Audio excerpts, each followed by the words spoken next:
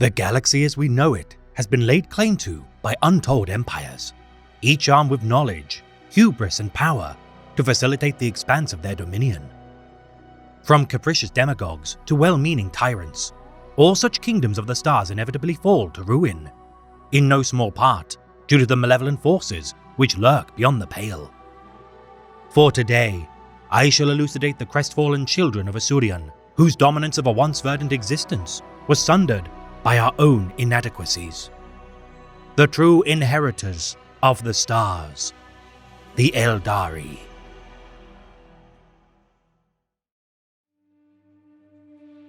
When the Eldar first rose from the bosom of the ground, nourished by the tears of Isha, the gods came to them and each offered them a gift. Asuryan, Lord of Lords, gave the Eldar wisdom that they would know themselves. Isha gave the Eldar love that they would know one another. Vol gave the Eldar artifice that they would make their dreams a reality. Leleath gave the Eldar joy and they would know happiness. Kurnus gave the Eldar desire that they would know prosperity. Morai Heg gave the Eldar foresight that they would know their place in the world. Kain gave the Eldar anger that they would protect what the gods had given them.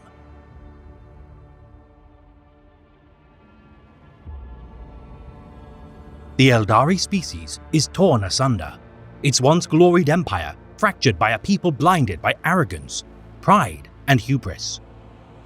Subsisting on the scraps of our tattered legacy, the children of Asuryan seek a means to avert disaster, a linchpin with which to burden our folly, should a sliver of a chance for redemption be at hand. Yet until the Rana Dandra, the end of days, the Eldar follow paths of their own contrivance, distracting us from the horrors of the void. Our desperate attempts to salvage the nobility of our people resting on the shoulders of the descendants of those who evaded the fall. For today, we shall elucidate the survivors of the great calamity who took to the stars upon arcs seeking renewed purpose. The Craftworld Eldar, the Asuryani. To understand the decadence which befell the Eldar species, one must first look to the pantheon to which it gave praise. For the seed of our hubris was nurtured by the deities who failed in their charge to protect their children. The traditions of Eldari folklore still coursing deep within the blood of the children of the stars to this day. Untold verses, theatrical performances, and tales of their deeds act as a fulcrum to which the species molds its identity. Battling the Ingir during the War in Heaven, as the mortal children of both the Eldar and Necrontyr bled within their shadows, despite wounding the Nightbringer, Azagarod, by the hands of Asuryan, only his rearranging of the suns themselves would sunder the Catan leader, also known as Kalis Ra. Foremost of the pantheon, Asuryan, the Phoenix King and father of the Eldari, remained an impartial master of both his godly kinsmen and mortal subjects. His position as ancestor of all living things and the embodiment of the universe's bountiful psychic might, a heavy burden. Avatar of light and fire, who taught the Eldar people wisdom, as well as mastery of their nascent manipulations of immaterial energies. Such is the pedigree of this monumental force that all Eldar would adopt the title, the Children of Asuryan, following our devastating fall from grace. His bequeathment of psychic mastery, both the greatest gift and curse of the Eldari species. For every soul who mastered their powers, Asuryan grew stronger, and yet as a direct result, the fertility rates of the Eldar waned. Ancient farseers, such as that of Eldrad Ulfran, believing that should all the greatest of his creed gather to harness their powers together, the breaking of natural laws, no matter their constitution, could be broken through the power of Asuryan. Such was his awakening of the Whispering God, Enead, a testament to such a theory. Some speculate that even the restoration of Asuryan himself may be possible. The founder of the Phoenix Lords, Azurman, honoring the memory of Asuryan as he donned his aspect to lead a new breed of warriors to fight in his name. Those who gaze upon the death mask of the hand of Asuryan are promised a swift death. Kain, the first brother of Asuryan, is known by all who bore his terrible presence as Kala Mensha, or the Bloody-Handed. The embodiment of war, murder, violence and conflict, emblematic of the searing avatars which to this day fight to defend the Craftworlds. Gia, the goddess consort of both Asurion and Cain, this patron of the arts would lay the foundations for the species' traditions of history, recounted through dance, to which only the disciples of the Great Fool retain. Vol, the god of forges, the third of the Pantheon's great number, and second brother of Asurion, began the arts of bone singing as the quintessential avatar of craftsmanship and engineering. Builder of the Palace of Asurion during the first age of the Eldari, this tireless artisan plied his trade creating weapons for Cain, repairing the needles of Moray Heg, maintaining the traps of Kurnus, and carving the instruments of Isha. The great mother of harvest and fertility, Isha, harried by sorrow and misfortune. Such was the anguish distilled within this maternal figure that her tears symbolize her grief felt for all her slain mortal children of the Eldar species. Her weeping coalescing into the spirit stones which would harbour her children's souls from damnation. Little would any know the suffering she would endure in the millennia which followed. Kegarak, the god of tricksters, known by his kindred as the Great Fool and Trickster of the Pantheon. Though none of his contemporaries would regard this irreverent being with respect commensurate to their own standing, in time, the deceptions of the Laughing God would prove to be instrumental in securing the rekindling of their own glories. Deceiving the schemer of the Catan, the outsider, to Saranoga, into gorging on its own brethren in order to assimilate their power, each fragment of its feasted kin drove the being mad, with some speculating it to be the architect of the hive mind of the great devourer, though no evidence can prove this to be true. Dromlak, the cosmic serpent, a hybrid creature of both the psychic and material universes. This curator of every secret of both past and present sired myriad children, such as the Starweaver, Voidweaver, and Skyweaver, given freely to his stalwart friend, the Laughing God, who was permitted to ride upon his back as they roamed the stars in search of adventure. Its influence seeping into alien cultures, such as that of even the Blood Angels of Baal. This metaphor for death was born directly from the beliefs of mortals, and thus exists beyond the schemes of time and space.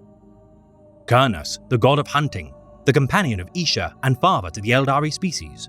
With Hound, Hawk, and myriad other trackers by his side, Kurnus imbibed the nascent Eldari with nourishment from the spoils of his game. Hoek, the pathfinder of the webway, said to be one with the winding paths of this labyrinthine realm. All who stalk between stars retread paths that this deity adventured many millennia before many species had even spawned from their primordial soup of creation. The consort of Cain, Moray Heg, known by many as the Crone, due to her standing as the arbiter of death. This wizened being bears a skin pouch of runes, containing the fates of all living things, and casts the hour of their demise at her choosing. Manipulating her companion Cain to sever her own hand so that she may drink from her own vitae. The divine wisdom of her bloodline bolstered her insight as she drank, each of her fingers being forged into the infamous Crone swords to which the Inari would eventually seek. Instrumental in her involvement into transforming Cain into his aspect of a terrible banshee. The scions of the Howling Banshee Creed honor her deeds as they shriek battle cries to unnerve their enemies. Lastly of the major pantheon is that of Leleath the Maiden, the youngest of all the Eldar pantheon and daughter of Isha, who tends to the dreams and fortunes of the living. Leleath proving the catalyst which would ensure the death knell of her pantheon. Her dreams of Cain being torn apart by armies of mortal souls drove the god of murder into a fitful rage. His efforts to prevent such a fight beginning a war against the Eldari. Isha weeping tears for the folly of prideful gods and their children who would suffer for their vanity. Upon hearing the wails of the mother of the children of the stars, Asurion created a barrier between themselves and their charges, the border between real space and the immaterium. Isha's woes now compounded, separated from her cherished children. Alongside her husband, Kurnus the Hunter, the two beseeched Vor the blacksmith, seeking to fashion spirit stones from Isha's tears to vanguard their souls from harm. Upon learning of his kinsman's actions, Cain brought word to his brother Asurion, his rage at such news a match for his vengeful brother, as the Phoenix King commanded the Bloody-Handed to enact retribution against the trio of conspirators. Cain torturing Kurnus and Isha for their temerity to ignore the commandments of Asurion. For his involvement, Vol was forced to listen to the screams of Cain's victims beneath the burning pit wherein the fires of his forges drew heat. Seeking a means to emancipate his nephew and niece from their torment, Vol agreed to fashion 100 swords for the god of war, his deadline of a single year passing with but 99 complete. attempting to fool Cain by producing a final blade fit for only the hands of mortals. Cain would believe such weapons to be acceptable for his uses, and thus released Cernus and Isha from their imprisonment. Fleeing from the domains of Isurion, alongside their uncle, Cain learned of Vol's deception as his rage once more stoked, as he set forth to achieve vengeance, beginning the second true war in heaven, which is not to be confused with that of the battle between the Eldar and the star gods of the same name. Armies of Cain and Vol fought their disciples, bleeding grievously to decide the fate of the children of the stars, gods of the Pantheon joining the fray, as Isurion refused to intervene. Vol reforging the final sword of his debt to save his kinsman. The blade known as Anaris would prove a fitting weapon with which to face Cain. Yet Vol was a master of forging, not battles, and thus was defeated by the Bloody-Handed.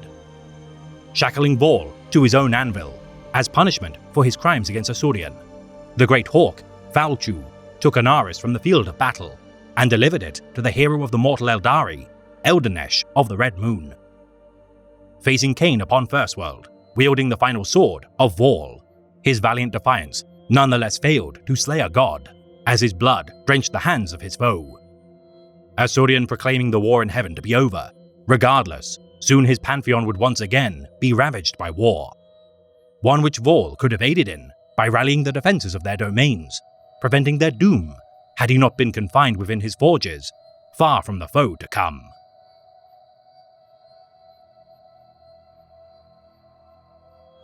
The untested expanse of the empire of the Eldari people, of their dominion of the stars, was assured. The Necrons long dormant from their defeat of their own battle of the war in heaven, as their separation from the Pantheon ensured a lasting peace. Art, culture, and mastery of technology flourished as the foremost galactic power saw an end to starvation, war, and suffering, paving the way for a species at peace with their lot in life. Yet the Eldari had grown bored in their time of plenty, for no more worlds were needed to be conquered. The boundaries of ethical endeavor reached, and gaze of their gods no longer amusedly watching upon their paltry deeds. So it was that the Eldari began to stretch the bounds of righteous endeavor, their preening arrogance as masters of all they surveyed, blinding them to the dangers which lurked beyond the pale. Driven by a need to achieve perfection in all things as they began to experiment with the vices which for so long had eluded their grasp, with every decadent display of hedonism, a new force which would blight the stars grew, fit to bursting. Death was of no consequence for all who perished to the debauched acts of their kin, merely spilling peacefully into the tides of the Empyrean, reborn again from the power of the warp, having suffered temporarily for the entertainment of their kin. Many of the Eldari looked upon their kindred with disgust, crafting arcs to abandon them to their acts of terrible debauchery, for following the maiden voyages of such craft worlds, disaster finally struck. The birth scream of She Who Firsts, tearing a rend between the barrier of the Immaterium, constructed by Azuman. Untold billions perished within an instant, as the warp storm known by the present inhabitants of the galaxy as the Eye of Terror heralded the awakening of a terrible foe. Slaanesh, the Prince of Pleasure and youngest entity of the ruinous powers of chaos, was born, its salacious appetite hungering for the souls of the peoples who had fed its sudden ascension. The indulgences of those gifted with rebirth, power, and mastery of the galaxy, fueling this ravenous cancer upon the stars forever, damning the Eldari to a slow extinction. Only through offering of the pain of others to its majesty, or the safe harbor of Isha's spirit stones, would the children of Isurion survive. Gods of the Eldari pantheon, including the Phoenix King, were consumed by the Lord of Excess, the cunning trickster god Kegarak, fragments of ill-tempered Cain, and the poor maiden Isha, the only ones to escape its malice. For while the first fool found salvation within the bosom of the webway, so too did the so-called dark kin of the Eldari, the descendants of the pleasure cults, establishing a home within the port city of Komorra. Exodite pilgrims seeking to escape the clutches of Sylan Fresh tilled the land of pristine maiden worlds, far from the allure of the Ocularis Terribus. Yet among the orphans of Isurion, those within the Wraithbone arcs sought introspection to decide their fate. Already championing independence and the traits of self-reliance, the Craftworld Eldari sought spiritual emancipation from their great foe, establishing myriad paths to pursue in order to stave off the call of hedonistic delights. having already proven capable of surviving away from the core of their empire's domains for as many as 3 to 4 millennia prior to the birth of She Who Firsts. The Craftworlds proved capable of feeding, housing, and cultivating new generations. By no means ignorant to the plight they faced, the Craftworlders nonetheless saw a chance to redeem the sanctity of their people, salvaging all survivors of the fall they could from beleaguered outposts of their broken empire. Though many Craftworlds would slowly dwindle until drifting into the void as little more than empty husks of their species' former glory, many now act as the last bastions of the Eldari species. Each Craftworld connected to the webway using gateways tethered to its winding pathways.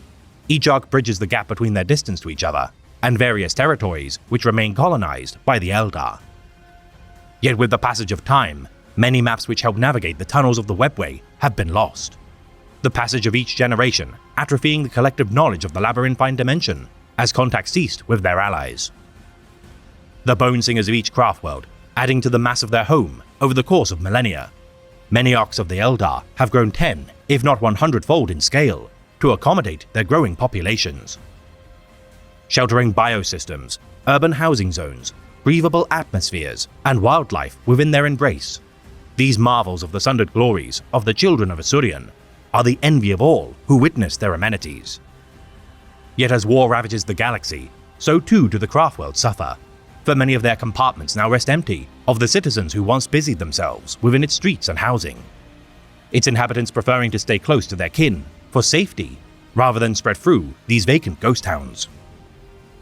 Protected by vast fleets capable of combating the most grievous threats unleashed amongst the void, such slow-moving behemoths require plentiful defenses, robbed as they are of mobility. Containing guardian militias, as well as the aspect shrines of Khaine to defend themselves when called to war, no Craftworld is complete without an avatar of the Bloody-Handed resting dormant within his throne room until the call of battle beckons. Trading with Exodites, fellow Craftworlds, and even alien species on occasion to keep their supplies well stocked, these mobile civilizations of divergent creeds and beliefs must form alliances of tenuous coexistence to stave off annihilation. Such Exodites regularly disparaged by the Dark Eldar and even members of the Craftworlds as backwater Philistines. Regardless of the aspersions of their kin, these pre-industrial settlers are content with their lot should the ravages of war not despoil their maiden worlds. Taming beasts of burden, such as megadons, to aid in their harvesting of crops as they nomadically roam from settlement to settlement. Though few among the Craftworlds would ever dream of discarding the fineries of their living standards, for some, the call to rural pastures is enticing. Often seeing their Dragon Knight warriors as a romanticized calling to return to the old ways as herdsmen and agriculturalists. Though the safety provided by their planet's world spirit may vanguard their souls from torment, no guarantee of vast armies to protect their domains is enough to sway those from abandoning the safety of the Craftworlds. Now accounting for the vast majority of what remains of the long-ravaged Eldar, every Craftworld lost is a great wound inflicted upon the species. Their position as the authority on technology, culture, and industry unmistakable for even the dark kin of the Drukhari. Aiding one another, should plights of foreboding doom present themselves, these last vestiges of the dwindling Asuryani are too precious to allow to become kindling for the burgeoning inferno of chaos. For to lose the Craftworlds shall surely presage the end of the species entire.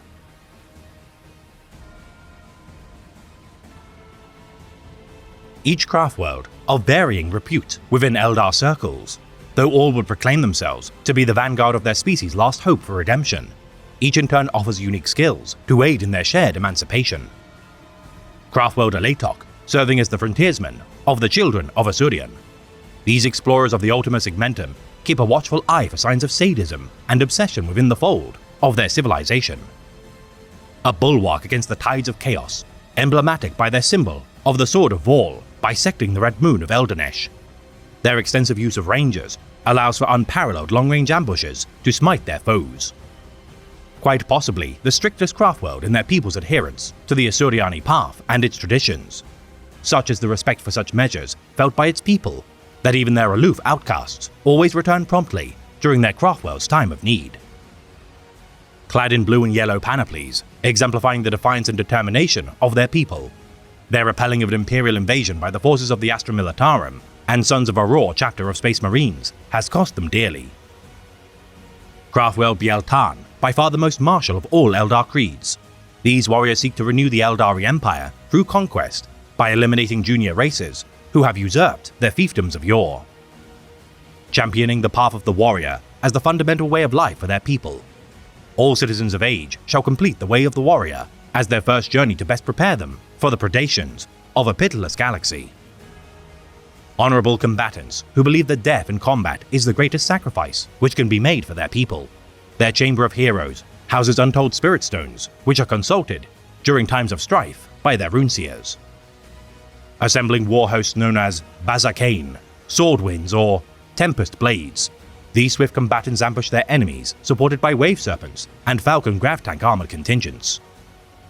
Targeting those who despoil Maiden Worlds as a priority, these stalwart allies of the Exodites bear a fervent hatred of orcs, specifically due to their wanton acts of destruction and wasteful harrying of life. Clad in green and white panoplies, mimicking the deadly embrace of nature, their rune of rebirth, or Rebirth of Ancient Days, emphasizes their mission to preserve their allies as they roam the Segmentum Tempestus. Craftwell Iyanden, once reputed as among the largest and most prosperous of all arcs of the Asuryani, their tenets that the survivors of the Fall had done so by virtue of their righteous intent, fans the flames of this dutiful creed.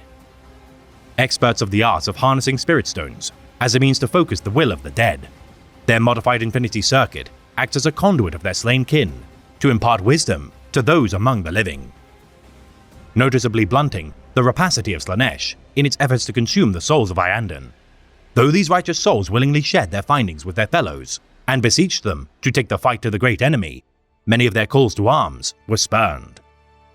While some such as Alatok and Ulfwë proclaimed their efforts to be of more importance to pursue, other Craftworlds would not risk what little they had to stave off the forces of chaos, decisions which would prove only to forestall great dooms from befalling their own domains. Craftwell Biel-Tan, the only allies to answer the proactive call of Iyanden. For millennia, these steadfast comrades fought the shifting tides of darkness, driving their foes into the outer rim of galactic space from the west as Iyanden secured the east. Yet with the arrival of the Great Devourer to the galactic stage of combat, Iyanden and Biel-Tan would be torn asunder, their underestimation of the threat posed by the Tyranids proving costly. Beset by Hive Fleet Kraken during 992.M41, Iyanden's losses now dwindle its might down to a fifth of its former glories, the desolate Craftworld now harboring more dead than living, as their returned prince, Uriel, attempts to steer their course for pastures new. Relying heavily on the Wraith constructs, which never lack for hosts, their combat made against the Tau Empire of the Segmentum Ultima, alongside that of Craftworld Alatok, must also contend with the domains of Ultramar and the countless armies of Space Marine chapters surrounding their domains. Clad in gold and blue panoplies, bearing the symbol of the Flame of Asurion proudly, this rune of the light in the darkness emphasizes their hope for the Eldar species, resolved as they are to confront the great enemy in hopes of a brighter future. Craftworld Saimhan, devoted to the cosmic serpent Dromlak, assemble wild hosts comprised almost exclusively of jet bikes and other aerial transports to unleash their fury. Masters of aerial combat who rely on Wraith Lords and Dark Reaper aspect warriors only sparingly. Their traditions of enshrining chiefs to lead their nobility into battle rely upon family names derived from acts of warfare. Their seers, peculiarly not treated as leaders among their people, but rather acting in a supporting role of counsel. The pride of this hot-blooded Craftworld has often incited rivalries between their peers. Clad in scarlet-red panoplies, adorned with serpentine runes drawn from Eldar myth, these seekers of the quest for enlightenment roam the Segmentum Pacificus, striking fast before withdrawing in imitation of the deity who roam between the physical and material realms. Craftworld Ulfwë, by far the most dangerous of all Craftworlds. These peculiar souls have remained trapped within the embrace of the Eye of Terror since the day it first blighted the stars. Lacking in aspect warriors to defend its domains, the Black Guardians of Ulfwë specialize in combating the thralls of chaos in their stead. The Craftworld's proximity to such a bastion of the ruinous powers, providing ample training for these grim warriors. Home to the most gifted psykers in the known galaxy, also by virtue of their closeness to the Ocularis Terribus, these sentinels of the death stain of their species' downfall contain its dreadful spawn from ravaging the galaxy, forewarned by portents of their future actions. acting purely in the self-interest of their crestfallen species. The Scions of Ulfwë allow for untold miseries to befall other races, should their own people be unmolested. Their infamous Farseer, Eldrad Ulfran, always orchestrating great schemes to forestall their ruin. Their craftworld benefiting from an excess of warlocks, who encapsulate the pinnacle of psychic prowess within the material realm. Their Seer Council monitors kindred craftworlds for signs of impending threats, and dispatch emissaries to warn those beyond their psychic means of communication. Clad in black and bone panoplies, belying their morose circumstance and outlook on life, their rune of the Eye of Isha weeps a single tear for the loss of their people and their own pantheon of gods. Last of the great craftworlds is the Black Library of Chaos, the largest repository of knowledge of the collective Eldari species. Its vaunted archive contains parchments, which if fallen into the wrong hands, further ruin shall befall the domains of the Eldar species. Documents pertaining to the origins of chaos, war fought against the Necrontyr, and even the genesis of life itself, detailed somewhere within its vast confines. Its protectors, the White Seers, aided by the Harlequins of Kegarak, prevent prying eyes for uncovering its fell secrets. Altanzar, first among the craftworlds of lesser repute. This ark long fought to be lost by their peers, survived the embrace of the Immaterium for years, until being rediscovered by their fell son, Malgan Ra. The resurgence of this fell craftworld, following the end of Abaddon the Despoiler's 13th Black Crusade, thanks to the efforts of the Phoenix Lord of the Dark Reapers, doing little to inspire hope within the broader Eldari civilization. Regardless, Altanzar's freedom from multi-millennia of imprisonment can only be a boon for the Eldar species. Forever changed from their time spent within the roiling tides of the warp, Altanzar, though missing for almost a decamillennia, now returns by the side of their Grim Reaper, clad in deep red and black panoplies. Their rune, the Broken Chain, symbolizing Kurnus and Isha's escape from bondage, and the freeing of Vol from his anvil. Craftworld Ilkaith, also within reach of the domains of the Eye of Terror, wages a constant war against chaos. Their talented Bonesinger Karda, effective even within the midst of battle, as they construct defenses and portals. Allying with the denizens of Commorragh and even the Imperium should they join their attacks made against chaos. These Eldar clad in green and purple panoplies honor the slain hero, Eldenesh, as their rune, the Helm of Eldenesh, reminds them of the cost of his sacrifice. Craftworld Yggdrasil, run by a matriarchal hierarchy. Many shrines devoted to the Howling Banshee's creed produce warriors aplenty for their army. Devotees of the Crone Goddess, Morai Heg, seeking to unearth the secrets hidden beneath the surface of the many Crone worlds which litter the galaxy. Though their homeworld of origin would be lost during the fall, the Yggdrasili hunt for the Tears of Isha and ancient doomsday technologies. Clad in panoplies of blue and white as they roam the expanse of the Segmentum Pacificus, their rune of the Wisdom of Pain, or Hand of Heg, illustrates the Crone Goddess's sacrifice in efforts to drink from the wisdom contained within her own blood. Craftworld Kalor, preferring to remain isolated from their peers. These pilgrims who ventured to the edge of the known galaxy have not been seen for millennia, with even the Harlequins of Kegarak unable to maintain contact or records of their deeds. Returning to the Segmentum Obscurus, passing through the Calixus sector to veer within reach of the Eye of Terror once every millennia. These souls clad in red and yellow panoplies now roam the Coronus Expanse, aiding the plight of the Corsairs of the Twilight Swords. Upholding the myth that a lost daughter of the Eldar gods, Evelyn, was concealed from Asurion, the Phoenix King, before the daughters of Isha were cast from the Pantheon. Her reincarnated form is said to live within the people of Kalor, only to perish before reaching maturity. Craftworld Lugganath has earned a reputation as little more than corsairs seeking to pillage the galaxy for trinkets. They're close allies of the Harlequins, endeavoring to aid their escape from the galaxy and begin a new kingdom of their own within the Webway realm. Opposed to the Drukhari inhabitants of Commorragh, who imperiled their dreams of dominion of the labyrinthine dimension. These souls clad in orange and black panoplies, located within the Segmentum Obscurus, adopt the rune of the Black Sun, which references their species' ever-dimming light.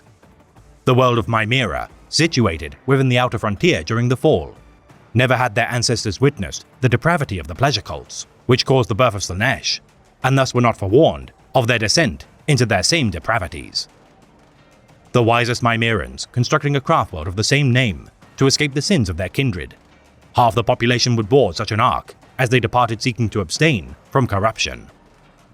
Beset by numerous orc clans during their voyage, Craftworld Mimera lost hundreds of thousands during the resultant conflicts. The aid of the Phoenix Lord, Irilith, saving their people as he established shrines of the Shadow Spectres to train new warriors to defend themselves. Venturing forth to combat a threat which would imperil Craftworld Mimera, its people, though saved from their doom by the Craftworld, concealed their presence using advanced holographic technologies until discovering their slain savior's armor upon the world of Batalis free. Fighting beside Craftworld Alatok as they retrieved the Phoenix armor, giving new life to Irilith.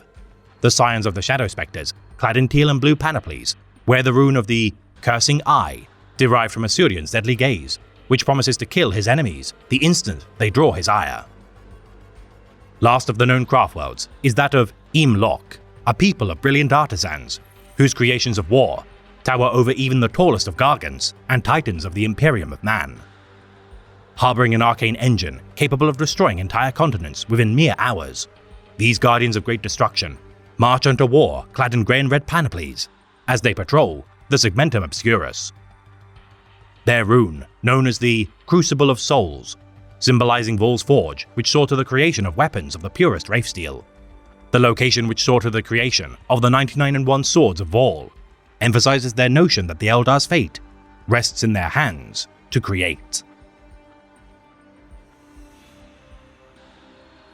To maintain sanity under the oppressive law of She Who Firsts, each Asuriani must embark upon a path to ensure their spiritual well-being and to contribute worthwhile deeds which shall aid their community.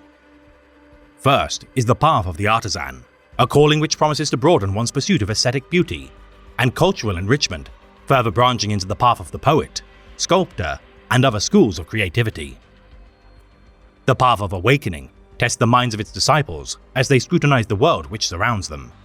Their observation of seemingly innocuous events often used to ready those who wish to embark upon the path of the artisan to appreciate the beauty of nature.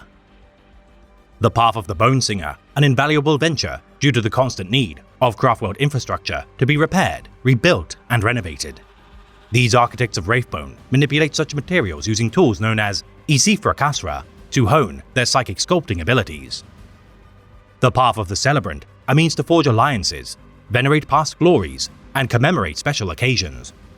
Alongside those of the path of the Chronicler, new deeds are recorded to survive for future generations to enjoy.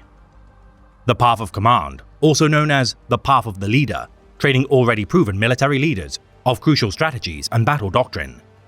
Eldar who master this path are regarded as autarchs and lead the armies of the Eldar into battle. Those of the path of the Cultivator, responsible for caring for children, as well as protecting creatures unable to protect themselves. The path of the Diplomat, by contrast, fosters diplomatic communications between craftworlds and even interstellar species. The path of the Dreamer, providing meditative trances, which allow mastery of lucid dreaming, free from the temptations of She Who Firsts. These introspective souls are accompanied by Dream Watchers to make sure their slumber does not veer into dangerous territories. The path of Grief, also known as the Path of the Mourner, devoted to lamenting the dead on behalf of others of the society. Their acts of remembrance and funereal rites lay to rest lost souls without inviting the appetite of Slaanesh from feasting on such emotional trauma. The path of the Healer, enriching its followers with the means to heal the greatest wounds, both of physical and spiritual nature. Those of the path of the Mariner, also known as the path of the Steersman, crew the vessels of their craftworld's fleet, learning how best to maneuver such graceful voidcraft. The path of the Outcast, reserved for those who wish not to follow the more conventional roads, which a restless Eldar abhors to follow. This dangerous alternative to safer paths within Eldar society is a fitting call for rebels and rogues. The closest one can come to the path of Damnation, free as they are from direct oversight of authorities and the protections they provide. Whether inexperienced reprobates or disgraced exiles, the creed of the Outcast Rangers does not discriminate who joins their ranks. Technically, those of the path of Wandering do not follow a set routine, for one cannot adhere to strictures free of constraint. Rangers without a craftworld, known as Escher, walking the path eternal as pathfinders, whilst others shall return to their home with time, or even become corsairs. Such raiders eking out an existence with no thought for their estranged craftworld kinsmen. Such mavericks do on occasion return to their home to aid against threats of monumental scale, yet far more likely are their capricious endeavors merely an enticement to fall to the path of damnation? The path of the player, devoted to bringing life to myths and legends of yore through musical verse. Those who follow the path of the savant study bountiful scientific knowledge, whilst those of the path of service dedicate their journey to tending to the needs of others, performing menial tasks, and sharing acts of empathy. The path of the seer, also known as the path of the witch, not taken lightly due to its treacherous pitfalls. The journey to become a warlock of the Eldar is fraught with peril, committed by the ruinous powers. Each Asuryani capable of becoming a seer, due to their innate psychic talent. Many are unable to develop their powers to commensurate levels, worthy of transcending to more specialized ranks of their creed. While some lesser seers pursue minor divinations of future events, more powerful pupils, all who must have trodden the path of the warrior, are promoted to the rank of warlocks. Their ability to cast energies from their fingertips in destructive barrages of lightning and other forces, useful in battle. Experienced warlocks proven to have an affinity with handling wraith constructs are assigned the rank of Spirit Seer. Their retrieval and handling of spirit stones, crucial as they commune with the dead and lead them on the march to war. Mastering the art of wielding force weapons as their crude talents for witchcraft grow, only Farseers exceed the rank of warlocks, and once chosen are committed never to tread another path. Their fate to one day see their forms turn to that of a crystal seer, their psychic affliction cannot be prevented, only forestalled, as those coated from head to toe in crystals must depart for the Dome of Crystal Seers, connecting to their Craftworld's infinity circuit, ready to become one with its psychoconductive circuitry. Last is the path of the warrior, a calling wherein most Eldar shall one day serve due to the encroaching tides of evil which constantly beset their domains. Each shrine devoted to a specific aspect of the Phoenix Lords who raised them. Phoenix Lord Azamun, founding the first of the Aspect Shrines. These warrior cults led by an exarch in service to the god of murder, Kala Mensha Kane, follow the tenets laid down by their respective Phoenix Lord. Every exarch cursed to remain upon the path of the warrior, having forfeit their soul to the bloody-handed god. Though many of these experts of battle shall fall in time, others are sacrificed to fuel their Craftworld's avatar of Cain in their time of need. Wearing ornate suits of armor, entombed within a shrine to which they lead, such panoplies adorned with numerous spirit stones house within them the collective minds of their prior bearers, further galvanizing the expertise of these incredible warriors. The Dire Avengers, foremost of the Aspect Shrines, as the followers of the first Phoenix, Azamun. These experts of short-range combat, clad in lightweight blue and white armor, charge into battle armed with shuriken catapults, dire swords, and shimmer shields.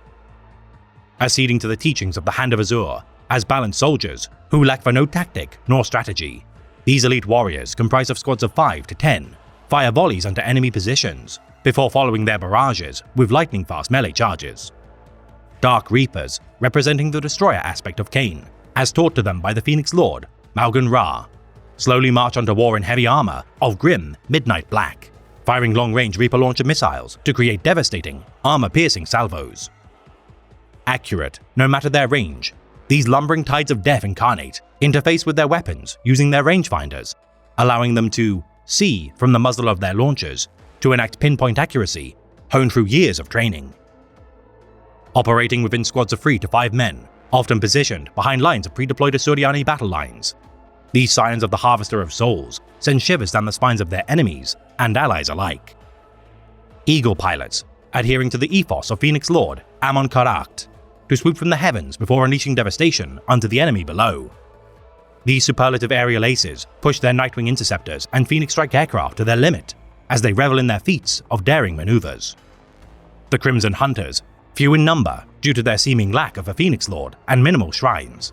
When such sleek aerial fighters are seen in battle, none can question their mastery of dogfighting and aeronautics.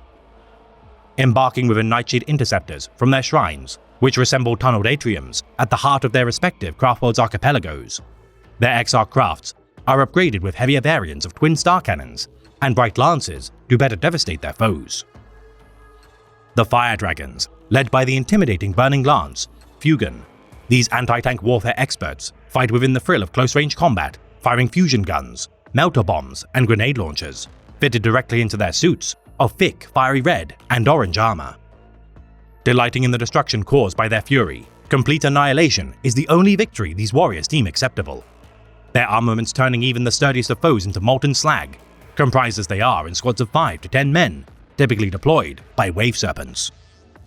The howling banshees, overwhelmingly fielding female warriors who carve their enemies into bloody red ribbons. These close-quarters melee combatants wield shuriken pistols and power weapons as they scream their war cry.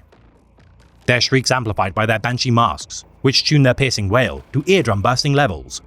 These disciples of Phoenix Lord Jain Zar display incredible feats of athleticism, clad as they are in eerie bone-white armor adorned with plumes of orange manes.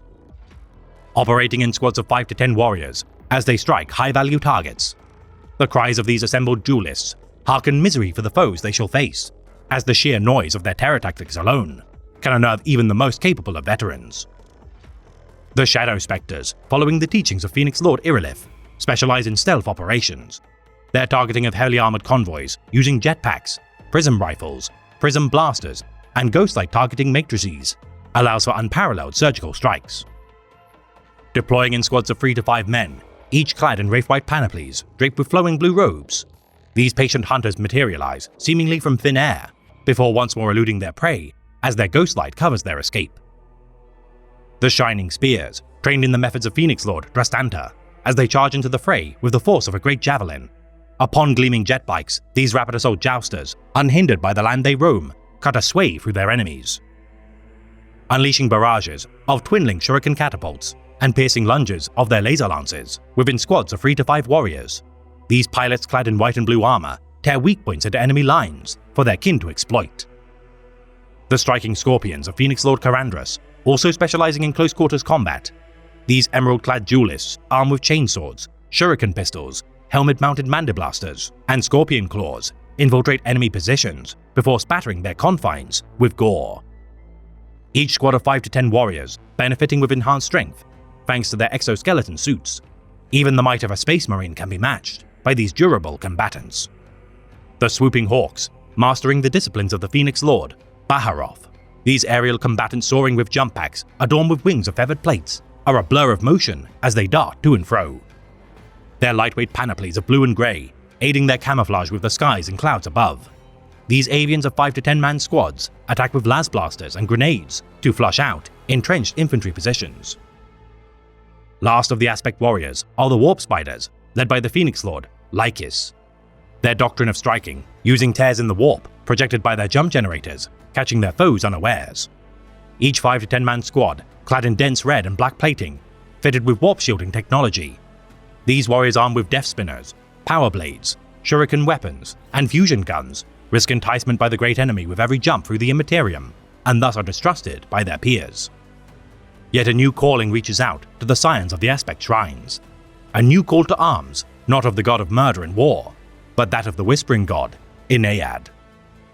Revived in part by the efforts of Eldrad Ulfran and events of the Night of Revelations, its emissary, Ivrain the Daughter of Shades, promises the salvation of any soul who wishes to defect to the pledge of the Whisper. Many an Aspect warrior accepting such a bargain, having seen the avatar of the god of death firsthand. The reborn grows exponentially as champions of countless shrines abandon their war mask of Cain in favor of Inayad's promise. For the old gods are slain, and only the Whisper provides a chance for redemption. For another chance to fight for the renewal of the Asuryani shall not be forthcoming, should the Whisper of the nascent Inari be ignored.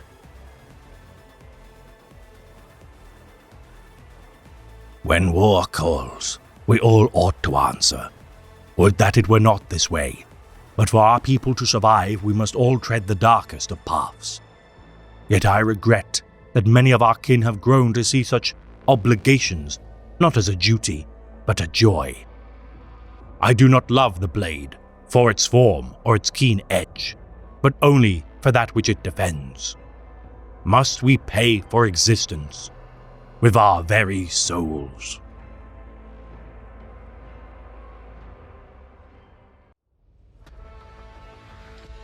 The Phoenix Lords are the leaders of the Craftwell Daldari Aspect Warriors. Each a distillation of the teachings and experience of their shrines, imbued with the power of the war god, Kala Mencha Cain.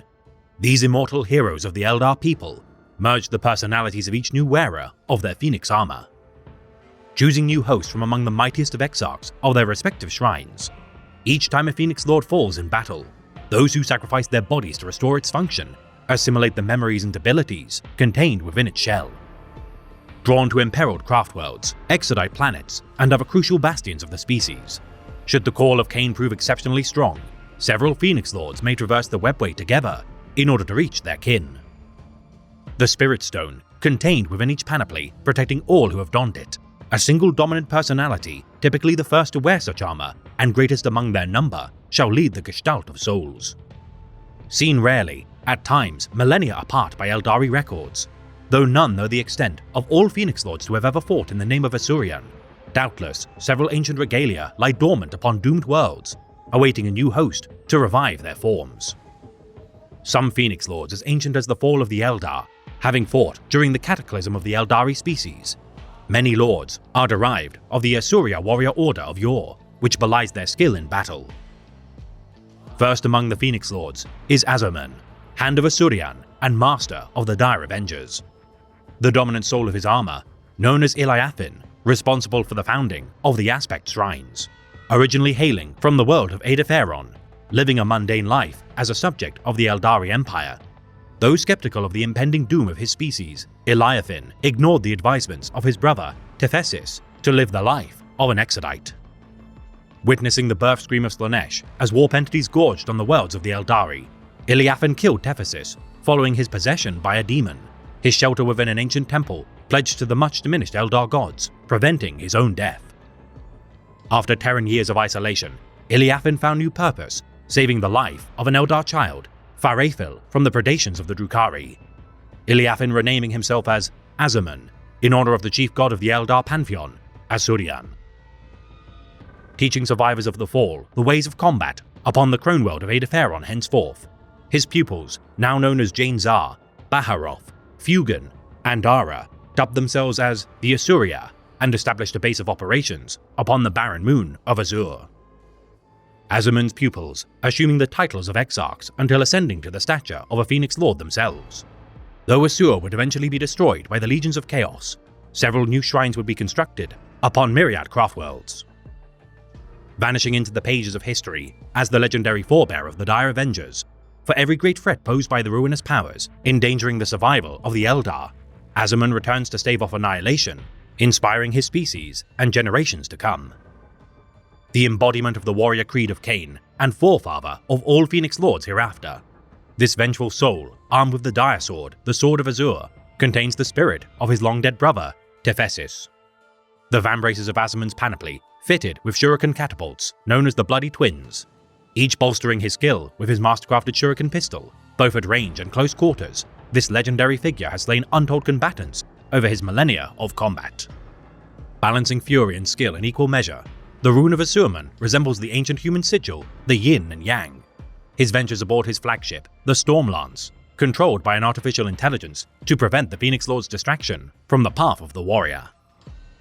Baharoth, the Cry of the Wind, is the Phoenix Lord of the Swooping Hawk Shrine.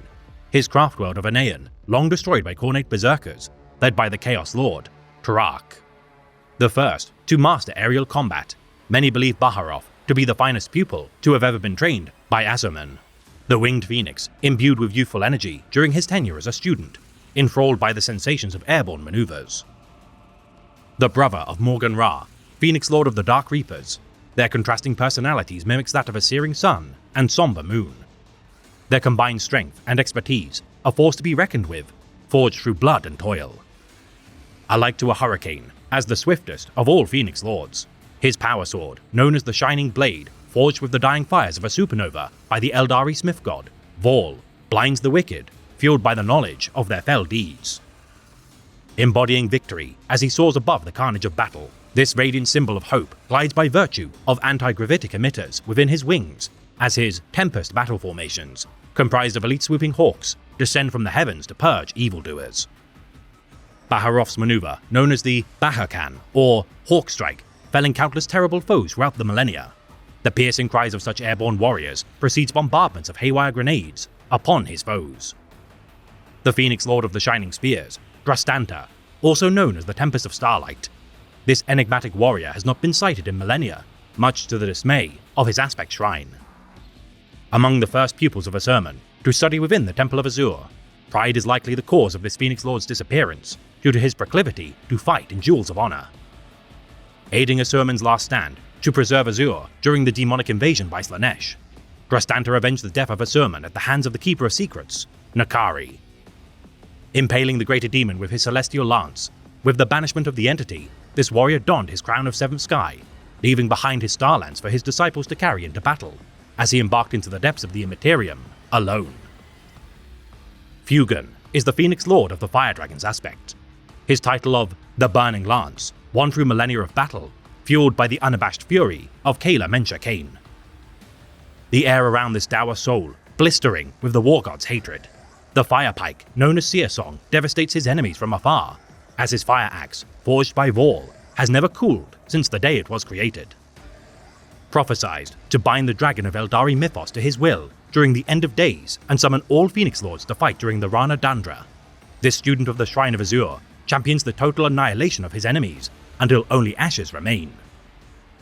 Unleashing cleansing flames to purge all beyond the point of revivification, salvation, or rebirth.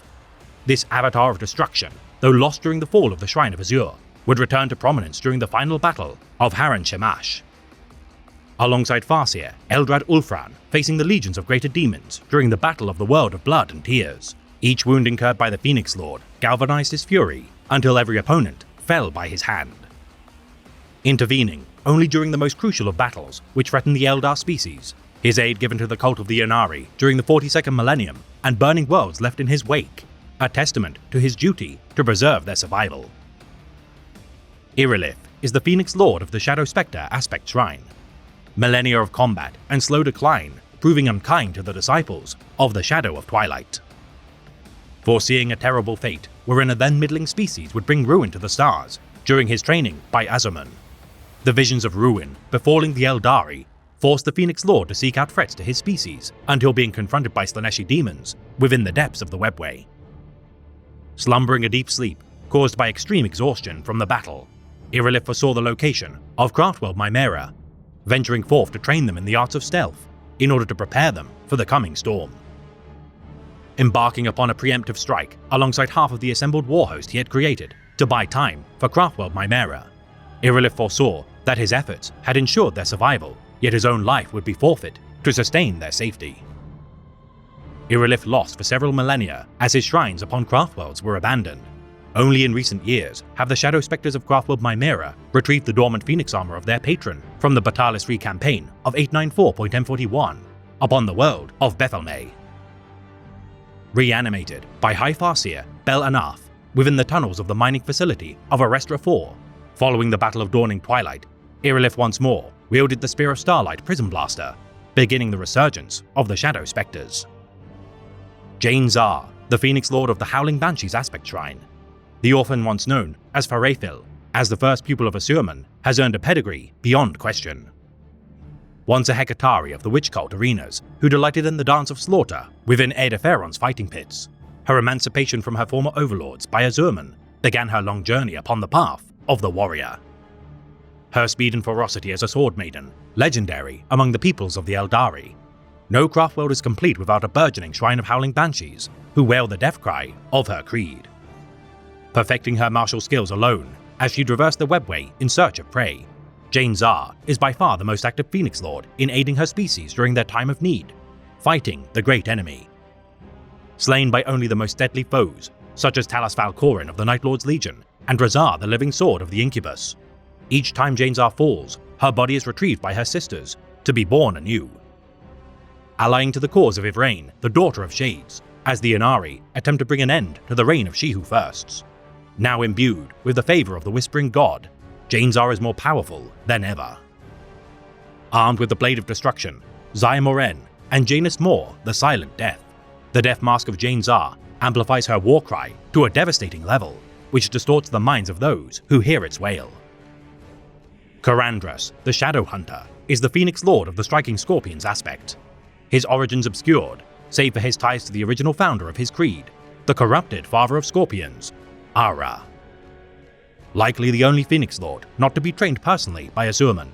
Though not the oldest nor most skilled of his creed, Karandras took the mantle of Phoenix Lord from his predecessor, following his betrayal of the Asuria. Leading an army of demons to destroy his master and the shrines to which he had built, Ara henceforth retreating into the webway, as the fallen phoenix, burning with the dark light of chaos, now trod the path of damnation. Believed to have fled into the dark city of Camorra, wherein he founded the shrine of the Incubus, Karandras, as the greatest pupil of Ara, is said to pursue the fallen phoenix to this day, seeking to bring his former master to justice. Armed with the Scorpion's Bite, Scorpion's Claw, and his own ritual chainsword, Karandras would duel Drazar the Living Sword for 17 days of combat during 928.M41 within the ruins of the Eldar world of Xandros. The Living Sword, reputed to be what remains of the fallen phoenix, driven into a bloody rage during their bout. Though Karandras would not strike the killing blow, his withdrawal allowed for Drazar to slaughter all of his kin, before calm finally returned to him among the remains of his pupils. Lycus, the Phoenix Lord of the Warp Spiders aspect, is known as the Whispering Web.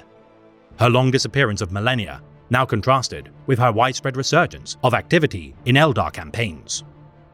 Mastering short yet sudden traversals through the warp in order to ambush enemies unawares, many an Eldar has decried the Warp Spider's reliance on the Immaterium as an exploitable weakness for the great enemy to capitalize. Plunging into the depths of hell itself without a thought for her own safety, Lycus's reckless nature has, regardless of her detractors, saved countless Eldar lives during the era Indomitus. Her multi-limbed phoenix armor, fitted with death spinners and monofilament weaponry, bearing striking similarity to the Harlequin's Kiss of Kegarak. The power sword, Vatarkan, or the Weave Render, is sharp enough to cut the very fabric of reality, opening warp portals for her to delve. Observers of the Warp Spiders, long believing them to have no Phoenix Lord due to the peril posed by their traversal through the warp. With Lycus's return, the warriors who honor the arachnoid creatures of the Immaterium are renewed of purpose. Maugan Ra, the last of the notable Phoenix Lords, known as the Harvester of Souls, this morbid champion of the Dark Reapers, is a terrifying foe to behold. A son of Craftworld Altanzar, which following the fall would be caught in a gravitic well of the Eye of Terror. Though Maugan's people fought with valor against the tide of chaos, they proved too few to escape decimation. Their Craftworld swallowed into the tides of the warp 500 years following the birth scream of Slaanesh. Ra ventured to the Temple of Azure and learned to wield immense weapons with unerring, cold precision. Mastering ranged combat as he carried his Morgatar, or Harvester, into battle, his immense scythed shuriken cannon has vanquished countless foes with dispassionate precision. His Phoenix armor, crafted from fragments of the sundered shrine of Altanzar, this avatar of death incarnate has slain among the greatest threats to the Eldar, whether the slavering hordes of both Highfleet Kraken and Leviathan, or the armies of Chaos. Nevertheless, the Reaper always enacts his toll. Finding the remnants of his sundered craftworld within the Eye of Terror, following Abaddon the Despoiler's 13th Black Crusade, Maugan Ra led his beleaguered people to real space, though many believe these eerie souls who speak only in whispers to be changed beyond redemption from their time within the warp. Fighting forevermore as the end of days, the Rana Dandra draws ever closer. The Phoenix Lords ready for the final battle against Chaos, which shall decide the fate of not only the Eldar, but existence entire.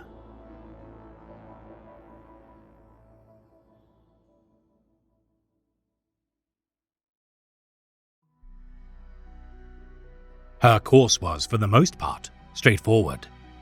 She knew not where Yvraine and her cohort currently could be found, but the presence of Eldrad Ulfran was a weight upon the great skein that no one could ignore. His were the fingers that twisted 1,000 strands of fate to his purpose, a meddler who would not balk at matching arcane wit against even the Changer of Ways. If anything, avoiding Eldrad was far harder than finding him. Eldrad Ulfran is a Farseer of Craftworld Ulthwé, the mightiest psyker of this enigmatic craftworld, if not the species.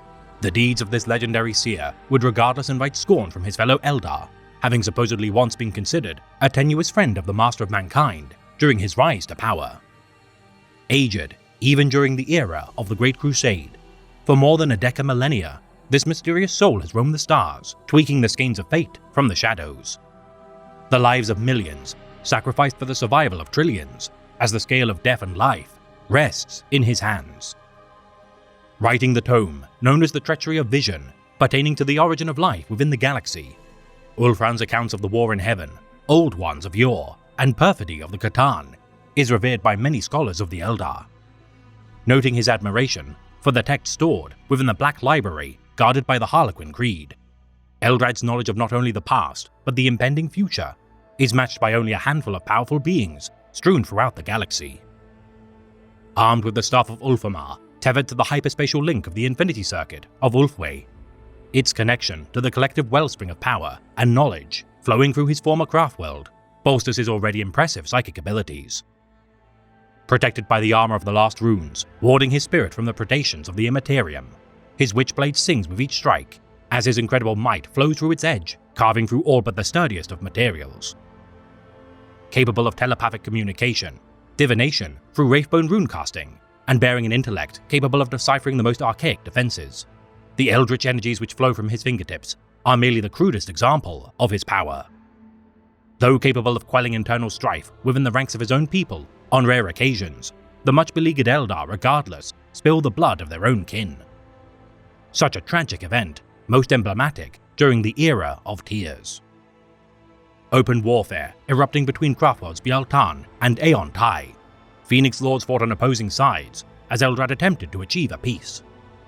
Such battles of the Undying, or Las Raikan Klamorhi, costly in the extreme, as Ara, father of the striking Scorpions, was often the catalyst for such struggles. Eldrad convening a council of coalition during the last recorded battle of the Undying to put an end to the warring between Azuman, Jain Zar, and Baharoth, facing Malgan Ra and Karandras. The matriarch of the Howling Banshees would comment that Eldrad was truly an immortal, not too dissimilar to themselves. Attempting to contrive an alliance with the humans during the era of the Great Crusade, Eldrad's choice of the Primarch of the Third Legion, Fulgrim, as the herald of impending doom for the Imperium, proved to be a catastrophic decision. Hosting a banquet to parley with the son of the Emperor upon the maiden world of Tarsus, Eldrad revealed his own actions, having observed his fleet for some time whilst traversing through Eldar territory, refraining from attacking what Fulgrim deemed as beautiful maiden worlds. Already held sway by the forces of chaos due to the Greater Demon whispering lies from the blade of the Laren, his Phoenix Guard, Lord Commander Eidolon, Lord Commander Vespasian, Captains Julius Caesaron, Marius Virosian, and Solomon Demeter, each galvanizing his stubborn defiance. Failing in his entreaty to turn the Third Legion from the path of damnation, as his warnings of the corruption of War Master Horus Lupercal fell on deaf ears, Eldrad barely escaped the wrath of Fulgrim through a teleportation device. Unwilling to allow the plot of the Xenos Cabal to allow the War Master's victory as a means to snuff out the forces of chaos by allowing it to destroy itself from internal fighting, years of utterly devastating warfare could not be justified in the eyes of the ancient Farseer. Recruiting the renegade wordbearer scout, Barfuza Narek, to aid in his assassination of the Cabal leadership, Eldrad's intervention to spirit the Salamander's Primarch, Vulcan, to aid the defense of the Siege of Terra, ensured the Loyalists' bittersweet victory. Intervening when possible to steer the course of fate to benefit his people, though Eldrad believes that the salvation of the Eldar can only be achieved through alliances with the humans, his efforts harry the Imperium when its subjects oppose his schemes. Orchestrating raids upon several Orc worlds to aid the rise of Ghazghkull Mag Uruk Thraka, by manipulating the prophet of Gork and Mork to lay siege to the ancestral world of the Greenskins, Ulanor, now known as Armageddon. In doing so, the Craftworlds would be spared its fury. Deliberately instigating the Second War for Armageddon, costing the Imperium millions of human lives. Should a mere handful of Eldar lives be preserved, Ulfran shed not a tear for the plight of the Imperium's unending citizenry. Forewarning the Craftworld of Iyanden of the impending doom of Highfleet Kraken, without the forewarning of the Farseer, those few who escaped devastation would surely have perished, causing the extinction of another civilization of the Eldar species. Fighting for months alongside several Phoenix Lords of the Aspect Warriors' creeds to save the Exodite world of Haran from the forces of chaos. The bloody fighting costing many lives caused the survivors to rename the planet Haran Shemash, the world of blood and tears, in honor of their sacrifice. Abaddon the Despoiler, recognizing the value of Eldrad's wisdom, engineering an attempt on his life upon the world of Andante 4. The assault of the Black Legion via a webway portal led directly to the Craftworld of Ulfway. Evading death by only a slim margin, as the resultant duel with Ulfran incurred a wound to his throat. The War Master retreated from the fray with his life, having bled the Seer Council of Ulfwë at great cost. Joining forces with the Harlequin Mask of Midnight Sorrows in his efforts to bring about the revival of Aeneiad, the Eldar god of the dead. By harnessing the crystal statues of long-dead Farseers stolen from Craftworld Ulfwë, a chance for the Eldar's salvation would be decided. Combining their essence of his crystalline compatriots with the psychoactive sands of the moon of Coheria, a psychic flare would awaken the Whispering God, if not for the intervention of the Chamber Militant of the Ordo Xenos, the Death Watch. Led by their watch captain, Artemis of the Mortifactors chapter, Eldrad's ritual to bring forth the Whispering God would be thwarted by the ignorance of the Imperium. And yet, Aeneiad stirred from its dormancy.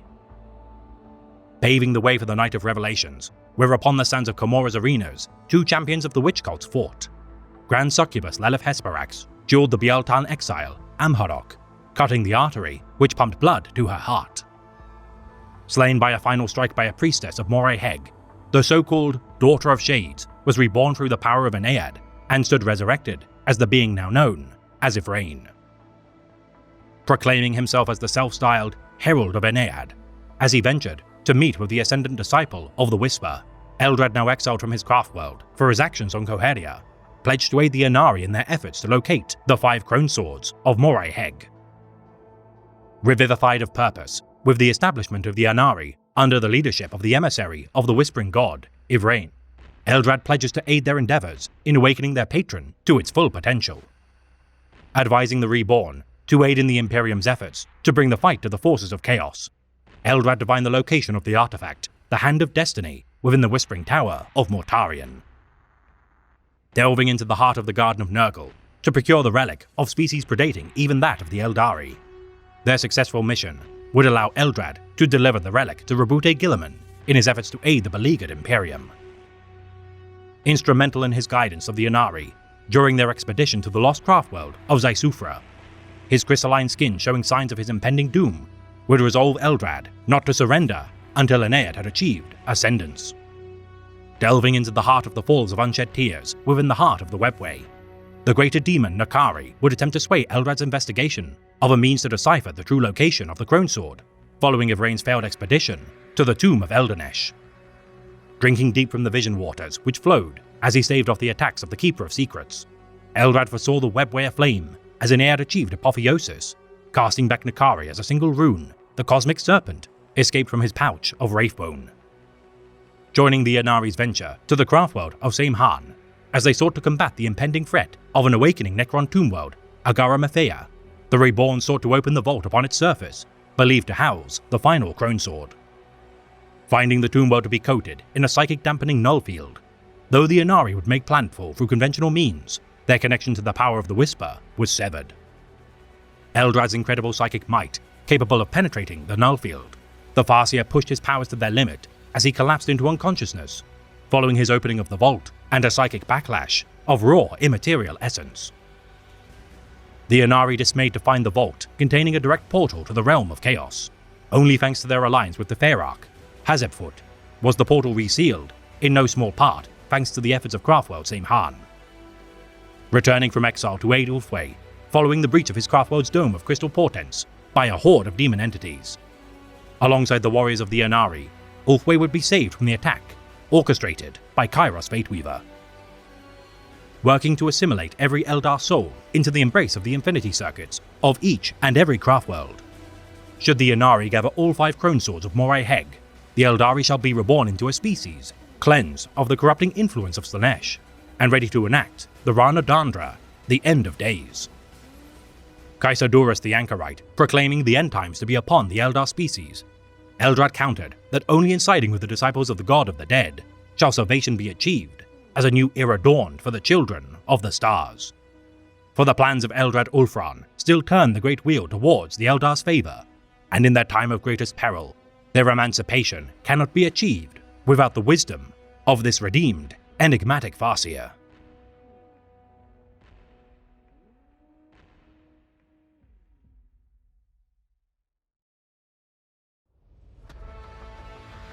The audience chamber in the Fortress of Hera was empty but for Yvraine, the Vizarch, and Guilliman. In a matter of solar hours, the Terran Crusade would depart Macragge, yet the Primarch had a few moments to speak to the Ynnari leaders alone. Even after solar weeks of mutually fruitful alliance, most warriors would have been cautious of standing alone in the presence of such sinister and powerful Xenos. Guilliman was not most warriors. "It will be a long and dangerous journey," said Yvraine. "The galaxy grows darker by the day. Have a care. You may have cheated death once, but you are not invincible." Guilliman nodded solemnly. "Can I say nothing that will convince you to join us on our road? I have come to value the strength of you and your warriors greatly these past weeks." "You cannot," Yvraine replied. "Already we have given you the gift of rebirth, not to mention a number of our people's lives. Is that not enough?" "It is a debt I'm sure you won't forget," said the Primarch. "Before you depart, tell me this. Khal may have fashioned the armor that I wear, but it was not he alone who ensured my resurrection, was it?" Yvraine smiled demurely. "His technology would have healed your physical wounds, but you and I know that the worst damage had been done to your soul. So, no, it is by the grace of Iniad that you stand once more amongst the living. If you wish to remain, however, I would caution you against removing your warplate. Not that you could easily do so." A flicker passed across Guilliman's features at this, a faint ghost of pain well hidden, swiftly replaced by a stony mask of duty. "I could press you for greater insights into the power that brought me back, and assurances against any taint in their nature," said Guilliman, noting how the Ynnari stiffened their postures at this. "But I suspect that our newfound understanding is of more value to my father's realm than my own satisfaction, and that those answers would not come easily." Yvraine inclined her head, while the Vizarch silently eased his hand away from the hilt of his blade. "Thus, instead, I shall simply wish you victory in your ongoing battles against our mutual foes. May you walk with fortune," said Yvraine, "and know that we shall stand together in battle again, before whatever end befalls us." The Vizarch offered an elaborate warrior salute to Guilliman, who nodded curtly in return, before the Eldar turned and swept gracefully from the chamber. "No doubt we will," murmured the Primarch thoughtfully, watching the enigmatic Xenos withdraw. "As long as it serves your needs." Yvraine is the leader of the Eldar death cult, the Ynnari.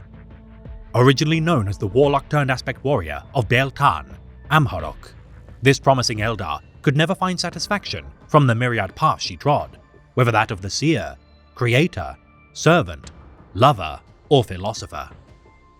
Trained by the Exarch of the Shrine of the Silvered Blade, Larian Starspeaker, her restless nature drove her to pursue the path of the Corsair, until a mutiny forced her to venture into the webway.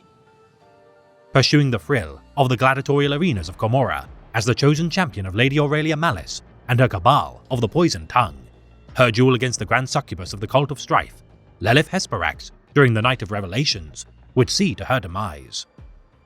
The artery of her heart skillfully nicked by the Mistress of Death.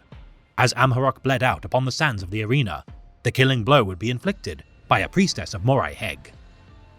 Reborn by the influence of the nascent Whispering God, Enead, the conduit of the Eldar God of the Dead, would henceforth forever be known as Yvraine, the Daughter of Shades, drawing the first disciples of the Ynnari Creed to her side. Aided by her former mentor, now known simply as the Vizarch, in her escape from the Dark City, the disjunction, wrought from such immense outbursts of psychic energy, flooded Commorragh with demons, as Supreme Overlord Asdrubal Vect fled to safety. Venturing to her craftworld of origin, as the forces of the greater demons, Skarbrand and the Mask harried their defenses, the burgeoning death cult, aided by the might of Phoenix Lord Jane Zar, earning the respect of the revered matriarch of the Howling Banshees.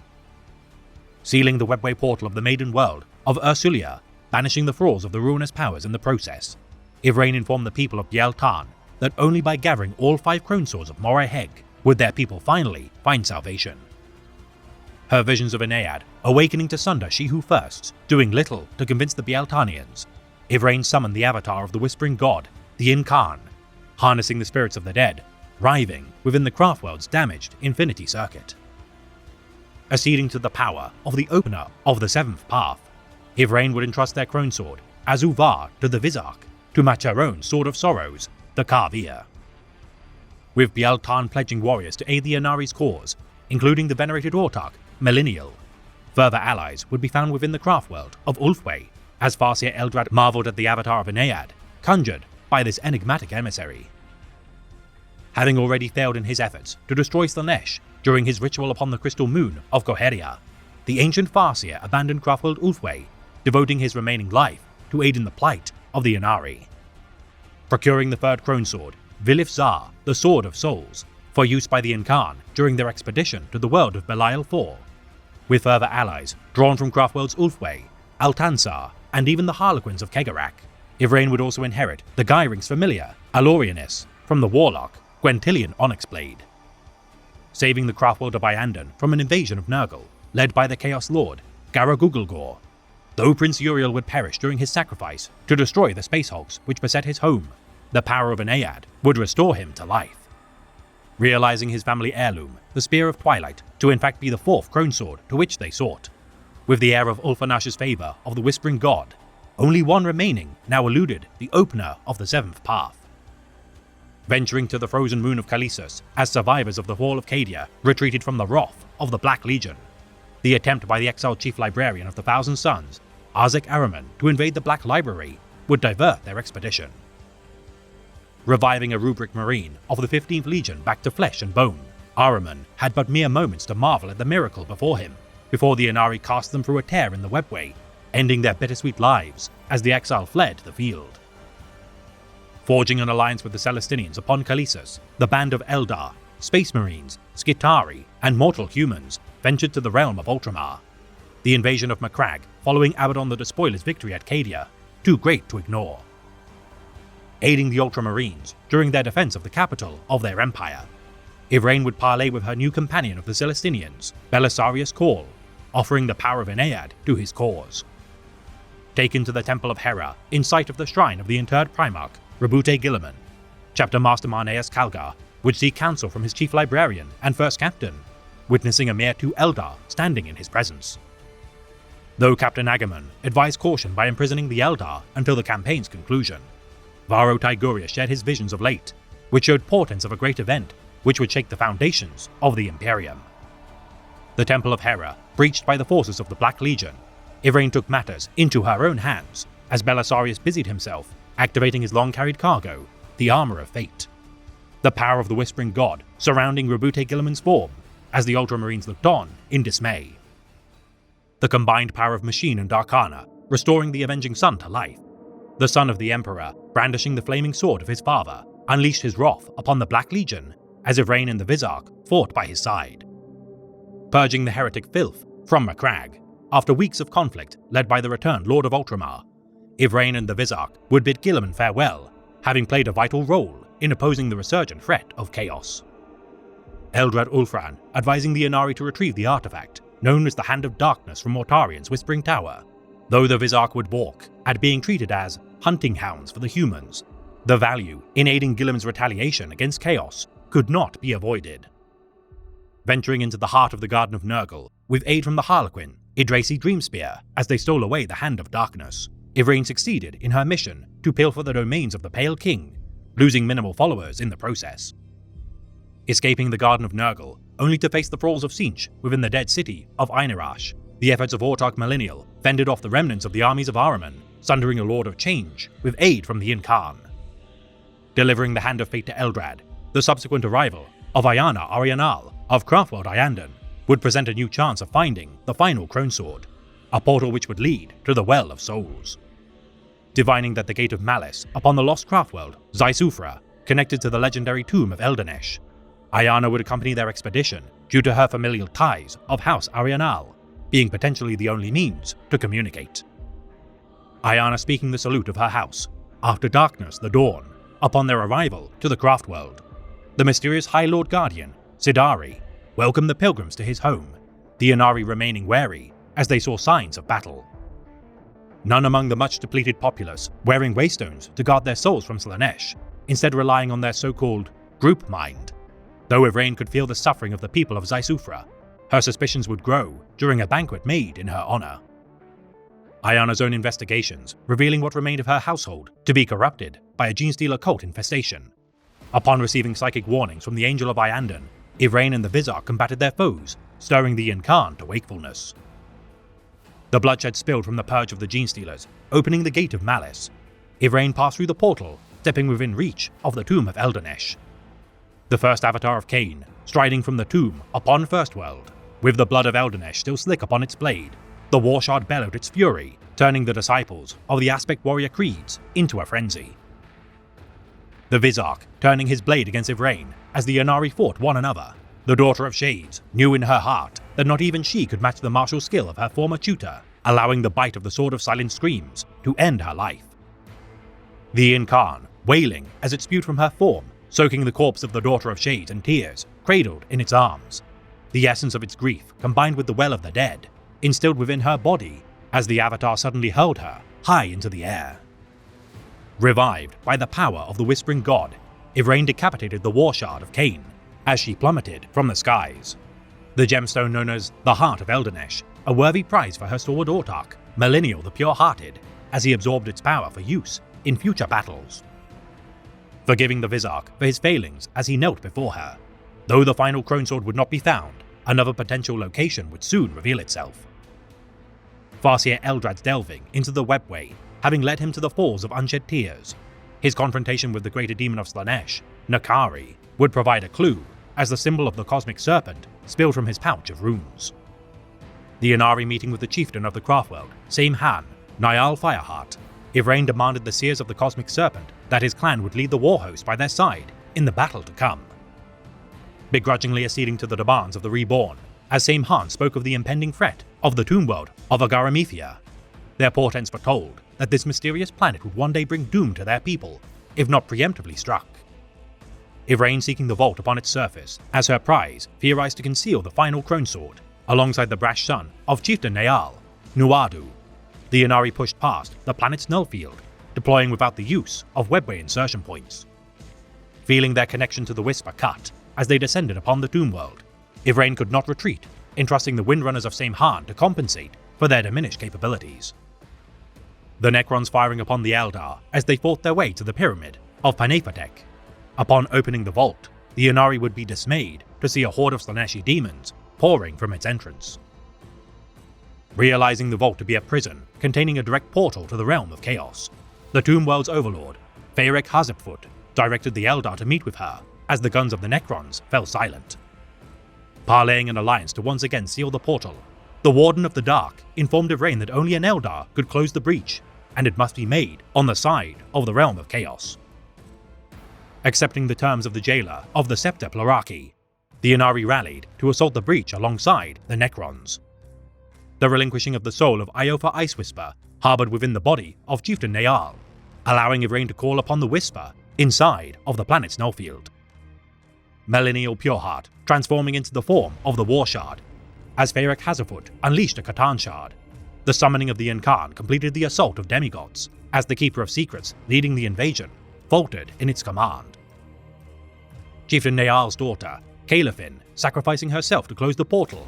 As the tether to the realm of chaos was severed, the demons upon the prisoned world were vanquished, the clouds parting as Hazepfut deactivated the nullfield. Now reconnected with the Whisper fully, the Ynnari escaped the world of Agaramethia, knowing Craftworld Saimhan to be saved from its aggressors. The alliance between Yvraine and the Faerarch ensuring a tenuous peace, despite the Crone Sword once again evading her grasp. The endeavors of the Ynnari beset by assassination attempts, orchestrated by Supreme Overlord Azribael Vecht, as reprisal for the Night of Revelations. Attacks from both Drazar, the Living Sword, and the Greater Demon, Shalaxi Hellbane, have continued to harry their endeavors. Foreseeing herself to be slain by Hellbane, as the Greater Demon presents her soul to she who firsts to be devoured.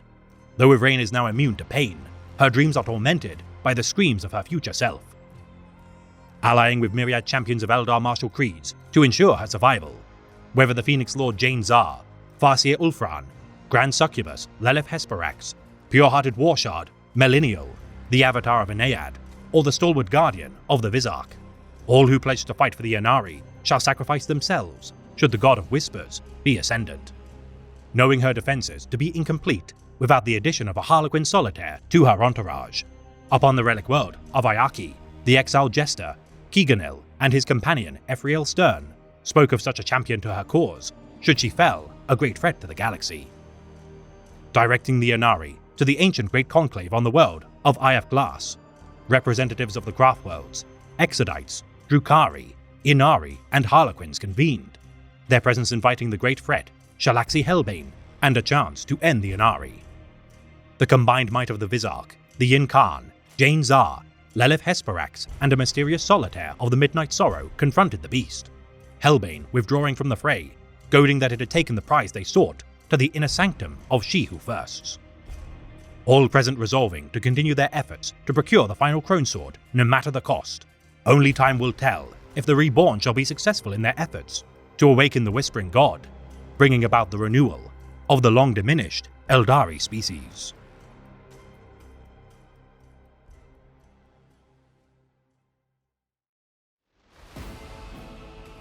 While others debated the course of fate, the Vizark sought solitude. The nagging opinions of seers had always irritated him, though he knew himself well enough to understand that it was his inability to shape his fate that had contributed in major part to the wanderlust that had ruled much of his life. With Ennead, and in the company of Ivrain in particular, he had found a peculiar sort of peace, a contentment that had eluded him in the service of war as an exarch, and a life of mercenary killing when an incubi hierarch, but was now to be found as a servant of the dead. Feeling prying eyes and minds on him in the domes of the seers, he sought more familiar environs, where honest inquiry did not travel, to the shrines of Cain. He knew little enough of Ulfway or its layout, but the beating iron heart of the bloody-handed god was a beacon to his thoughts, drawing him across the great plates and domes, across mountains and down the levels to the core of the craft world. Deep within the structures of Ulfway lay the shrine of the Aspect Warriors, a maze of subdomes linked by dark tunnels and bright highways, leading to vistas and temples he could only guess at. But if he was expecting welcome, he was mistaken. At the first arch stood a warrior in the magnificent bone-coloured armour and bright main crest of the Howling Banshees, her executioner blade held across her chest. A wave of antipathy greeted the Vizark when he stopped, the pulse of hostility enough to still the ritual greetings on his tongue. The Exarch's murderous gaze followed him along the corridor as he moved on, lingering until he came into view of another, a black-clad Dark Reaper Exarch, stood beneath the rune of his shrine, which translated as the Broken Storm, his missile launcher pointing unwaveringly at the interloper. Here too, the Vizark was met with cold contempt. The chill hatred of the Dark Reaper crackled along the buried matrix of the Infinity Circuit, making itself felt at the edge of thought. A shudder of distaste trembled through the psychic network, arranged web-like through the many shrines of the craft world, the throne room of the slumbering avatar of Cain at its heart. Ulfway was an ancient domain, the aspect temples numbered in their hundreds, and ill intent flowed towards the Vizark from all of them. "Traitor!" the meme fort snarled. Along the circuit, he could feel others regarding him, standing at the thresholds of their sacred places. He could see many of them, weapons barred even as their hostility was plain to sense on the psychic matrix. They were arrayed in all the colours and styles of the aspect, some well known, others found only on Ulfway. He spied among their multitude the white and blue of a dire avenger, the Exarch of the Rising Dawn Shrine. The Vizark hurried along the twilit corridor, the ambience chilling at his approach, the lighting dimming to a fiery orange to match the wrath of those he passed. His thoughts were a whirl, the voices of those that had come before, the wearers of his armour in ages past, crammed into his mind, distressed and angered by the circumstances. They demanded many things: answers, vengeance, escape. It was impossible to accommodate their raging, whining pressure, and the Vizark faltered, assailed by the spirit's insistent presence. They were emboldened by the circuitry of Cain, the blood stench of the shrines invigorating their warlike desires. The Vizark forced them back, meeting their war hunger with the yawning emptiness of Ennead's gift, quelling their cacophony. He strode up to the Exarch and bowed in formal greeting. The Exarch gave no such polite response. The face of her helm styled in a blank mask that watched him impassively. He turned, startled as though by someone behind him, though he only saw the long shadows of the Exarchs as they gathered around him. "Traitor!" they willed, filling his soul with their condemnation. Without thought, he pulled free Azuvar and brandished it at the priest of the bloody-handed god. Its blade crackled with the energy of so many nearby spirit stones, and he felt the hunger of the sword, the yearning of Aenead to feed. "I do not attempt to outrun my fate," he told them, taking a step, parting the ring of warriors with sheer force of will. "Nor do I hide behind the cloak of Cain, as I once did. Death takes us all, eventually. When mine comes, I shall meet my master. Which of you can say as much?" Buoyed by his petty triumph, lauded by the crooning souls inside his head, the Vizarch swept past, paying no further heed to the damned warriors around him. Though he had been one of them, trapped in the same cage, he had broken free and, by circuitous route, returned to become their savior. Larian Starspeaker is the champion of the Inari. Once an exarch of Craftworld Biel-Tan, pledged to the Shrine of the Silvered Blade, this mentor of the promising warrior, Amharok, taught the future Corsair everything she knew of swordsmanship. Establishing a strong bond of affection for Amharok, Larian felt pain at her decision to develop her talents as a witch of the Drukhari Covens, having mastered no path of her own, growing bored of each of their creeds. Utterly heartbroken by his student's decision to fight within the gladiatorial arenas of the Dark City, Larian likewise ventured to Komora, usurping the Clavex of the Shrine of the Coiled Blade, relinquishing his former name as he became known as the Scarlet Incubi. Honing his mastery of the blade, as Amharok began to earn a reputation as the champion of Lady Aurelia Malice, Archon of the Cabal of Poison Tongue, as Drabael Vecht would demand a duel of honor against his own seneschal, Lelith Hesperax. Though a skilled combatant, Amharok would be struck down by Hesperax, a precision cut to her heart's artery, allowing for a slow death as a disciple of Morai Heg delivered the killing blow. Reborn through the power of the Whispering God, Aenead, Komora fell to ruin as the immense psychic energy wrought immaterial tears within its domains, spilling forth countless demonic entities. Abandoning his shrine with his coiled bladesman at his side, the warrior, now known only as the Vizarch, fought his way to his fallen student, aiding the now emissary known as Ivrain to a nearby spine dock.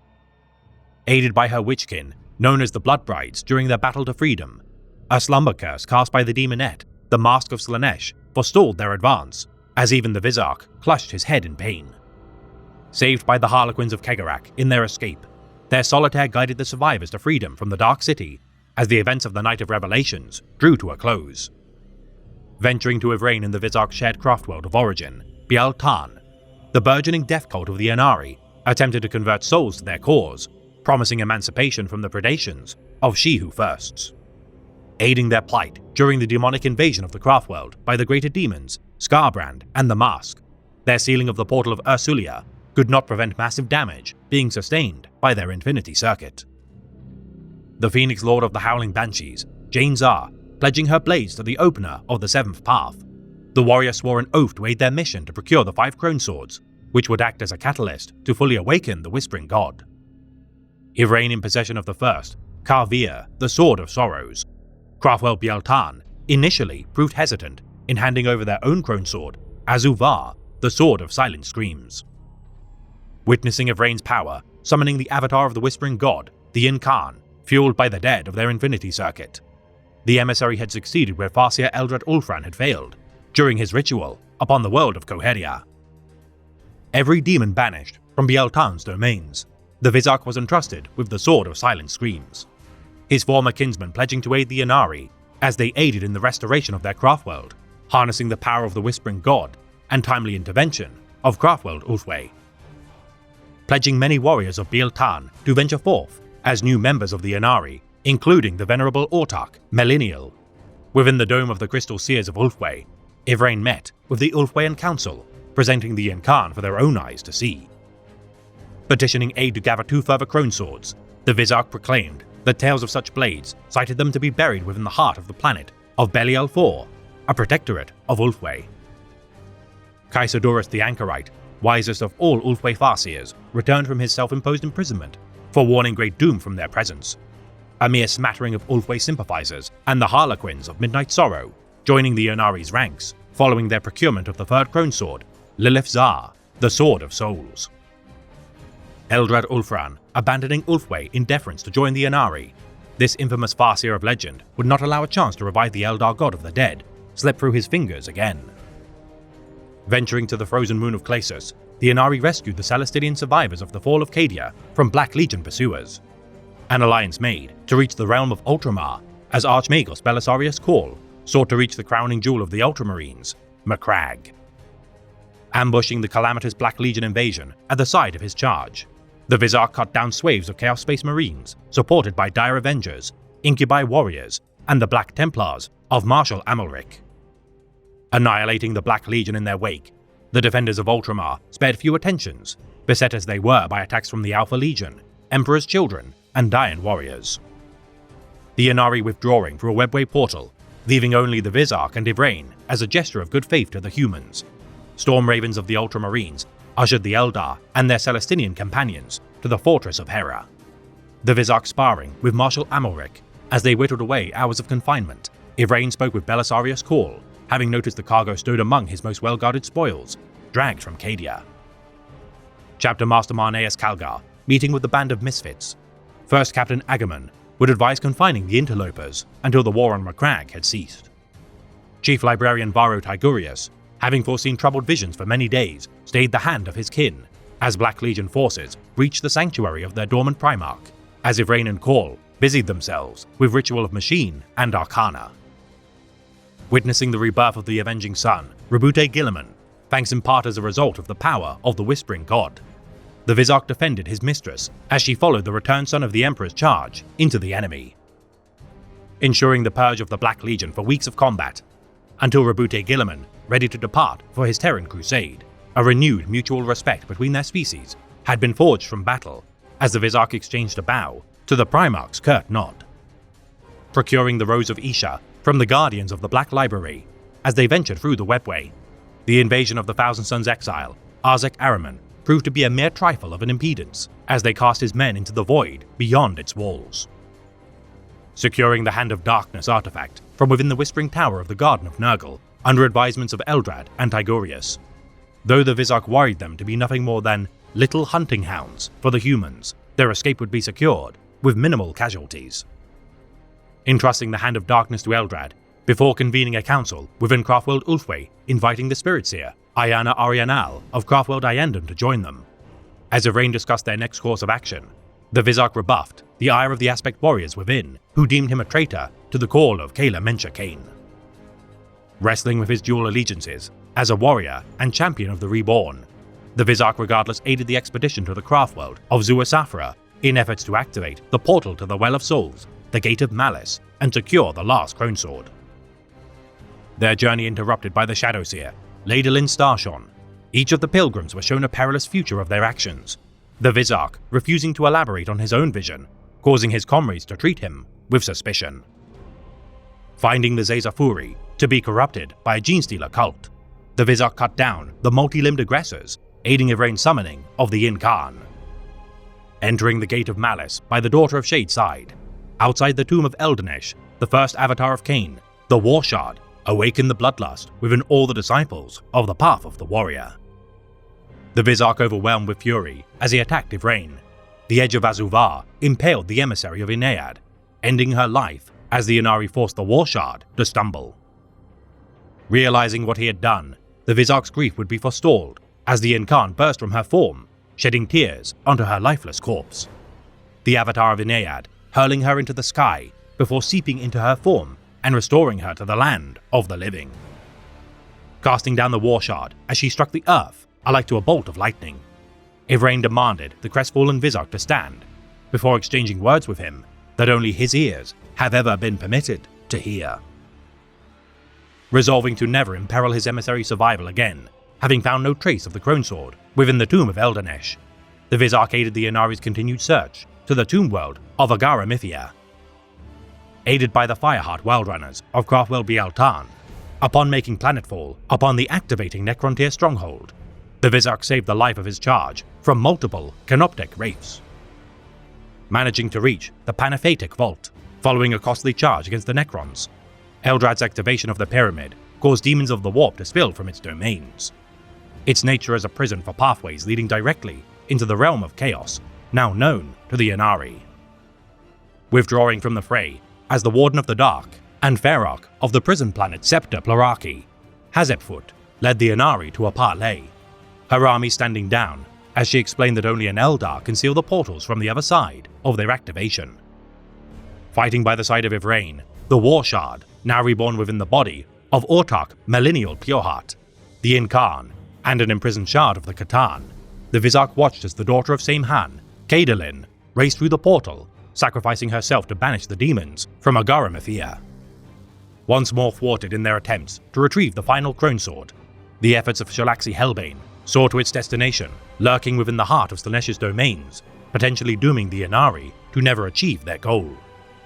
Yet so long as the Vizark lives, those that wish to harm the emissary of Inayad shall fall, for upon her shoulders rests the fate of the entire species.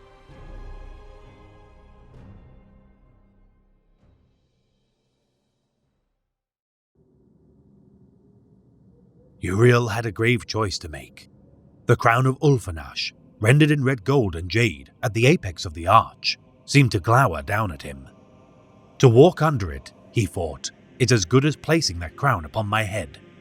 I will crown myself with nothing but his curse, the king of fools, last scion of Ulfanash's line. That is not an honor I wish for. On the outside of the rippling field stood Captain Uriel, corsair, fickle, sometimes callous, always full of rage, lauded and feared in equal measure.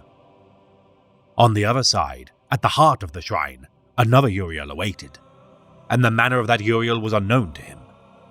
This Uriel, proud Uriel, Uriel the pirate, was free to make the choice between the two.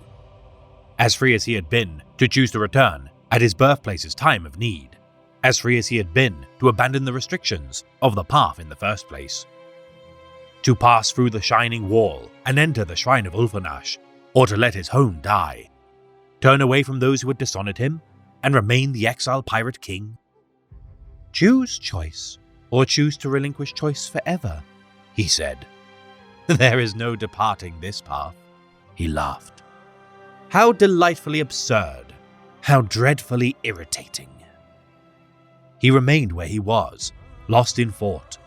Shouts came to his ears, more screeching. A wave of aliens tried to break through the Eldritch Raiders' defensive perimeter. There were not many of his voidsmen remaining, deadly warriors all who had followed him to the edge of the galaxy and back. They fought expertly. He was sure that no more would fall here. Now they were in good position, but they were ready to die for him. To die, so that he might vacillate. I am lost, he thought. Lost is the word for it, in thought and in deed. I have been for a very long time. He pinched at his slender chin with armored fingers, as if this were a choice such as those on the path of dreaming might make, a phantom decision to prepare him only for more phantom decisions, from which he would awaken, excited but untouched by consequence. He dithered, he, Uriel, decisive and bold, wavering in the face of responsibility. Insight flashed in him like lightning, although in truth it was but the first strike of a storm that had been gathering for many passes. What if he had abandoned Diandon, not because of his wounded pride, but because of his inability to bear the burdens placed upon him? This is what he thought. For all my prowess, am I a coward? My prince! You must hurry! Shouted Yalianar. There came the loud, staccato banging of a scatter laser. Multiple bolts causing the air to heat explosively. Another chorus of screeches, this followed by an easy quiet. Iandon rumbled. The winds of far-off decompressions tugged Uriel's robes. A foul taint came fleetingly onto the air. The Infinity Circuit screamed in outrage as the hive mind assailed it. Crystal shattered somewhere distant, wild screams chasing after the delicate sound. I have rushed here. Why do I delay? He thought. Because I have not made this choice. Another part of him countered. I have not come here of my own volition. Coming here was not my choice to make. It never has been. The dead hand of Moray Heg grips the threads of my destiny tightly. dragging me pace by painful pace to face the duties demanded by my heritage, no matter where I hide. He shifted his posture. I have been brought here by what is hidden within the shrine, but it cannot make me enter. Uriel's mind was heavy. The pain of the embattled Infinity Circuit was his pain. The implacable wall of the Great Devourer's intellect, opposing it, threatened to crush his spirit. Through this psychic tumult, still the shrine's ward had pulled at him. Freedom was not the lot of any Eldar, not since the fall. He realized that now.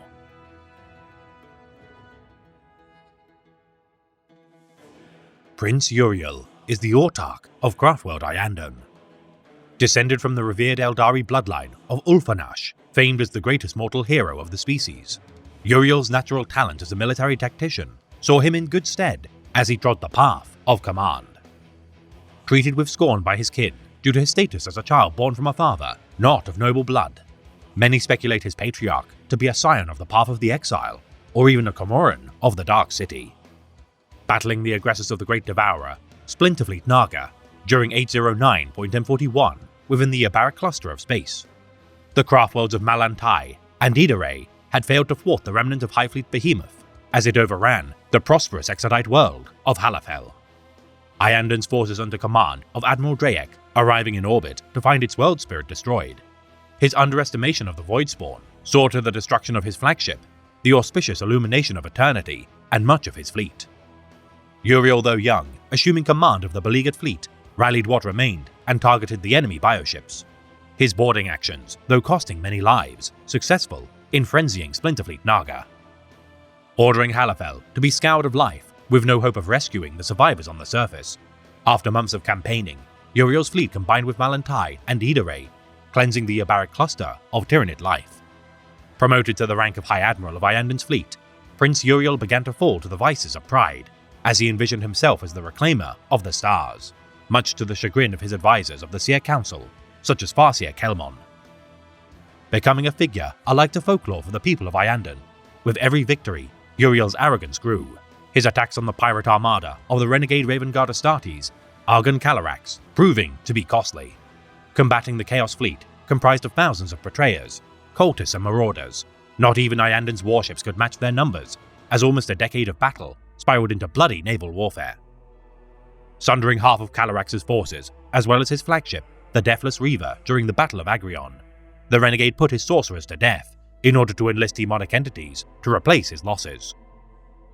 Nakari, greater demon of Slaanesh, granted Calarax the location of Craftworld Iyanden in exchange for a hefty trade of pilfered spirit stones. Uriel rallying all Voidcraft of his kinsmen in an attempt to crash Calarax before he reached his home. Thus the Battle of the Burning Moon began, as the largest scale naval battle seen for centuries. Uriel's flagship, the Flame of Asuryan, battling Calarax's new flagship, the Riot Hunger. Boarding the vessel, alongside the finest warriors of Iyanden, Uriel dueled Calarax in single combat, burying the hilt of his sword into the Chaos Lord's chest. 3 Chaos cruisers, passing through Uriel's fleet, headed straight for the Craftworld. Their unleashing of 3 dozen cyclonic torpedoes would be a last act of defiance before being sundered by the guns of Uriel's flagship. The Craftworld's Firestorm defense lasers intercepting all but one of the torpedoes. Its impact destroyed all members of the House of Arianal, save for the daughter of Haria and Arctai, Ayana. Having damned the souls of tens of thousands of Iyandari to be feasted upon by Slaanesh, the fire of creation within the heart of the Shrine of Asuryan snuffed out for the first time since its maiden voyage. Voluntarily exiling himself from Iyanden, Uriel relinquished his trappings of nobility and embarked upon the stars to live the life of a corsair, his eldritch raiders earning a pedigree as among the greatest pirates of the stars, until disaster once more struck their homeworld. Beset by the onslaught of Hive Fleet Kraken during 992.M41, the Maw of the Great Devourer gorged on the lives of the Iyandani as Farseer Kelmon and Spiritseer Ayana mustered a desperate defense. Their fleet completely destroyed, as untold millions of fangs and claws tore the living and the dead alike to shreds of blood and wraithbone. In the hour of Iyanden's direst need, their prodigal son returned, 50 years following the Battle of the Burning Moon. Receiving word of the doom of Iyanden from Kelmon's psychic call for aid, Prince Uriel unleashed the Eldritch Raiders upon the Tyranids, purging every ship between them and the Craftworld.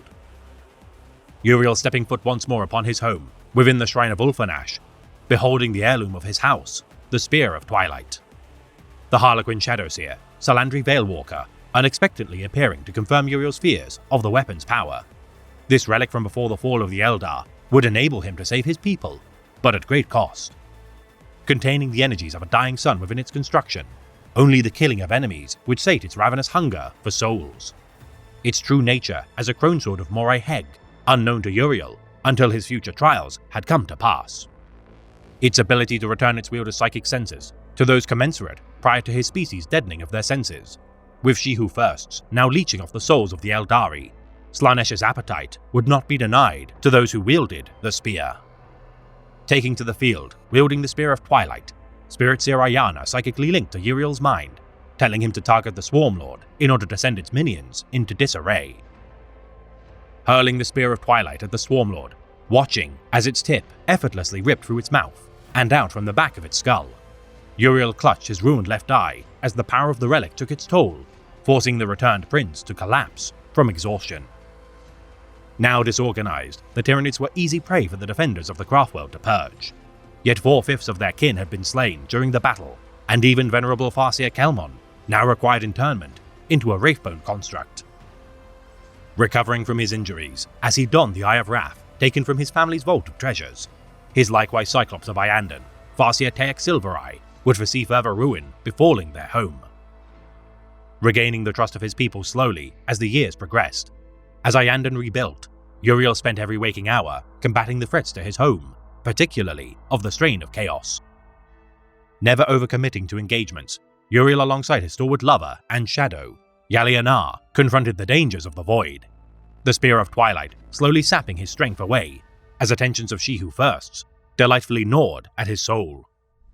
Iyanden once more threatened with extinction, as the War of Wreckfist rooted itself within the Antelos system.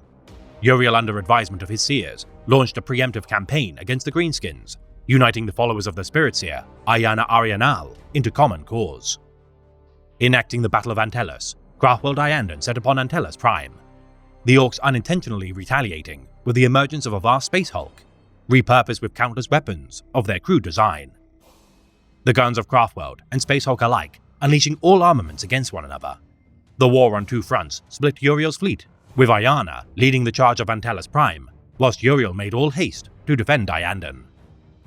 Uriel destroying the Space Hulk after numerous torpedo strafing runs.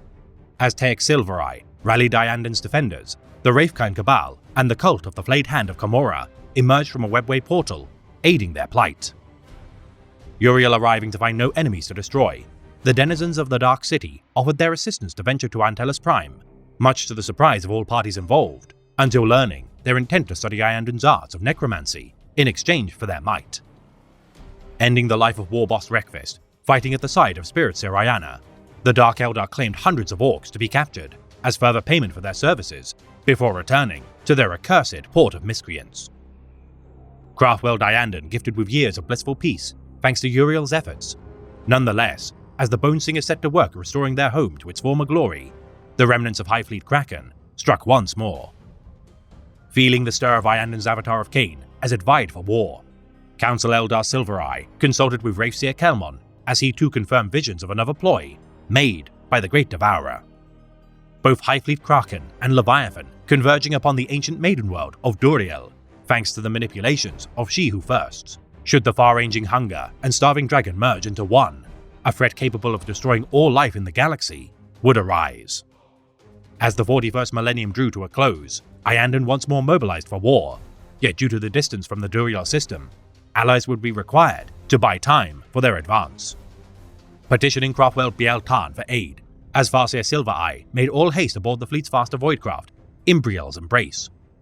Within the nexus of remembered supremacy to be reclaimed, Farseers Dartario and Altariek met with Teek. Autarch Aleok Sunspear leading the assault of the surface of the planet, now known by its dwindling human populace as Valador.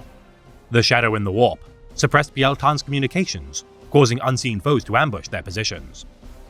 Abandoning their Avatar of Cain to the slaughter as they retreated from the Valley of Gods, having suffered heavy casualties, with Prince Uriel's arrival in system, additional allies would be needed to face this immense foe.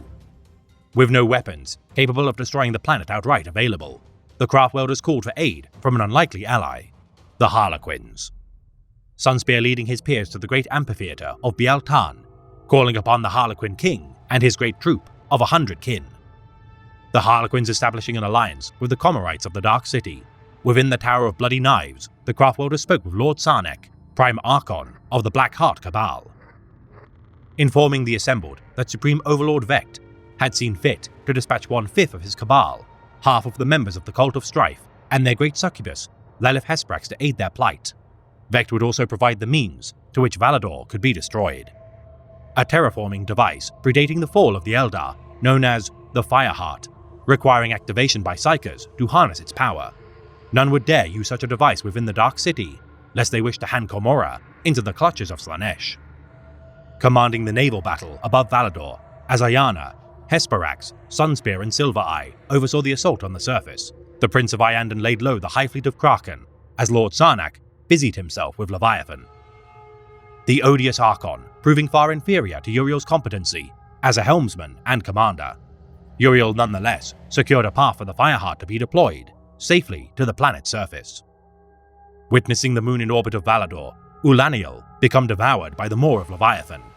As the celestial body turned to bloody red, the omen of the red moon continued to diminish the morale of the Ayandani.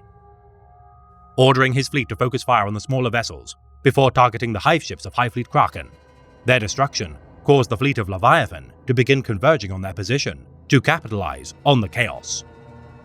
Ordering his fleet to catapult around the gravity of Valador to regroup with Lord Sarnak's flailing forces, their combined might allowed for an assault on the Norn ship in orbit with Vorpal torpedoes, striking at its gut rather than the head due to the Tyranid's deception storing its mind away from its seemingly obvious location.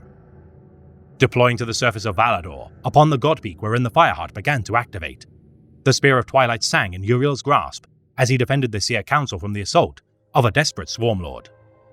Felling 3 Hive Tyrants with his spear as Azaman and 5 of his Phoenix Lord companions joined the fray. Following the death of the Swarmlord, Uriel collapsed, now overwhelmed by the Spear of Twilight's hunger for souls. Comforted by Yalianor, as the Eldar began to withdraw, as the Fireheart caused molten lava to erupt from the planet's core, the life of his companion would be forfeit, as the Spear of Twilight forced Uriel's hand to strike down his affectionately known Shadow.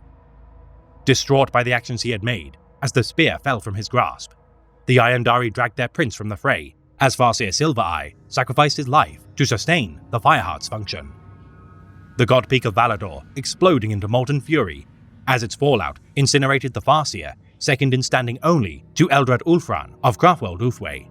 Slaanesh feasted greedily on the valiant son of Iyanden, as the Tyranids of both Kraken and Leviathan were annihilated. As a brief peace once more reigned upon Craftworld Iyanden, Prince Uriel attempted to return the Spear of Twilight to the shrine of Ulfanash. His wearied body too frail to continue fighting, until Salandri Veilwalker once more intervened. Looking into the reflective mask of the Shadowseer, Uriel foresaw the end of days, the Rana Dandra, himself swollen with power as he held aloft a blazing sword, standing at the vanguard of a united Eldar species, human warriors, and even the restored Eldar Pantheon, casting down the tyranny of She Who Firsts. Renewed of purpose, the Spear of Twilight now having feasted on the souls of his lover, Yalianor, did not harry his form, but restored it. His duty to stand as a champion of the Eldari, too great to be spent as a morsel of its exceptional power. Venturing with Veilwalker far from Iyanden for a time, with the dawn of the 42nd millennium, Prince Uriel faced the final threat to his craftworld, led by the demon prince of Nurgle, Gara Gugelgor, testing the virtue of its favored son. Fighting by the side of the death cult of the Whispering God, the Inari, Prince Uriel destroyed the demon prince and his Space Hulk, sacrificing his own life to save his people. The recovered body of the son of Ulfanash presented to the Daughter of Shades, Yvraine, the emissary of Iniad, taking the Spear of Twilight into her hands, revealing its true form as one of the legendary Crone Swords, vital to ensuring the revival of her patron. Plunging the Crone Sword deep into Uriel's chest, the Prince of Iyanden returned to the land of the living, enshrining him as a champion of the Eldar god of the dead, Yvraine returning the sword to his care, watching it return to the form of the Spear of Twilight. Only one such artifact remaining to be reclaimed by the scions of the Inari. Uriel, now having gained favor of the Whispering God, continues to fight not just for Craftworld Iyanden, but the Eldar species entire. Driven by his vision of a future wherein the Eldari shall be united in purpose once more, long has it been that a hero comparable in standing to Ulfanash himself has walked amongst the living.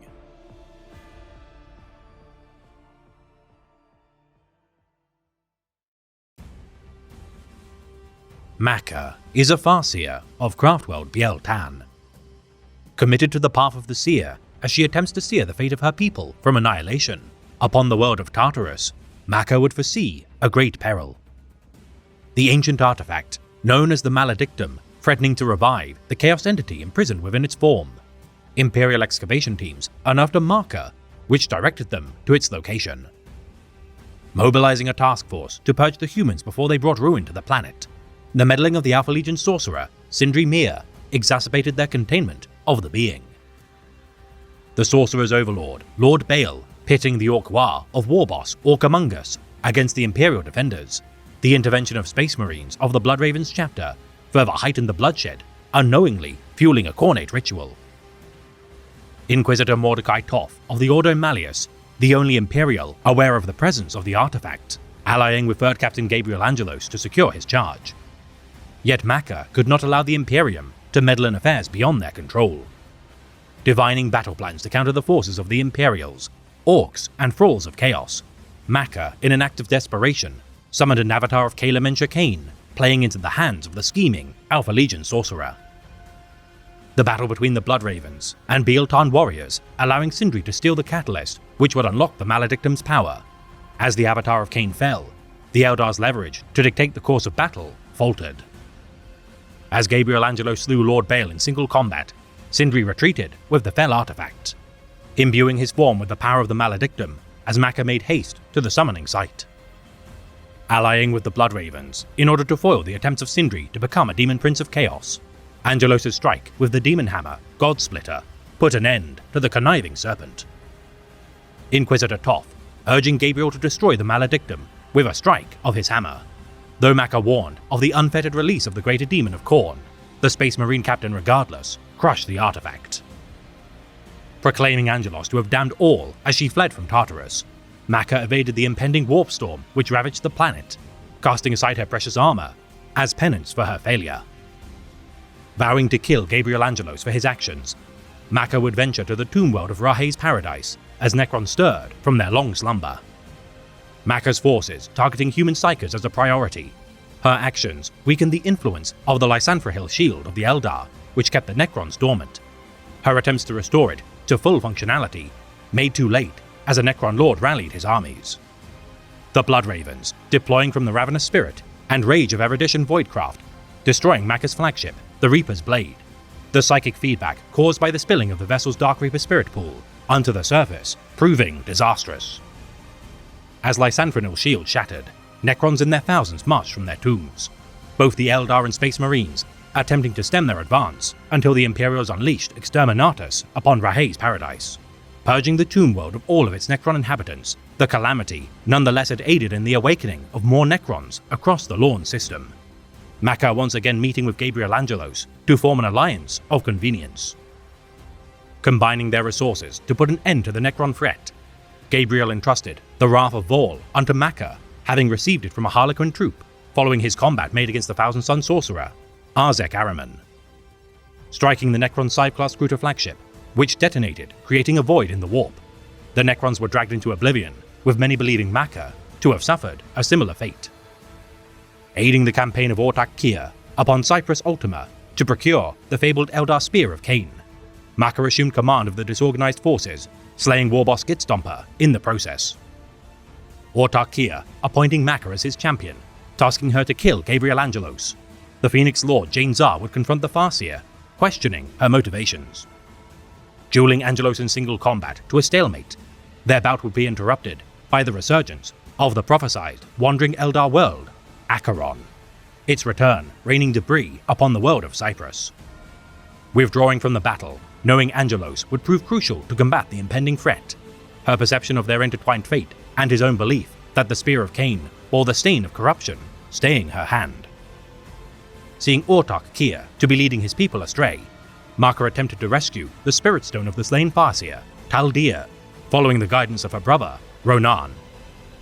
For should word of the Altan, holding a venerated Ufwe Farseer captive, be known, war between craftworlds would prove inevitable.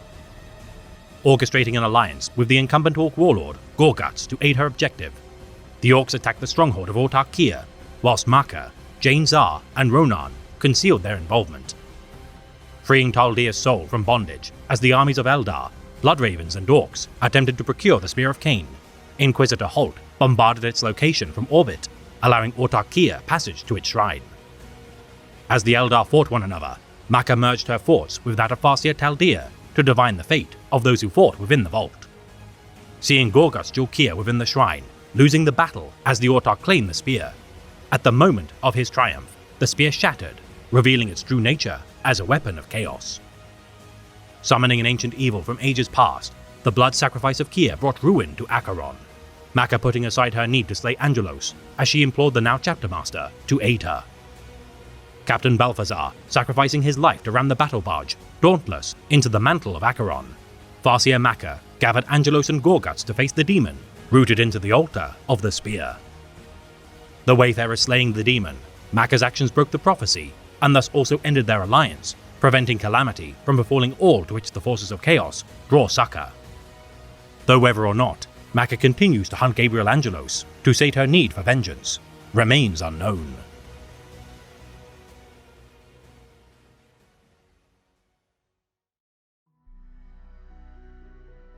Think of the sacrifices you have made, Ayana, last of your house, that we all make. I will not be alone in falling into the Dark Prince's clutches. Many will feel the true death and the torment that follows. But if not, what? We all die? We all suffer for now and evermore? If I die, Ayana, at least you will live, and you are the most important of us all. I was never convinced by the words of Ulfran, his relaying of the visions of Kaisa Duras, but I am now. It is you who have convinced me. I would die 1,000 deaths to see you succeed, and I will. Do not think you have the easier path, for upon you the hope of all our salvation rests. You must triumph, Ayana. Bring forth the goddess of death and restore equilibrium to the souls of our people. Dying is the easy part, and it is not for you to travel that road.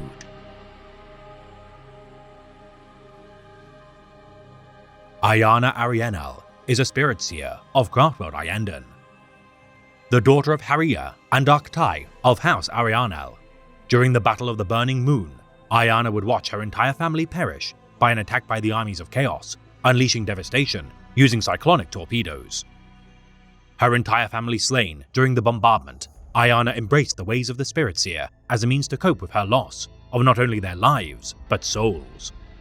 Her communions using the Infinity Circuit of Iyanden to speak with the dead, crucial for the dark days to come.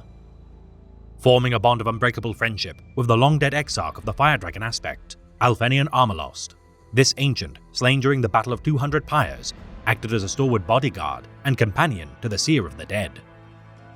Forewarned of the Tyranid invasion of Highfleet Kraken by Eldrad Ulfran, the doom which befell Iyanden bore credence to the Farseer's proclamations that the best hope for the Eldar species rested with the revival of the Eldar god of the dead, Inniad. Ayana foresaw a grand vision of the future, wherein every spirit of the living Eldar merged with those of the dead. Inniad restored of its power, sundering She-Who firsts forevermore. Attempting to bring fruition to the prophecy of the Phoenix Arisen, Ayana's efforts to secure the Tears of Morai Heg, infused with the magic of the Spirit Seers, brought her into conflict with orcs, humans, and other lesser species. Reclaiming the first of such artifacts through bloody warfare, a dozen worlds burned by the wrath of Iyanden, as her quest drew followers aplenty to rally by her side. Her possession of the relic, the Spear of Teuflas, a symbol of her standing within Craftworld Iyanden. Her influence outgrowing even that of the High Admiral of the Eldritch Raiders with time, as a member of the High Council of Iyanden alongside Prince Uriel and Farseer Teak. Her efforts to save her people would be tested during the Battle of Duriel. A human-populated maiden world claimed from the Eldar, now known as Valador, both the tendrils of Highfleet Kraken and Leviathan threatened to coalesce. the interference of She-Who Firsts, enabling a chance for them to merge into abominations capable of sundering the galaxy entire. Iyanden reeling from the triple woes of the Battle of Burning Moon, predation of the far-ranging hunger, and invasion of the Ork-Wa of Wreckfist. Though the Ayandani knew the cost would be great, heavy casualties were preferable to extinction. Allying with Craftworld Biel-Tan in their efforts to prevent the far-ranging hunger and starving dragon of the Great Devourer from burgeoning, the initial deployment of Autarch Aloex Sunspear brought time for Iyanden's arrival to the theatre of war. Ayana deploying the armies of the dead, the Phoenix host of Wraith constructs, into the webway to aid Biel-Tan's plight. Little would Ayana know that an open portal allowed elements of Hive Fleet Kraken to invade its tunnels. Careful not to damage the webway using their Wraith cannons, Ayana and Tayek ordered their forces to fall back to a large nexus to better hold their position. The efforts of Lelith Hesperax, allied to their cause, unknowingly pincering Kraken between their forces. The might of the Avatar of Cain of Iyanden, unable to stem the tide of the Devourer. In Ayana's time of need, 6 Phoenix Lords, led by Azuman himself, joined the fray. The overwhelming might of the champions of the Aspect Warriors, making short work of the far-ranging hunger. As Prince Uriel won the naval battle above Valador, Sunspear rallied by his Craftworld's own Avatar of Cain upon the Valley of Gods upon its surface. Their beleaguered forces relieved, with Ayana's Wraithlord's delayed arrival. Securing the God Peak, which would allow for the Eldar forces to deploy the Fireheart relic into position. This terraforming artifact, gifted by Asdrubael Vecht, would be triggered by the use of psychic powers, ensuring the destruction of the planet. Meeting one last time with Farseer Tayek, as he resolved to stay upon Valador to prevent the Fireheart from losing power. This ancient seer, second only in pedigree to Elrad Ulfran himself, wished his former pupil well, knowing his soul from his impending death would feed the appetite of She-Who Firsts. The alliance of Craftworlders, Drukhari and Harlequins, withdrawing from ancient Duriel. Ayana led the procession of remembrance through the infinity core of Biel-Tan, honoring the sacrifice of 500 souls, now forfeit to Slaanesh. Witnessing the long-dormant fire of creation erupt into flame as a sign of the resurgence of the Eldari Empire, Ayana had little time to savor such portents, as Iyanden would once again be beset by invaders. The armies of the Demon Prince of Nurgle, Gara Gugulgor, infesting the Craftworld's domains using several gargantuan space hulks. The death of Prince Uriel by his hands would be denied with the intervention of the Daughter of Shades. Purging the filth of the grandfather from Iyanden's ravaged form, Ayana breathed a sigh of relief to see Prince Uriel reborn through the power of the Whispering God, as his Spear of Twilight melted and reformed to reveal itself as a Crone Sword of Morai Heg. Allying with the Ynnari alongside Yvraine and Farseer Eldrad, their expedition to the lost Craftworld of Zaisufra in efforts to activate the Webway portal, the Gate of Malice, hoped to retrieve the last of the Crone Swords from the grave of the Eldar hero, Eldanesh. The dormant Craftworld ignoring all hails, with exception to those of the bloodline of Arianel, as Ayana spoke her family salute. After darkness, the dawn, the guns of Zaisufra lowered to her approach. A man bearing stark similarity to the visage of her father, High Lord Guardian Saidari, presented himself. His people's dwindled numbers, lack of waystones, damage to their Craftworld, and ties to a so-called group mind, arousing suspicion. Ayana's aspirations to reunite with her kinsman, dashed by the revelation that Zaisufra was infected by a gene-stealer cult, witnessing distant kinsmen of her house bearing extra limbs and chitinous mutations within the sky tower of Sundervale. Resisting the loving embrace of the group mind, as sensations of belonging and peace enticed her senses, Ayana looked upon the avatar of the Eldar war god within the chamber, corrupted into a patriarch of Cain. Proclaiming her family to be dead as she summoned the spear of Teoflas, Ayana slew Saidari as the patriarch siphoned psychic power from the wretches of Arianal. Connecting her mind to that of Yvraine as battle erupted, the deaths of Eldar, both of Zaisufra and the Ynnari, fueled the awakening of the avatar of the Whispering God, Ayana directing the dead spirits to harry the patriarch of Cain as the Yinkan fed on the souls of its enemies. Purging the thralls of the Great Devourer, with aid from the revered Wraithlords of Iyanden whom had rallied to her cause, the destruction of the corrupted avatar triggered the Gate of Malice to activate.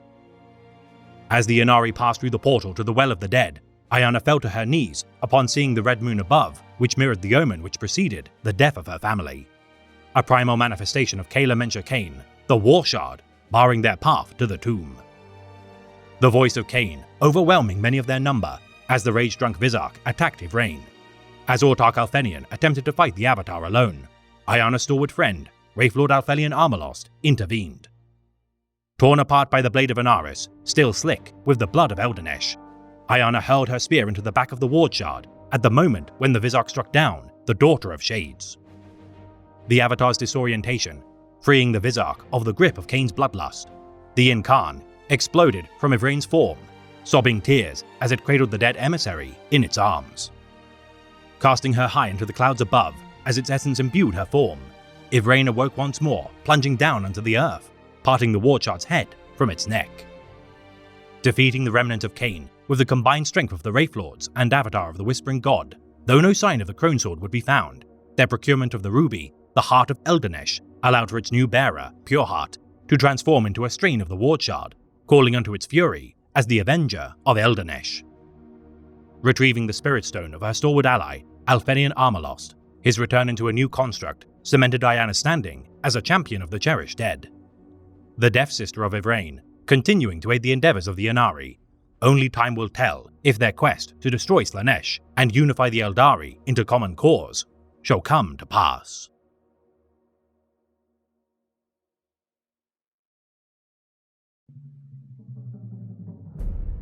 Starbane, eyes red in mourning, stained with the ashes of Somanor, blazing with revenge, had spoken. This war had become an obsession for the Farseer, the anger of Kain burning bright in his heart. Vengeance, deep, throbbing, emotion steeped far from those offered by any path, save that of the bloody-handed one. The Exodites and their plight were merely another tool to be used in the war against the Soldark.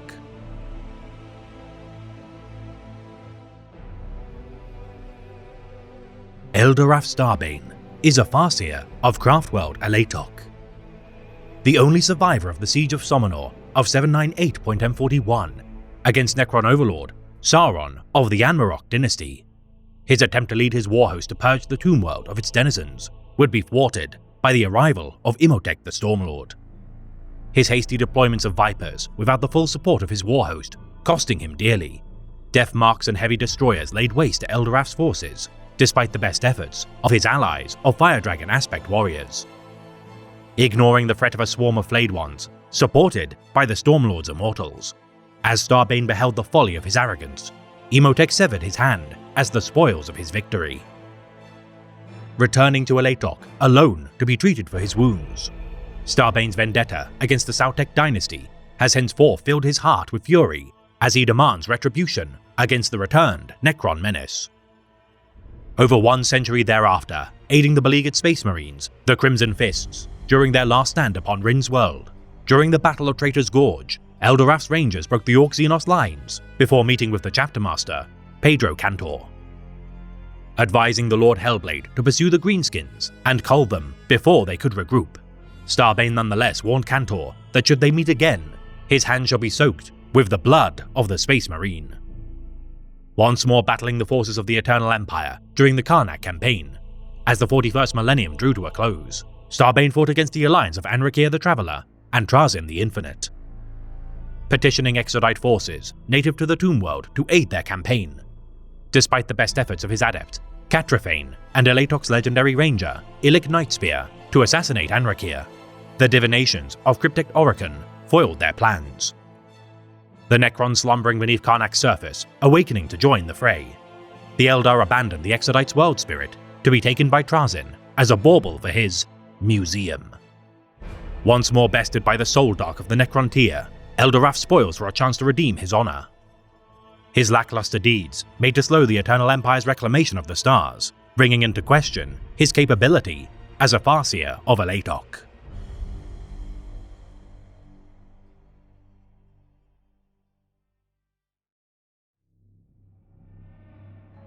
Prophecy called the Eldar to war. The ringing words of Eldaraf Starbane, Farseer of Alatok, Wise Witch, Death Friend, Bonecaster, led them to this place. The ancient foe, the Deathless One, the Soldark, waited in slumber to march out from the night black depths. Illic, called the Nightspear, took it upon himself to halt this. This was his doom, his destiny. He was the voice that cried to his people, that warned of ancient foes. He was the messenger of the past. He would deny the Necrons their vengeance. He nestled deep between the crags. His rifle, Voidbringer, rested lightly in his long-fingered hands. The snow felt cold against his cheek, pale skin blending with pale snow with pale rock. The discomfort was momentary. He had endured it for 3 days. He would have endured it for 3 months more, were it necessary. It was not. The Soldark were fated to descend on this night, fated to gather, fated to blight the maiden world of Karnak. Illic Nightspear is a ranger of Craftwelder Latok, a disciple of the Path of the Outcast, who has trodden its trail for millennia. Illic has won titles aplenty for his deeds, such as Sentinel of the Stars, Wayforger, and Shield of a Latok. Among the most informed travelers of the Webway, such is his proficiency in traversing its twisted corridors, that Nightspear can reach far-flung worlds within mere hours of journeying. Second only to the Harlequins in his understanding of the Webway, Craftwelder Latok sleeps easier, knowing that their war hosts are shepherded by Illic to where they are needed with minimal to no casualties. Quite possibly the greatest marksman to ever grace the stars, Illic's long rifle, Voidbringer, is said to have been crafted by the ancient warrior smith, Uldanareth, and harnesses its wielder's psychic senses to tear warp holes through those who incur its bite. Slaying Necron overlords, Imperial generals, champions of the ruinous powers, and other menacing foes throughout his long tenure, all that can be known of his intentions is that Nightspear fights to prevent the end of days, the Rana Dandra. Whether tracking lost seer stones, assassinating resurgent Tombworld overlords, or sabotaging imminent chaos incursions, this lone warrior, though respected greatly by his ranger kin, often refuses to fight by their side, accepting disciples such as Rutarius the Shadow, Amonfa Numerial, and Terian Telerath sparingly.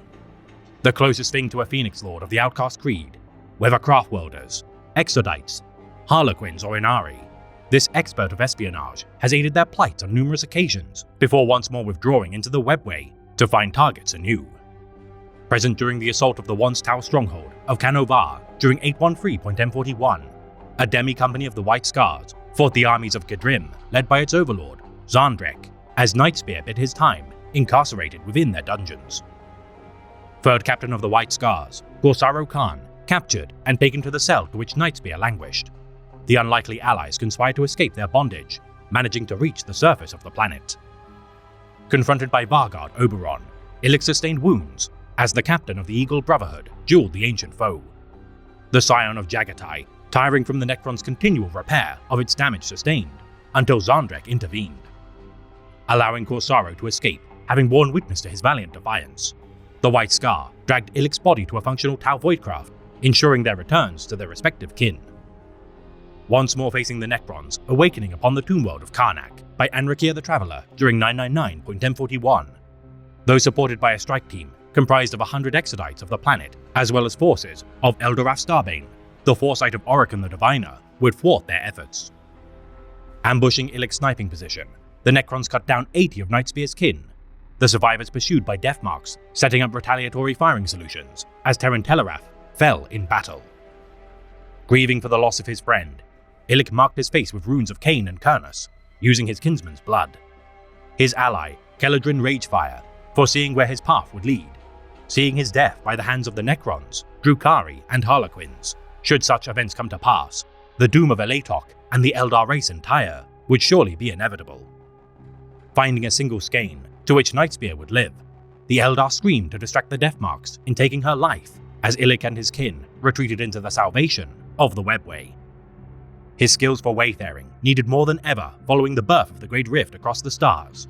Nightspear shoulders a burden which few of his kin have ever endured, unaware that his own survival is crucial to preventing the Rana Dandra.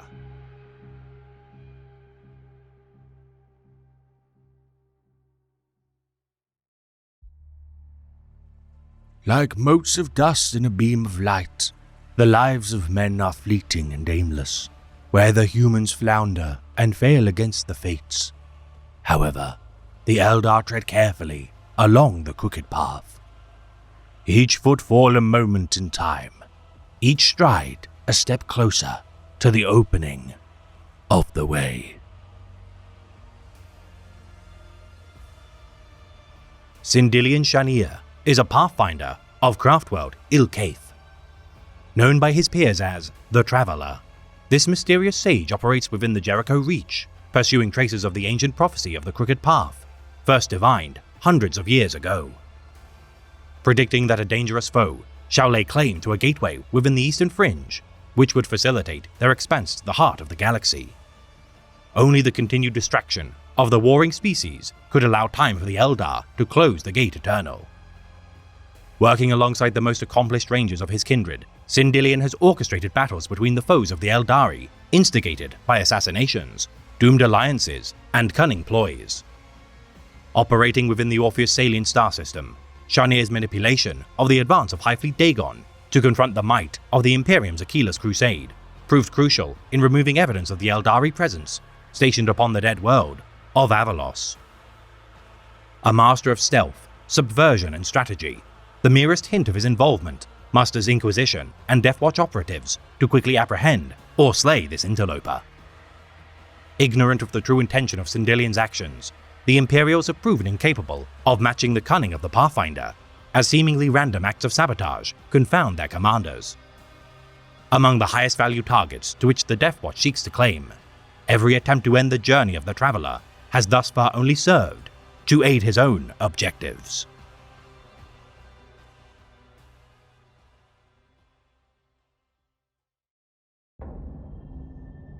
Erandel Voidsinger is a Farseer of Craftworld Kaelor. Ancient, far beyond what looks may reveal, this veteran of 1,000 wars spanning millennia of change has endured terrors within every corner of space.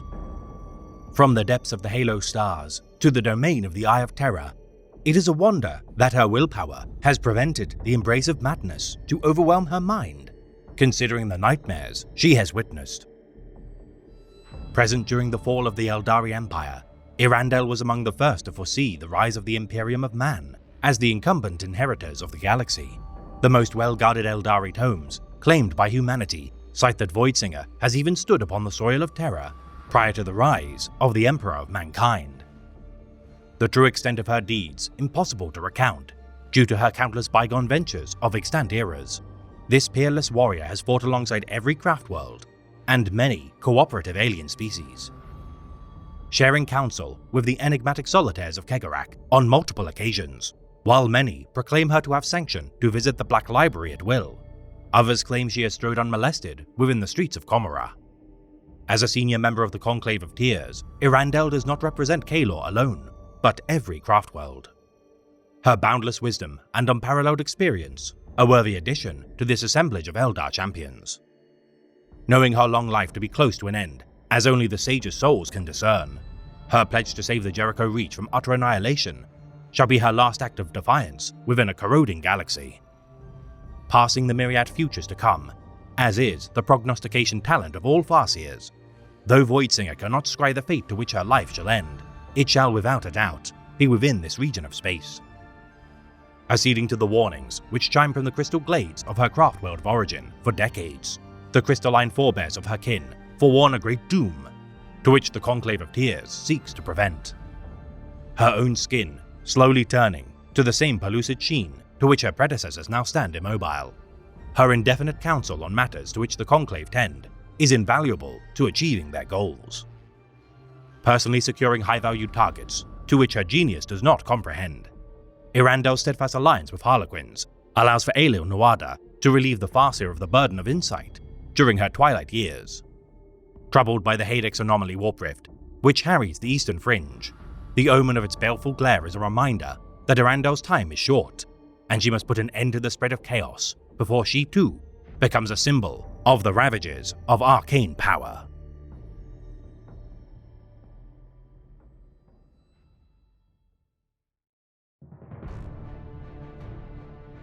In Kain's own iron skin, we clad ourselves for war, while fire burns hot within. Another storm of memories, more pain, more death. Corlandril tried to fix upon something he knew to be his own life. He ran fingers through Aurieli's sapphire hair, kissing her neck, her sharp cheeks illuminated by the firelight. No, that was not his memory. He had never done that. He had never seen Aurieli. He tried again, but the mantra continued to spill from him, and he was swept away on another tide of false recollections. The iron blood of Cain, from which we draw our strength, grows greater within us. The iron blood of Cain, from which we draw strength, grows greater within us. Battle comes upon us. We bear its dark burden upon our broad shoulders. Battle comes upon us. We bear its dark burden upon our broad shoulders. Smaller and smaller, vanishing to a single point, Corlandro's individuality was engulfed by the tide of personalities from the Spirit Stones. He drowned in darkness, flailing to retain some sense of self against the torrent heaping upon his frail mind. Come to stand before Cain, unyielding in our fate, free from all doubt and fear. Come to stand before Cain, unyielding in our fate, free from all doubt and fear. The dead numbered in their tens of thousands, countless lives extinguished at the hands of those who had worn this armor. Creatures of all races, some warriors, many not, victims of Cain's bloody murders. Corlandro waited within the last vestiges of his grief, giving his last compassion for those that had been killed, saving none for those to come. We do not flee from death. We stride in Cain's shadow, proudly and with no fear. We do not flee from death. We stride in Cain's shadow, proudly and with no fear. We strike from the darkness as the swift scorpion, with a most deadly touch. See not with eyes alone, but allow rage to flow. Let Cain's gift comfort you. Corlandril was all but gone, a swirl of motes in a greater consciousness. Corlandril was a striking scorpion of Craftworld Alatok. A revered disciple of the path of the artist for many years, this companion of the path of the warrior veteran, Viriana, attempted to gain her affections as a life companion during her own path of the dreaming. Tensions rising with the return of their mutual friend, Aradryan, following his conclusion of the path of the steersman. As this wayfarer sought to also gain the favor of Viriana, their paths would diverge. As Aradryan followed the path of the outcast, Corlandril began his journey as an aspect warrior of the Striking Scorpion's creed. Donning his war mask for the first time in his life, setting aside his self-indulgent talents as a dreamer, awakener, and artist. Seeking out the Shrine of Deadly Shadows, led by the mysterious Exarch, Kananeth, Corlandril, alongside his comrades in arms, Arhulesh, Behareth, Mithrain, and Elisanadrin, began his mastery of the teachings of Ara. Training only a single pupil at a time, as the shrine teetered on the precipice of disbanding, Exarch Kananeth's methods would bear stark contrast to the Exarch of the Fall of Deadly Rain Shrine, Aranara. Deployed to the Exodite world of Aelin Iliash as his first mission alongside members of the Dire Avengers, Dark Reapers, Fire Dragons, Shining Spears, and Howling Banshees. Their combat against the Orc menace stirred the wrath of Calamentia Cain within his soul. Venturing into the settlement of Hirith Reslane, beset by the rampage of the Orcs warlord, Corlandril faced the creature in combat, incurring a wound before being saved by his kinsman. Corlandril's wounds treated by the disciple of Isha's healing arts, Soareth, Exarch Aranara offered the novice Scorpion a chance to join his own shrine, his tenure as a former disciple of Kananeth causing friction between their ranks. Though Corlandril would refuse the Exarch's offer, his comrade, Arhulash, defected to the Fall of Deadly Rain. The Deadly Shadows now under strength as a squad, requiring an honor duel to settle the breach of honor. Kananeth demanding that Corlandril fight as his chosen scion. So sure was the Exarch of his teachings that the most novice of his men would best his former protege's skill, now diluted by the teachings of Aranara. Besting Arhulash in single combat at a score of 8-3, Corlandril, though victorious, came close to being consumed by the rage of Cain, calming from his restraint by his peers before apologizing to Arhulash and allowing him to rejoin the Shrine of Deadly Shadows. Now at full strength once more, the Striking Scorpions of Kananeth redeployed to a human world by order of Autarch Ahafane. This veteran of the Howling Banshees, Dark Reapers, and Dire Avengers, having overseen grand campaigns such as the Battle of Whispers, and 1001 storms. Calling upon the striking scorpions to aid in his venture in denying the humans an artifact of Shehu firsts, Farseer Kelemith foresaw that without Alatok's intervention, Slaanesh would bring doom to this nameless planet and corrupt all generations to come. Purging the humans who defended the artifact, Kor Landrel felt the lure of the mysterious object. The haze of its call cut through by Kelemith, as the Farseer secured the object to be confined within a Wraithbone casket. Retrieving their fallen comrades sundered by the human defenders before withdrawing into the webway, as the Alatokai gave their respects to those passing through the Gate of Farewells, Kor Landrel became restless. Hungering for battle and alienating his kinsmen by his eroding decorum, Kananev cast his pupil from the Shrine of Deadly Shadows, claiming his path of the warrior to be ended. Advising Kor Landrel that he must seek out his own shrine to lead as its exarch, Kananev's former pupil ventured across Alatok, the draw of some unknown presence within the Shrine of Hidden Death, calling to him. His arrival causing a ziggurat to rise from the sands of the Desert Dome. Within its depths, an ornate suit of striking scorpion armor set with 7 spirit stones lay, Kor Landrel recognizing the armor as his own. The 7 souls within its embrace subsuming the majority of his own identity, Kor Landrel merged with the beings regarding themselves as Morlaniath, as he recounted every death made by their hands. Claiming the chainsword, Teeth of Dissonance, and proclaiming himself the exarch of the Shrine of Hidden Death. Within Morlaniath, the souls of Idrisael the Dreamer, Lechamemnon the Doomed, Ephruin the Dark Joker, Elid Neriel the Weeping One, Neruid the Forgiver, and Ulfaranesh the Child of Ulfway instantly galvanized Kor Landrel's form. Freeing the artist from guilt and remorse, the Gestalt incorporated his talents into their own, the being known of Morlaniath accepting students to train within its shrine, as Firiana brought a grave warning to their doorstep. Kor Landrel's friend, now well upon her own journey through the path of the seer.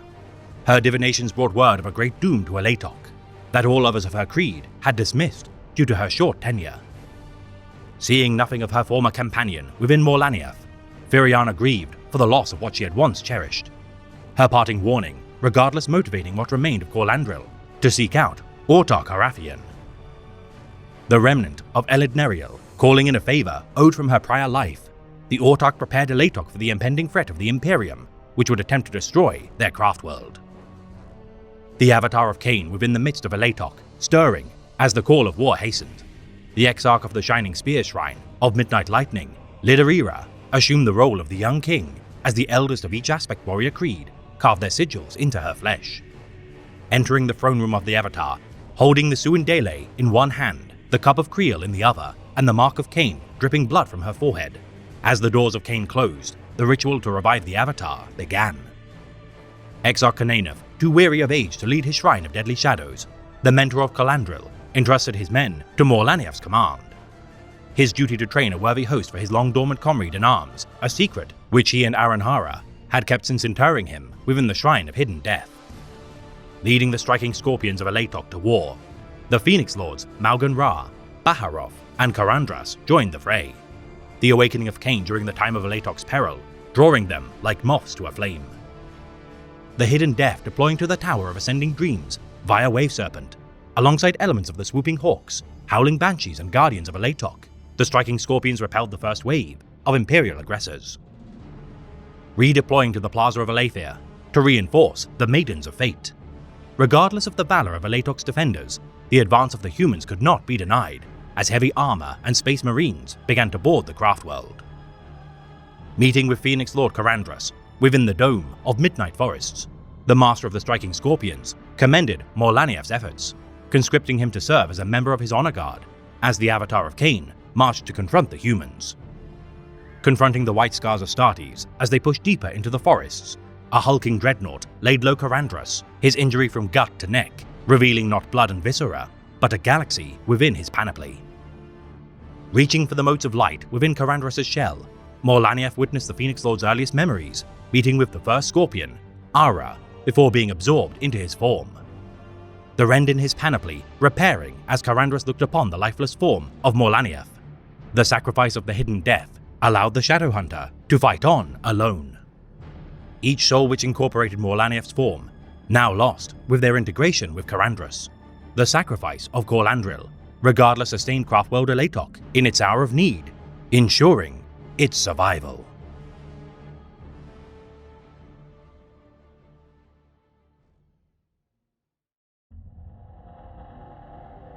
Firiana held her rune just above her fingertip as she contemplated the future.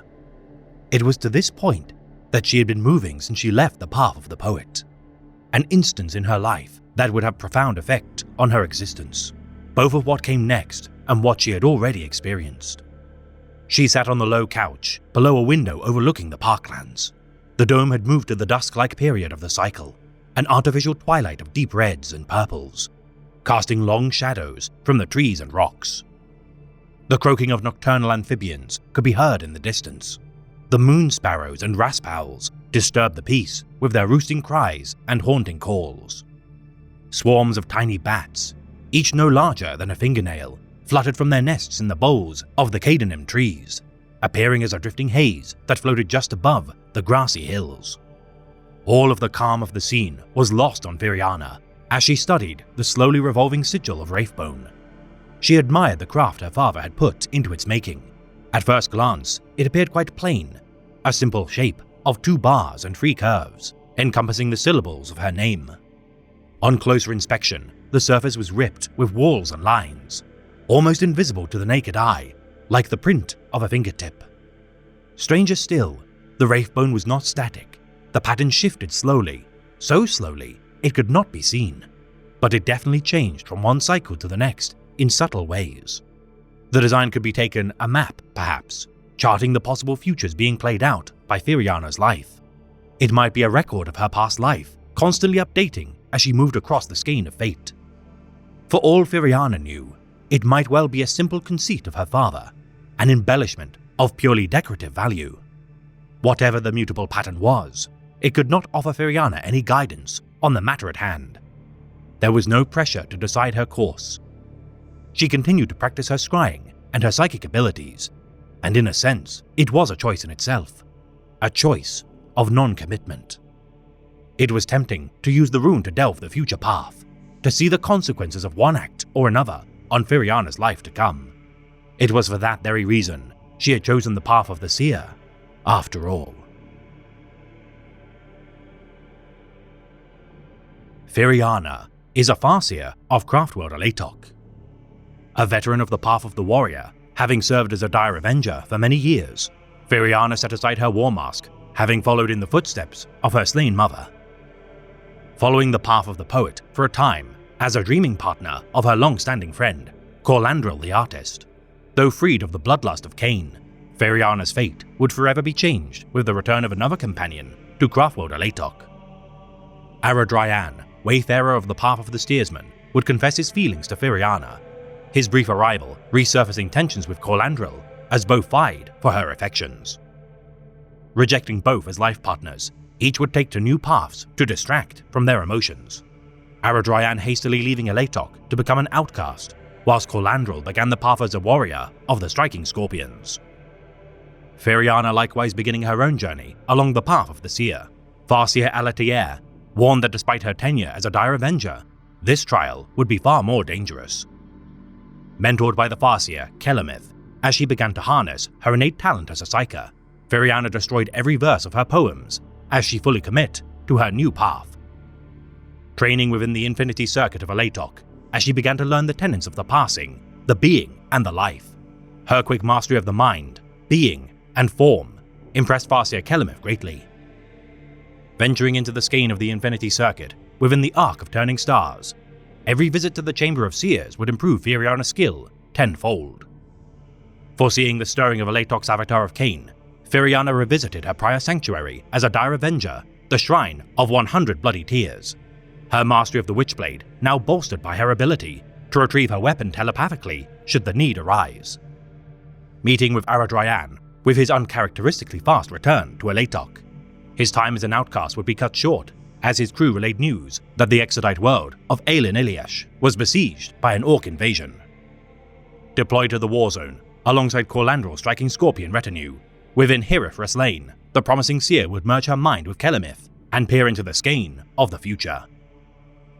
Seeing the potential death of Corlandril during a duel with an orc warlord, Feriana set aside her own feelings as she and her tutor aided the rout of the enemy. Worried for her friend's fate as he continued to follow Kain's bloody path, with their return to Aletok, Feriana ventured into the webway alone, using the Infinity Circuit's Eternal Matrix. Confronted by a demon of Slaanesh impersonating Corlandril, Feriana barely escaped damnation thanks to the efforts of Kelemith, who had foreseen her dabbling into the Immaterium. Underestimating the danger Feriana would invite, Kelemith regardless was impressed by her capabilities, resisting the call of She Who Firsts, yet demanded she must seek out a Bone Singer to craft a rune to further her advancement upon the path of the Seer. Stating that her own estranged father, Bone Singer Elandria, must craft a rune. Should she refuse, Kelemith would end his tutelage of her teachings and ensure all other Farseers shall follow suit. Merging his mind with Feriana's in order to witness the moment of her mother's passing, Mithranin's final battle against the Necrons would precede Feriana's watching through her father's eyes as he wrestled with his grief. Reconciling with her father, his runecraft would allow Feriana to traverse the skein of the warp without tethering to the Infinity Circuit, her perception of future events now beginning to unfold, cementing her position as a true Farseer. Observing the potential fate of Corlandril as a sacrifice made to Kalemensha Kain's bloody path, Feriana once more attempted to sway her once dream companion, yet failed to convince him to abandon his war mask. Convening with Farseers Alatier, Lemaine, and Kelemith, as they forewarned a Slaaneshi artifact to be corrupting a human population on a nearby planetary system, Ortax Arhafean, Nia Fawil, and Okulfiar decreed that Aletok shall purge the Imperials to save themselves from a far worse fate. Feriana, foreseeing her actions, gleefully murdering a defenseless mother and her children, the promising Farseer felt disgust for her delight etched on her face with the resurfacing of her long-dormant war mask. Resolving to stay her hand when necessary, Feriana combated demons of Slaanesh as Kelemith secured the dangerous artifact before entrusting it to the guardians of the Black Library, the White Seers. Returning to Aletok to spend time with her father, Elandria warned his daughter that the life of a Farseer is a lonely path to tread, a journey where Feriana shall never bear children and be haunted by foreseeing the myriad potential deaths of all those she cherished.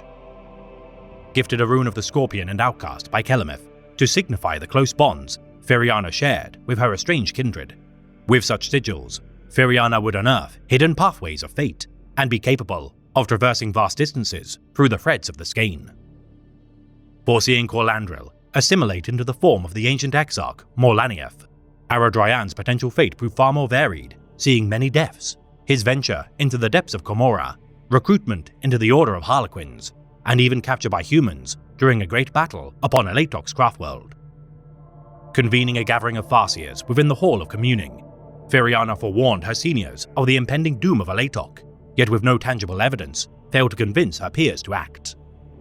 Meeting with Corlandril, now assimilated into the form of Morlanieth of the Hidden Death Shrine, a spirit stone within his form would call in a favor from her long-dead past to convince Ortax Arhafean to ready for war. Sending a warning to Aradryan to return to Aletok during his dreaming using the Eternal Matrix, her continued scrying of the future increasing the likelihood that perhaps she was the catalyst that had steered fate in its current course. Farseer Kelemith, receiving word of the Ortax decision, harnessing the power of the Orb of Elmarion Inn, the toll taken by the Infinity Circuit and his peers to activate its powers of divination, proved worthwhile as Feriana's proclamations of doom proved true. As the Avatar of Kain stirred, Feriana likewise readied for war, the Imperial's reprisal for slights made, requiring 3 Phoenix Lords to intervene to defend Aletok. As Malgan Ra, Baharoth, and Karandras rallied their respective aspect warriors for war, the Avatar of Kain strode from its throne room, the Imperial spearheaded by the Sons of Ora and their chapter master, Akol Nadeus. Awakening the Wraithguard within Aletok's well of silent affection, with her preparation duties fulfilled, Feriana fought the invaders of her home, striking down a venerated Space Marine librarian during the fray. Repelling the Imperials during the final battle within the Dome of Crystal Seers, alongside Aradryan, his efforts to parley with the Sons of Ora chapter master, preventing mutually assured destruction as Nadeus called off the assault. More than a third of Aletok lay in ruins as thousands of dead littered its domains, yet still it endured. The efforts of Farseer Feriana preventing her people's extinction at great cost.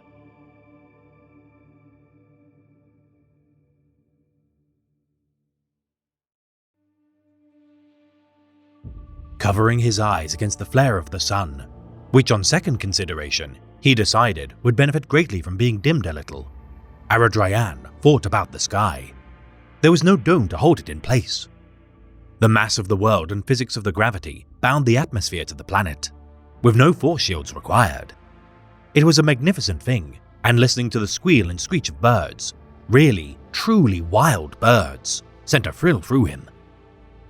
"Extremers," muttered Jer as he walked past. "Always with their heads in the clouds." Aradryan turned to respond, but his harsh answer died in his throat as he saw the smile on the ranger's face. "I once actually had my head in a cloud," Aradryan said, shifting the rifle slung over his shoulder into a more comfortable position. "It was on the sky bridge, above the Gorge of Deep Regrets." "Fascinating."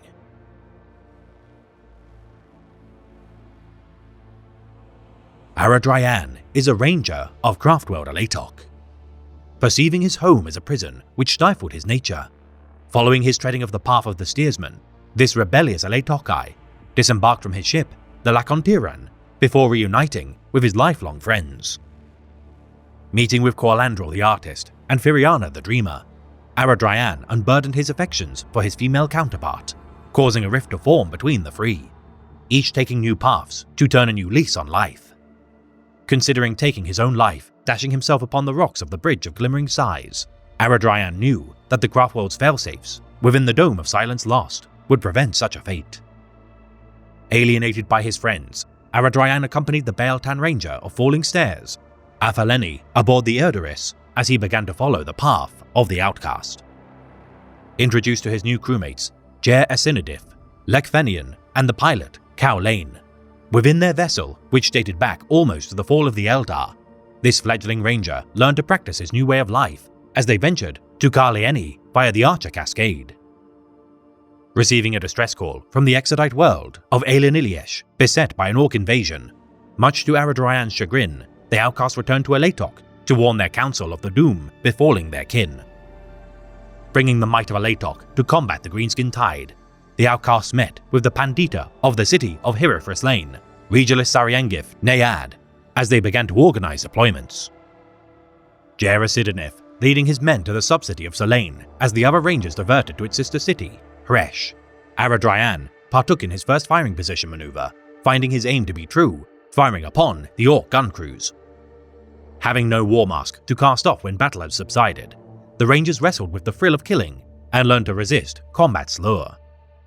Victorious in their efforts to purge the Orcs, the crew of the Idaris ventured forth to the Croneworld of Kai Dazar, a port of myriad Eldar renegades such as Drukhari, Rangers, Harlequins, and even White Seers of the Black Library, run by its founder, Estrathane.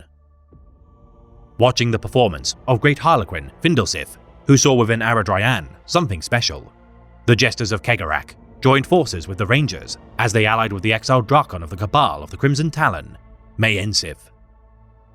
Aboard her flagship, the Fey Terath, Aradryan would join the crew of the Dark Abyss, the Drukhari leader growing fond of her new crewmate as she taught him the arts of blade work.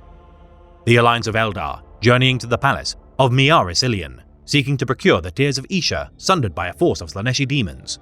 Within the heart of the Gulf of Magic, their forces would be ambushed. The demons, led by their Warden of Spirits, Lekfenian, would reveal his true nature as a Harlequin solitaire and confront the Decadent Lord. Aradryan and his comrades securing over 200 Spirit Stones before withdrawing from the battle. Lekfenian departing from the Rangers, now capable of leading his own troop, alongside Findelsith. Their inevitable dance without end, wherein each would play the part of Slaanesh and Kegarak, truly a sight to one day behold. Now a permanent member of the Dark Abyss, Aradryan supported the Corsairs of the Azure Flame, under command of Prince Commander Sephason, as they raided the Winter Gulf of Space. Pillaging a human orbital battle station with permission from the Karasto system's ruling Imperial commander, Divark, the Corsairs traded their spoils for safe passage and intel on their next targets. Hierarch Rathane of the Azure Flame plotting to betray Divark in order to keep all the spoils for themselves. The Dark Abyss would agree to their allies' scheme, meeting with the elder son of the commander, Darson Divark. betraying the Azure Flame as they feigned allying with Darson. Aboard his ship, the Invigorating Glory, Aradryan dueled with his chief steward, Antoine Nalim, following his rebuke for not bowing in the presence of the Viceroy. Bargaining Darson to relinquish ties with the Azure Flame, though the rogue trader acceded to his demands, with Aradryan's return to the Fey Tereth, he commanded the crew to fire upon Darson's vessel, fulfilling his ill-fought double cross. Continuing their raids of the Winter Gulf, Aradryan gained a reputation as a ruthless corsair, Mayensif testing him as a true outcast by leaving her ship in his command as she diverted to helm the Haenamore, convening in 10 cycles at the Cradle of Moons. Aradryan's endeavor raiding an Imperial convoy beset by a group of renegade space marines. As losses rose, the promising corsair contacted the Black-clad Angels for a parley.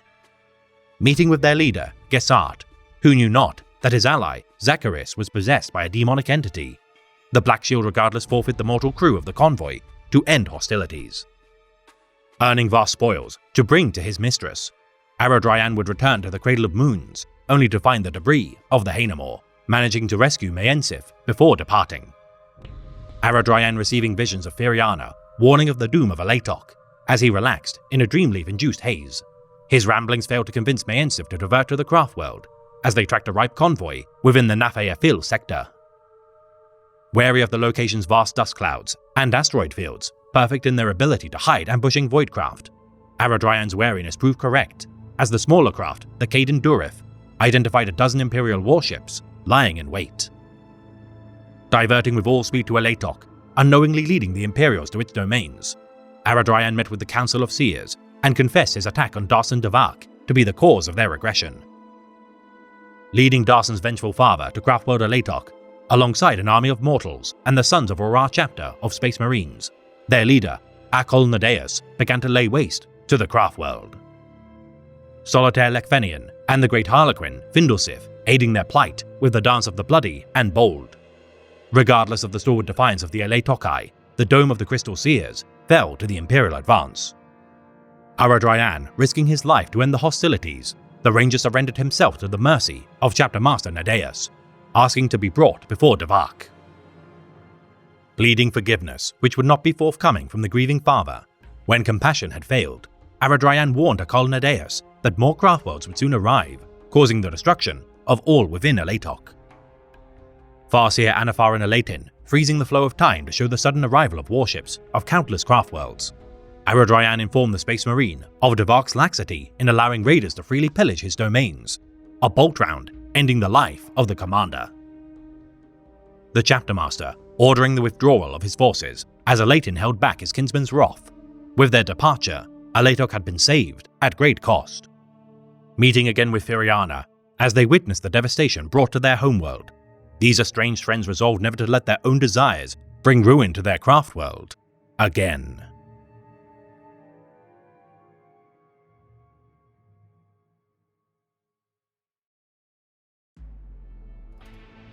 Iban Lauma is the Corsair Lord of the Balestorm Avengers.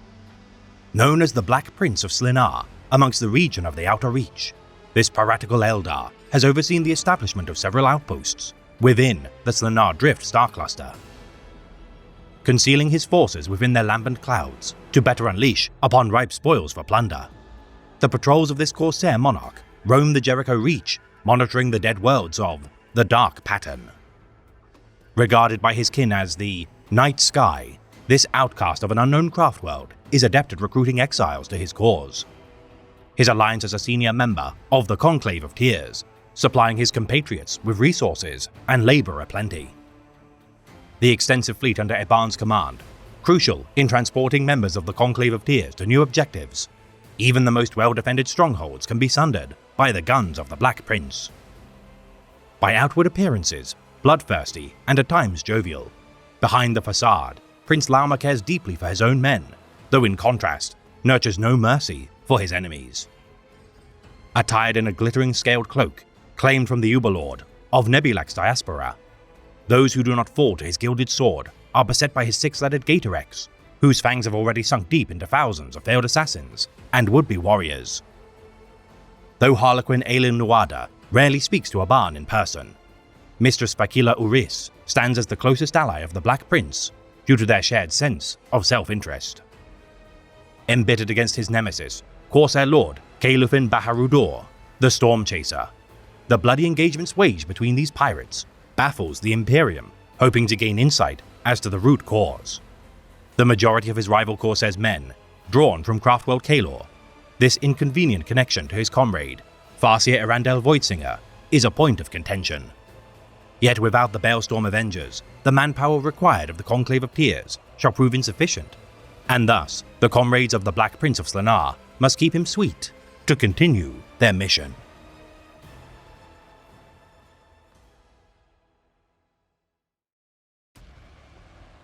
Medrial Galen serves as an autarch of Craftworld Samehan. Her deeds largely hidden from prying eyes, perhaps to prevent her hot-headed temperament from being exploited by her enemies. Though many a war chief of the Eldar ignored the plights of desperate allies, this forthright autarch has never shirked her duty to aid her kin. Her notoriety as a brash warrior cemented with the campaign fought against the Iron Warriors warband, the Forgeborn, led by Warpsmith Devok. Regardless of the risk that the Chaos Space Marines hoped to draw Samhain into a trap, Galen would not stand idle. Avenging the slain Exodites who had once laid claim to the world of Dayeth, the so-called Bloodied Fang, alongside her Zephyrborn hunt kinsman, faced the Unmaker and his Black Legion thralls. Her efforts to wrestle the Noctilith crowns from the hands of the heretic Astartes to prevent their siphoning of the Maiden World Spirit, the greatest trial the autarch has thus faced. None know if this bold warrior has succeeded in her venture, or if she, alike to many more before her, has perished in her righteous duty.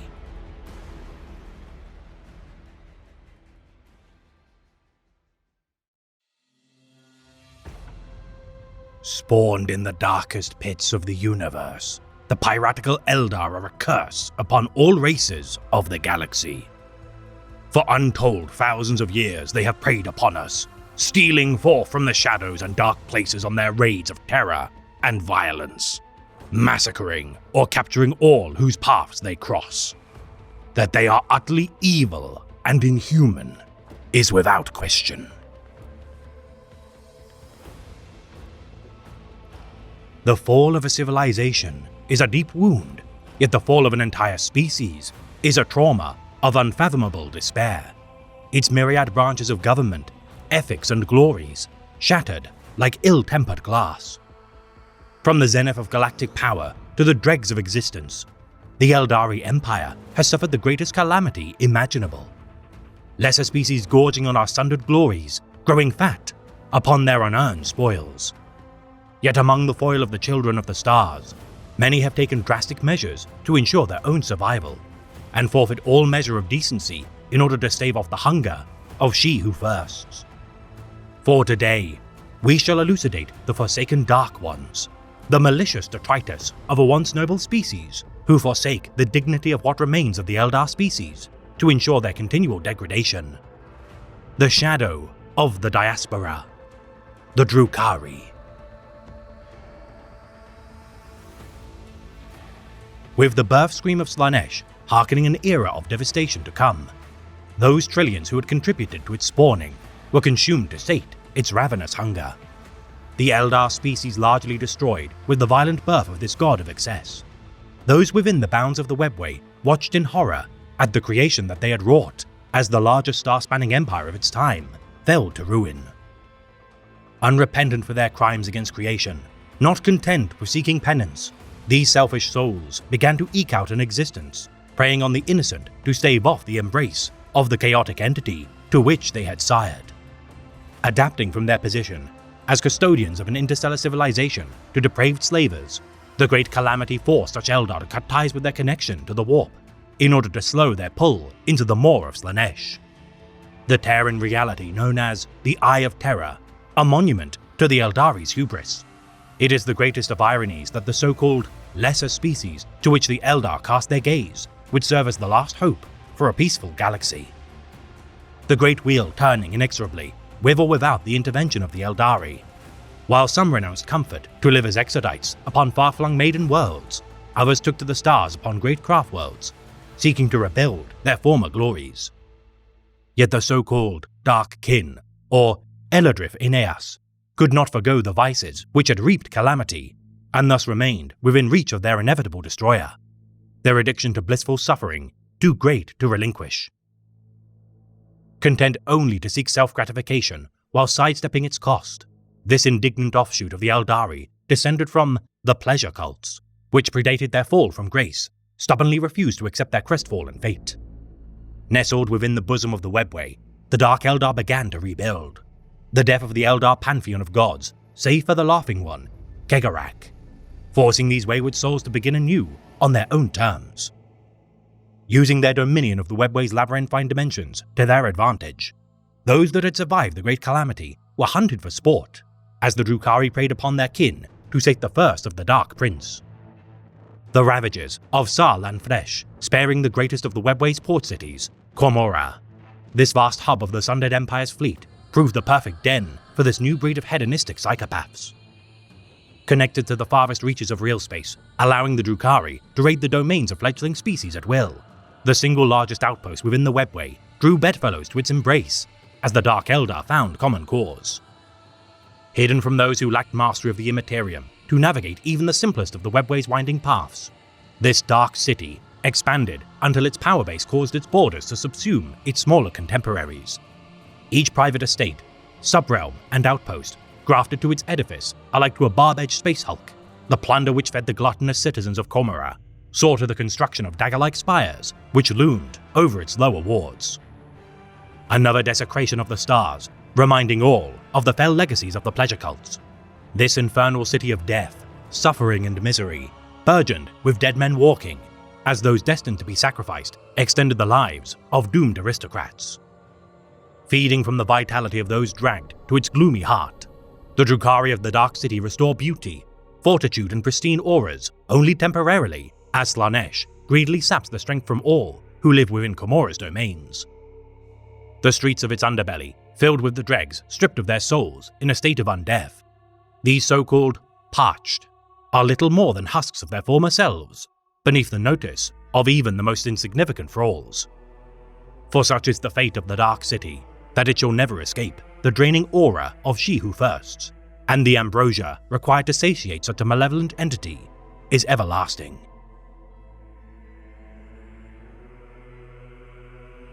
Satisfying the appetite of She Who Thirsts for 10 millennia of cruelty, the pawns of the Dark City do not take kindly to trespassers within their domains.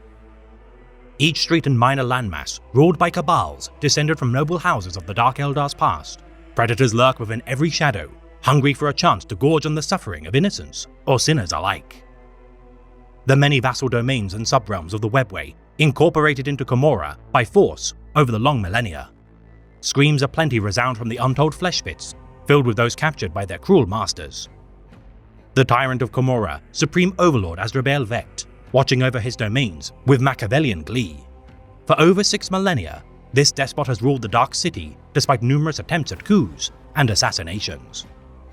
Using an attempted invasion of High Comora by 500 Space Marines of the Salamander's chapter to his advantage, Vect seized power during the losses incurred by bolters of the Astartes, enshrining himself as the Dark City's true ruler.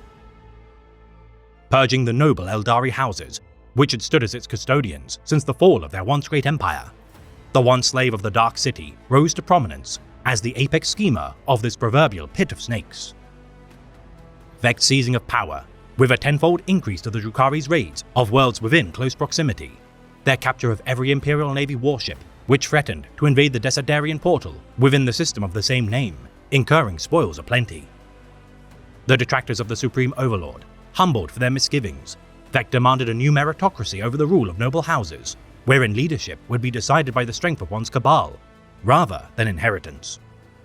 As the Age of Dark Genesis gave way to the rise of Vect, other eras such as the Age of Pain and Plenty heralded new challenges for the Dark City, its teetering on the precipice of disaster, nudged with the events known as disjunctions.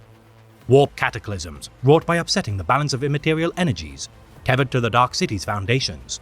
Such upsets caused the fabrics of the warp to damage the domains of the Webway, allowing demonic entities to spill forth. The Dark City's wards protecting it from the most potent influence of Slaanesh, straining in times of such unease. Vect has time and again used such crises to his advantage, furthering his stranglehold on power. Such threats to Comora, heightened with the birth of the Great Rift, thanks to the efforts of Abaddon the Despoiler's 13th Black Crusade, the bisecting of the galaxy in twain by the ruinous powers has further imperiled the safeguards of the Dark City. The last great disjunction conjured during the Night of Revelations. Within the crucible of the Queen of Knives, Lilith Hesperax, the grand succubus of the Cult of Strife, ended the life of the Daughter of Shades, Amharok, the sacrifice made to the Eldar god of the dead, Inayad, reviving the fallen soul now known as Ivrain. Such powerful conflagrations of arcana caused Komorra to endure the most powerful disjunction it had ever seen, truly threatening the dominance of Azrael's influence. As demons beset his domains, Vect ordered sections of the Dark City to be quarantined, forfeiting uncountable lives to the pawns of chaos. Komorra's subrealms to this day beset by demons, those pledged to Vect now attempt to hunt down the Daughter of Shades as reprisal for the damage done, as even her killer, Lilith Hesperax, now serves as her lieutenant. The Drukhari way of life, if it could be called such a thing, threatened by the awakening of Inniad, many Dark Eldar have chosen to side with the Inari due to Ivrain's promises that her patron shall vanguard their souls from the clutches of Slaanesh. A chance of redemption for those thought fallen too far into damnation, a dreadful prospect for the Supreme Overlord who feeds upon his subjects' desperation and submission. Showing nothing but contempt for their Exodite, Craftworld, and Inari kin, the Drukhari see themselves as the true inheritors of the Eldari Empire, having never retreated from the clutches of She Who Firsts. Seen by their rivals as those fallen to the path of damnation, the pale and live killers of the Dark Eldar prize martial skill and cunning as an alternative to mastery of the arcane arts. Every soul nurturing their predatory instinct to compensate for their atrophied psychic abilities, none are permitted to channel war powers within the Dark City due to the inherent threat of chaos which it invites. Every edge of their panoplies adorned with razor-sharp blades, in order to inflict pain given any and all opportunity. Every warrior of the Drukhari Cabals revels in their pursuit of the kill and thrill of the final, decisive killing stroke. Each Archon embarking upon raids with only the most accomplished members of their Cabal. Failure is not an option during these devastating offensives, and as such, all rivalries are set aside until tallies of spoils have been counted and courses charted to the safety of Komorra. Trading captured souls are like to livestock once returned to the Dark City. Whether rendered into flesh troughs, forced as free labor for weaponsmiths, or tormented for the delight of their buyers, there is arguably no worse place for a mortal to find themselves than within this pit of sadists. Staving off the first, induced by Slaanesh, which threatens to claim their souls, every Drukhari adds to the endless cycle of torment, anguish, and pain as a preferable alternative to becoming a morsel of She Who Firsts.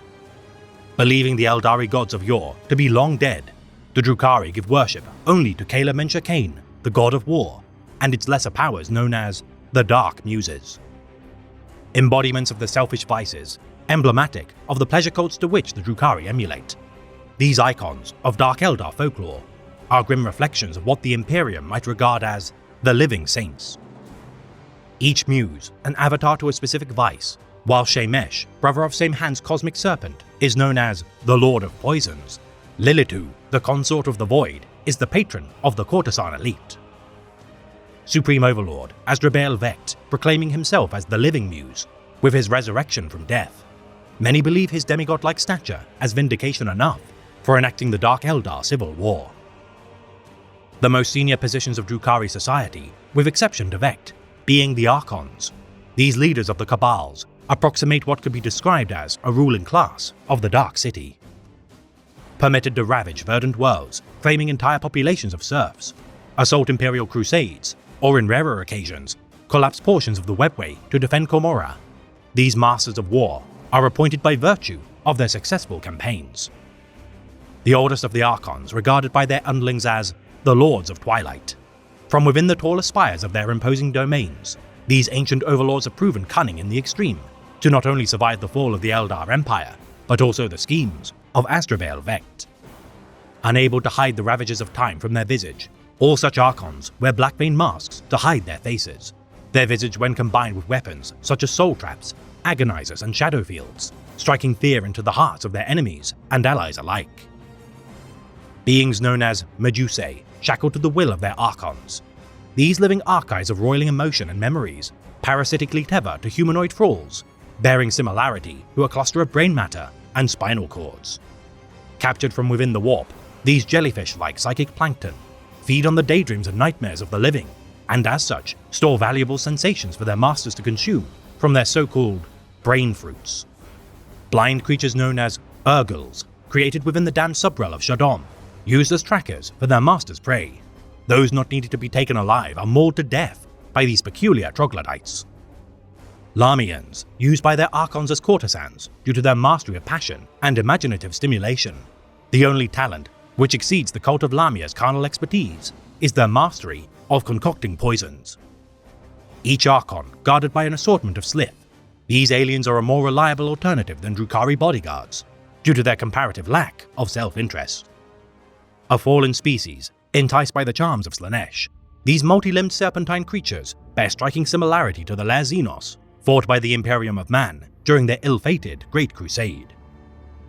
Advised by the succubi archives of allied witch cults on strategies of warfare during raids of ripe planets, while the Brides of Death aid in Archon's military matters, their homunculi shall tend to their wounds and, if needs be, revive them from death. Unconcerned with the games of politics that the Archons wage, these wizened ancients remain loyal in exchange for peculiar trinkets, which only the concerted armies of an Archon can provide. Though the Drukhari deny themselves the power of the Immaterium, it would be foolish to believe them limited in their methods of waging war.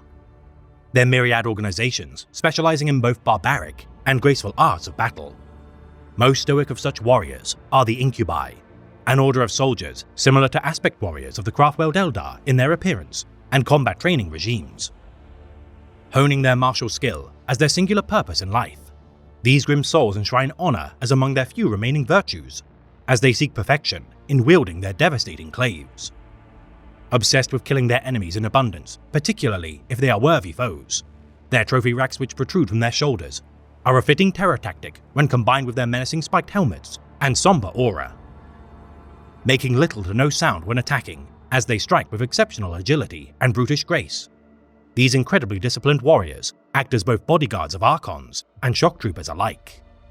Their shrines, given in praise to the fallen first Phoenix Lord of the Striking Scorpions, Ara. Each hierarch of the Incubus Order presides over a hidden shrine within the Dark City, alike to an exarch of the Craftworld discipline. The armor of each Incubus, claimed from its former bearer, they shall be accepted as a true warrior upon killing an aspect warrior of the Craftworlds in single combat, shattering their spirit stone to send their soul screaming to the embrace of Slaanesh. Such mercenaries of Cain, pledging their fealty to warlords capable of providing adequate war zones to sate their need for battle. Efficiency is their prime objective when enacting violence, as wasted motion is time not spent killing another foe. Prizing their claves as the perfect weapons for a warrior to wield, these hook-tipped power swords belie exceptional craftsmanship, with war leaders of the Incubi adopting the title Clavex as a testament to their weapons' prestige. Projecting neural energies from their tormentors mounted upon their chest plates, such neural pulses harry their victim's nervous system, with some using broken spirit stones of slain exarchs to craft bloodstones, which are capable of killing their enemies outright. Racks, acting as the twisted frontline berserkers of the Drukhari lines, these victims of the Homunculi Coven scalpels, once known as Haemakalites, harness their torment through acts of violence. Masked with iron to instill fear into their foes, whilst hiding their hideous visage from their allies. These voluntary avatars of suffering defend their fleshcrafters with no thought for their own safety, preferring to inflict damage in melee combat range, using toxin-tipped venom blades. These monstrosities also utilize meat hooks and stun rods to incapacitate their prey for use by their fell patrons. Metal gauntlets grafted to replace their hands fitted with injectable serums. With a flex of their tendons, the concoctions of the homunculi can be injected into a Rack's opponent, whether as a means to subdue or inflict horrific pain. Never leaving the side of their master, whether on raids or within the domains of the Dark City, depending on the preference of their masters, some Racks possess multiple extra limbs, spinal grafts, or bone protrusions added to their constitution. Grotesques, another infamous fleshcraft of the Homunculi Covens. Unlike their Rack kin, these subjects of the sciences of the Dark Eldar do not willingly volunteer to endure their transformation. Their surgeries are punishment for slights made against their masters. The chemical hormones and macrosteroids induced into their bodies, combined with surgical modifications, can take several years to reach its intended metamorphosis. Agonizingly convulsing, as growths of bone erupt from their spines and muscles stretch their skin. As their growth subsides, talons are attached to their wrists and tubing fitted to their veins to better inject their toxin-rich ichor. Lobotomized in order to prevent disobedience, these thralls of the homunculi grasp only fragments of their circumstance as they mindlessly follow the orders of their malevolent masters. Shuffling after their overlords like beaten dogs at a moment's notice, their kill sense is activated to unleash their true potential against their homunculi's enemies. Syringes aplenty, pumping stimulants directly into their spinal columns. Wheezes of pain can be heard behind their iron masks as tubes force their hearts to pump the dense sludge which courses through their veins. Rending their foes limb from limb using great hooks, cleavers and claws. Only with leave of their masters is their killing frenzy suddenly ended, and often causes their rampage to be put down by allies should their master temporarily shuffle from their mortal coil. Witches, comprising the bulk of the covens to which they pledge fealty, under the command of their respective hecatrix of their squad. Each in turn reports to their siren leader for new commands. The Siren's elite Hecatari blood brides wielding the most peculiar weapons available to their kindred. Though all witches are skilled with the arts of knife fighting, some use razor flails, hydra gauntlets, or splinter pistols to best hunt their prey. Reporting directly to their coven succubus, each assembles elite cadres of handmaidens into murderesses to fight under their command. Each vying for the favor of their succubus as they charge into battle anointed with the blood of their enemies. Promotion to higher ranks is often achieved by assassinating their superior, holding the title to which they vie for.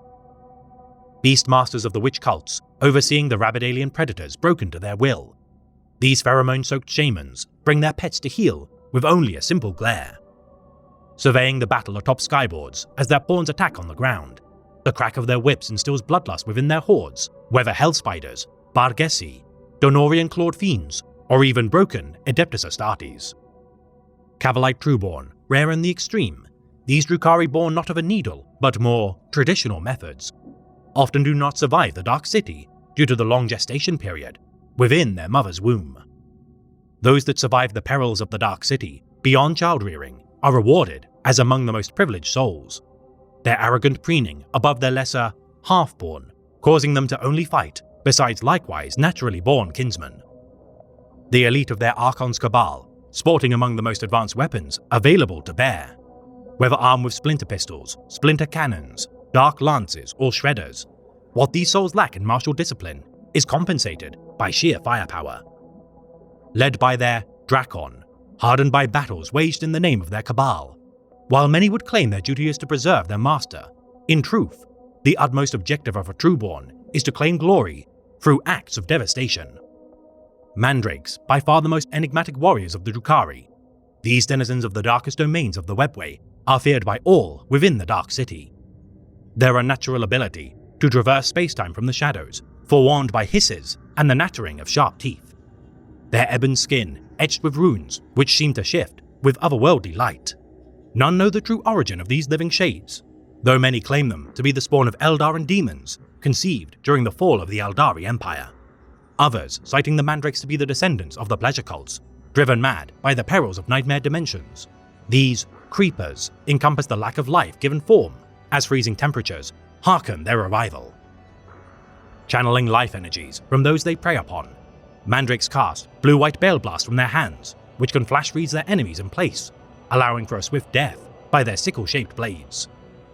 Masters of stealth who nourish themselves on the fears of their prey. Their services are given in exchange for tithes of captured souls, though on rare occasions, senior Mandrakes known as Night Fiends demand esoteric gifts such as a true name, the heart of an Adeptus Arbites judge, or the voice of a subjugated rival. Their clothing, sewn from the flayed skin of those who betray their oaths.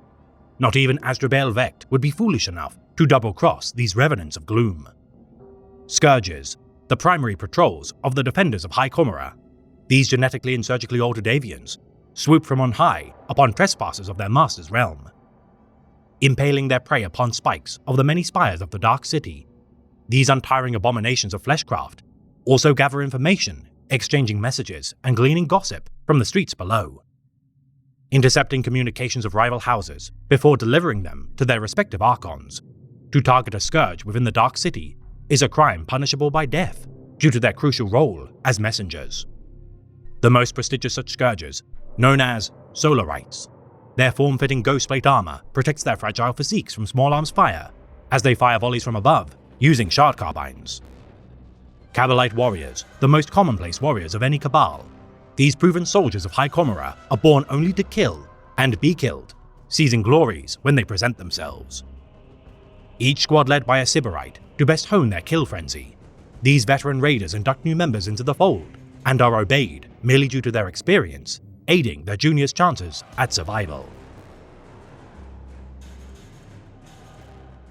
Drukhari armored vehicles capable of flight or gravitic suspension. Unlike the primitive creations of the Monkey, the streets of Low Comora buzz with Hellion gangs, not yet accomplished enough to join the ranks of the Cabalite warriors or outcast from their domains. Gathering in swarms to prevent their single-pilot skyboards being picked off piecemeal. To be a Hellion is to wage endless turf wars between rival gangs, as citizens of High Comora delight at the rabble below, squabbling for scraps.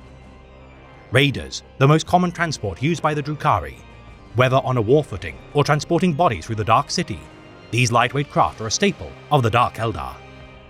Extremely maneuverable and capable of mounting dark lances on their prow, as well as sickle blades, electroshock rams and splinter rifles to allow for swift precision strikes. Capable of housing 10 standard Dark Eldar warriors, Raiders deploy squads into the heart of battle, whether they be of the witch cults, homunculi covens, or cabals at breakneck speed. Venoms, the most agile transports available to the Drukhari. These arrow-headed skimmers insert elite battlegroups into the heart of war in waves as a means to overwhelm their target positions, armed with twin-link splinter rifles and cannons to cover their advance, typically targeting the largest ships to produce the greatest yield of casualties. Many a foe ignores the 5-man Venoms due to their smaller stature, and thus the Drukhari delight in using such methodologies to insert their most prized warriors harmlessly into the thick of fighting. Reavers, the equivalent of jet bikes within the fold of the Drukhari. These single-pilot skycraft are a symbiosis of lethality and speed. The reflexes required to pilot such a vehicle, beyond the scope of species such as the Monkai. Seen within the Toroid racing arena of the Dark City when not at war, crowds aplenty revel in the daring maneuvers of expert raider pilots, as their death races delight the masses with shows of high-octane frills. Razor-wing jet fighters acting as heavy support transports for the most grueling of engagements. Such vehicles advance ahead of the main assault, targeting gun batteries and enemy armor. Piloted by veteran Reaver jet bikers, grown bored of their times within the racing arenas, the thrill of battle cannot be compared. The thrill of battle cannot be compared to, as they seek to inflict damage without incurring any wounds in return. Most widespread of all machines of war are that of the Talos pain engines, outfitted with chilling assortments of weapons, surgical devices, and fusions of organic materials to machine components. Another testament to the cruelty of the homunculi covens, these hulking torture devices move with speed, using their gravitic motors, before tearing its foes apart with razor-sharp claws. Its scorpion-like sting appendage, fueled by the torments of those writhing within its clutches. These mobile torture chambers punish all within their wake, much to the delight of their sickening masters. The Kronos parasite engines, created to drain the life essence from their prey. These monstrosities of alchemy imbibe themselves on the youth of their victims, as their physical form withers within single heartbeats, leaving only cadavers. The pulses of pilfered vitality, released to bolster allies within its proximity. Drukhari within its presence are imbued with renewed strength, with many an Archon paying the homunculi covens handsomely for one such Kronos to be sold to their care. Ravagers, the most similar to the more mundane tanks of lesser species. These lightly armored vehicles ambush foes with overwhelming firepower before withdrawing beyond return fire. Sowing panic within enemy lines as they scramble to counter such sudden attacks, its use as a terror weapon is as effective as the more conventional effects of its armaments. Last of the armored vehicles is the Voidraven Bomber, a heavy ordnance weapons platform piloted by only the most prestigious death racers of High Comora, utilizing sonic dampeners and stealth warfare suites to confound enemy scanning technologies. The payloads of these aircraft unleash devastation, leaving no trace for reprisal from its enemies. The war machine of the Drukhari, always in motion. If comparing its Archons as the motive catalyst, then their Cabals are the gears which drive such a mechanism.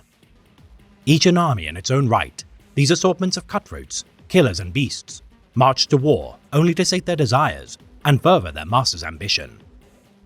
The Cabal of the Black Heart, by far the oldest and most sizable of all Cabals. These scions of Azrael Vecht have installed several Archons within its fold, who each in turn vie for supremacy.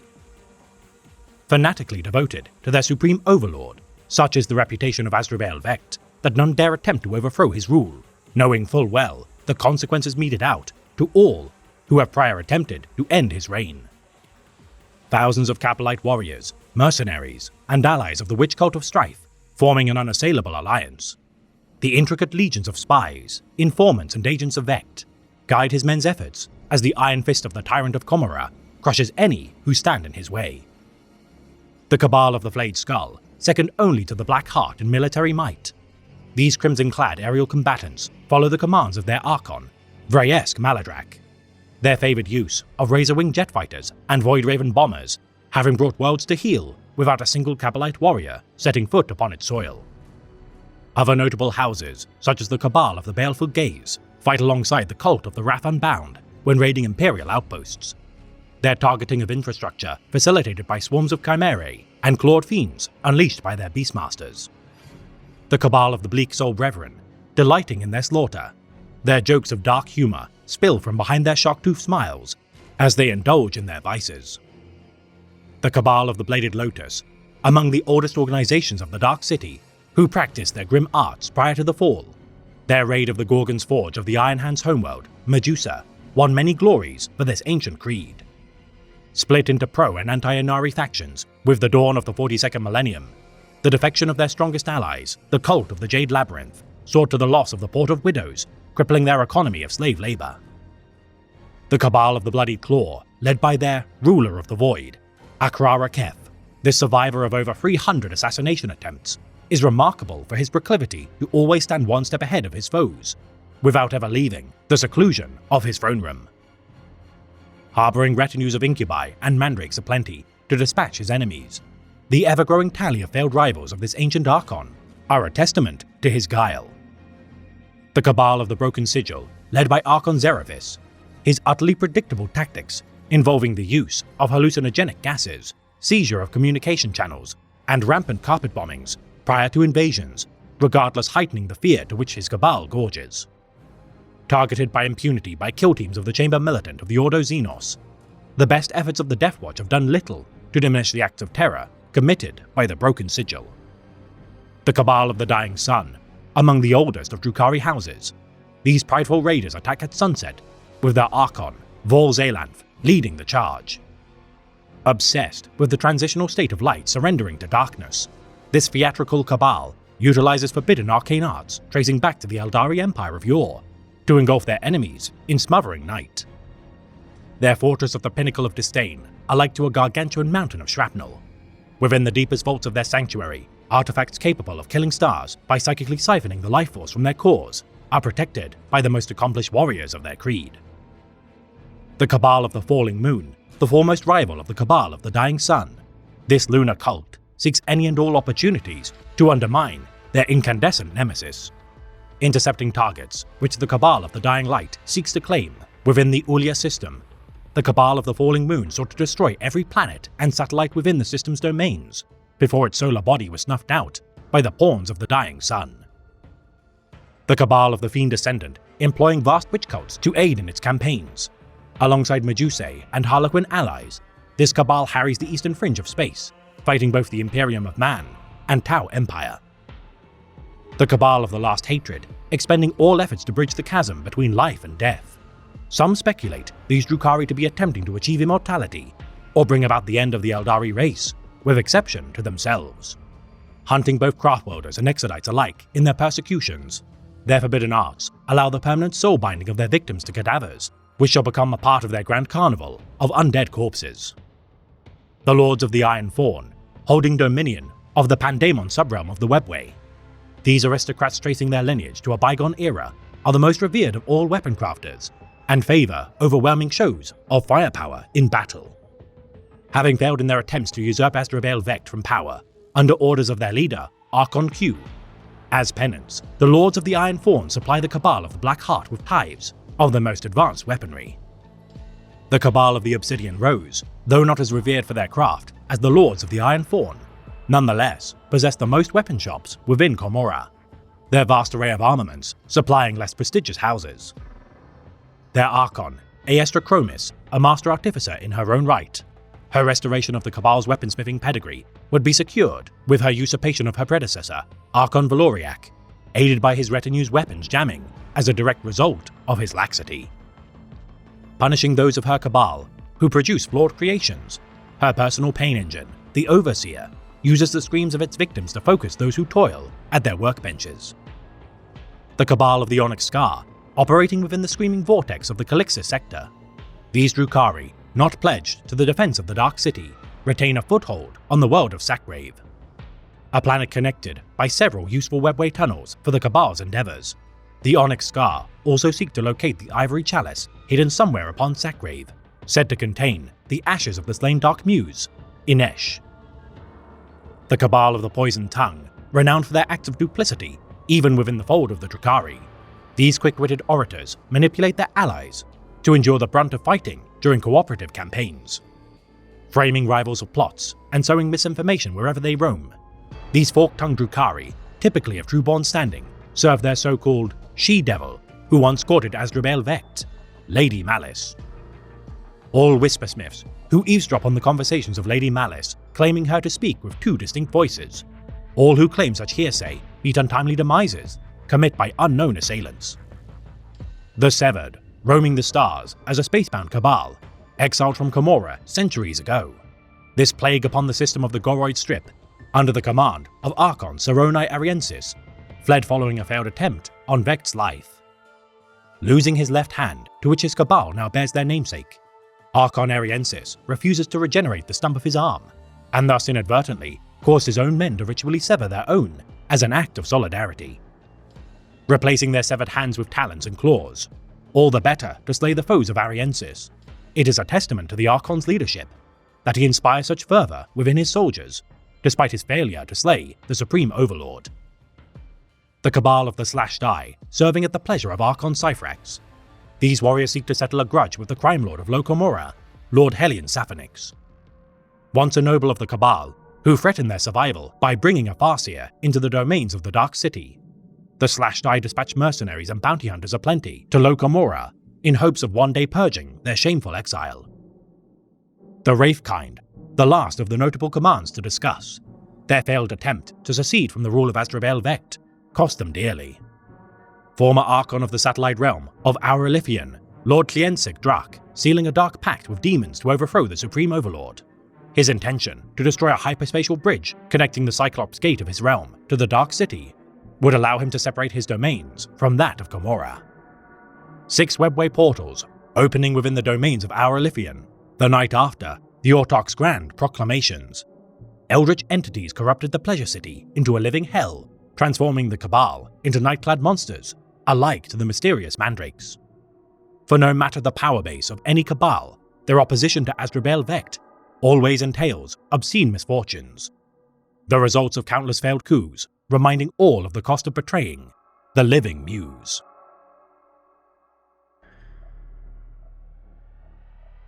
They are a scourge upon our galaxy, the most vile and sadistic of all our Xenos foes, and a peril to any who would ply the void in search of profit or gain. Whatever happens, should the shadow of their ships darken your path, pray you die before fighting at the helm of your vessel, lest fortune favors you, and they take you alive.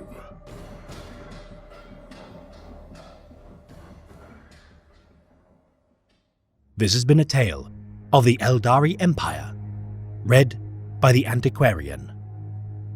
The Eldar of Ineas see themselves as the true descendants of the nascent Eldari Empire, their stubborn defiance to fall victim to the avatar of their own hubris, gambling what vestiges of virtue remain within their cold, calloused hearts.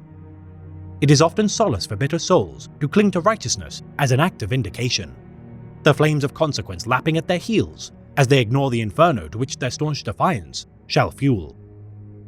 To acknowledge one's own failings is never easy, yet without taking responsibility of the pain we inflict, whether intentional or not, shall only poison those around us. For should you have inflicted moral wounds on others, whether grievous or slight, attempt to balm them as best you can. For left untended, such mental laceration shall fester, and only invite further misery to its recipient, denying all hope of forgiveness.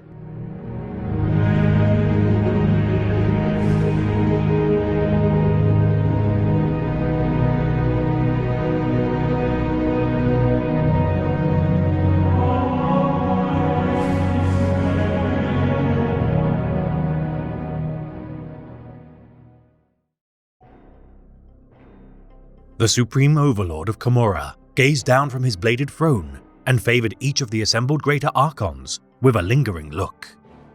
Vect's milk-white skin was as smooth and unlined as a child's, yet his void black eyes glowed with millennia-old hatred and unimaginably devious intelligence. The proud Archons met the Supreme Overlord's gaze without flinching, as they knew they must, or die, but not one of them did not tremble a little inside. Vect's sharp-featured face was normally redolent of the uncounted centuries of unbridled wickedness he had inflicted on others for his own pleasure. The Supreme Overlord normally projected amusement or self-satisfaction or insufferable confidence by turns. Now, his mouth was drawn into a bitter scowl. "My poor, beautiful city," said Azrael Vect at last, his rich voice sonorous with melancholy. "Why is it that everyone conspires to destroy it?" Azrael Vect is the Supreme Overlord of Commorragh. Claiming to have been born prior to the fall of the Eldar Empire, this lowly serf who had become indentured to the noble class of the Dark City, with no resources save his cunning, rose to prominence through manipulation, until leading his own cabal of the Black Heart. Striking down the nobility of Commorragh before they could realize the threat Vect posed, Azrael united the rival subrealms and their lords during an invasion by the Imperium of Man. The catalyst to his ascension, spearheaded by the Astartes Primogenitor chapter, the Salamanders. Their strike cruiser, Forgehammer, distracted the Commorragh nobility from Vect's schemes. Driving back the Space Marine forces, Azrael declared himself the Supreme Overlord of the Dark City, beginning 6 millennia of undisputed rule, despite the many attempts made on his life. The schemes of long embittered Archons, always failing to topple the wily tyrant from his throne. Among the most disastrous would be that of the plot made by the Archon of the White Flames Cabal, Nyos Elithian. Reviving the long-dead rival of Vect, El Uriak, as the allies of Elithian retrieved his skull from the forbidden subrealm of Shadom, the resultant chaos wrought from a demon residing within the Sunda Drukari Emperor's form invited calamity. The disjunction wrought from the resurrection and subsequent death of El Uriak, threatening to tear Commorragh apart. Vect, with aid from the enigmatic Harlequin, Motley, regained control of his domains in order to prevent the Drukari from being consumed by She Who Thirsts. Punishing Archon Elithian for his temerity in threatening his rule, Vect quelled the attempts by the pawns of Tzeentch and Nurgle from corrupting his fiefdom in secret, as his feigned death drew Nyos' conspirators into clear view. Once more embroiled by the events of a disjunction during the Night of Revelations, the duel between Lelith Hesperax and the mysterious corsair Amharok, within the Crucible, fulfilled a ritual to revive the Eldar god of the dead, Inayad. Reviving the fallen corsair, imbuing her as the emissary of Inayad, the Daughter of Shades fled from the Dark City as Commorragh faced the greatest threat to its survival, as the resultant warp energies unleashed plunged it into the Great Disjunction. Vect ordering assassins to enact vengeance against Yvraine, whilst forming uneasy alliances with his subordinate cabals to bring order back to the Dark City. Following the 13th Black Crusade of Abaddon the Despoiler, further ruin would befall Commorragh.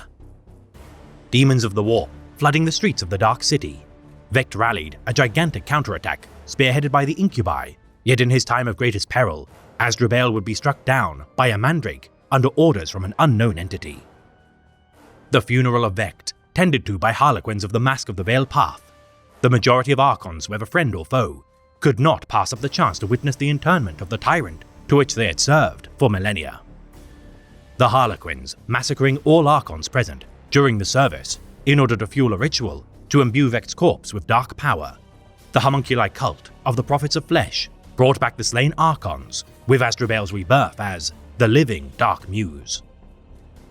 Rewarding those loyal to his reign with life, Vect ordered those opposed to his will to be reborn as slavering, twisted abominations, destined to live eternal as a cruel jest of the arts of fleshcraft. Presiding over his subjects atop his personal ravager, the Deus of Destruction, Asdrubael Vect, on the rare occasions he is required to fight, wields his badge of office, the Scepter of the Dark City, as his obsidian orbs restores any wounds he sustains. His actions aided by the doppelganger of his form, the Gelding. Though the thought of ending the reign of Vect, now imbued as the living muse, is dangerous, the alternative to pledge fealty to the cause of the Ynnari is a nonetheless tantalizing prospect. Enacting the Dark Eldar civil war to crush all Ynnari loyalists within the midst of Commorragh, entire subrealms of the Dark City are now controlled by the subjects of Inniad. Large portions of Drukhari, loyal to the cause of Yvraine, fleeing Commorragh for pastures new. All who evacuate the domains of the Supreme Overlord, regardless, know that a reckoning shall be forthcoming. For none have ever slighted the will of Asdrubael Vect and escaped the consequences.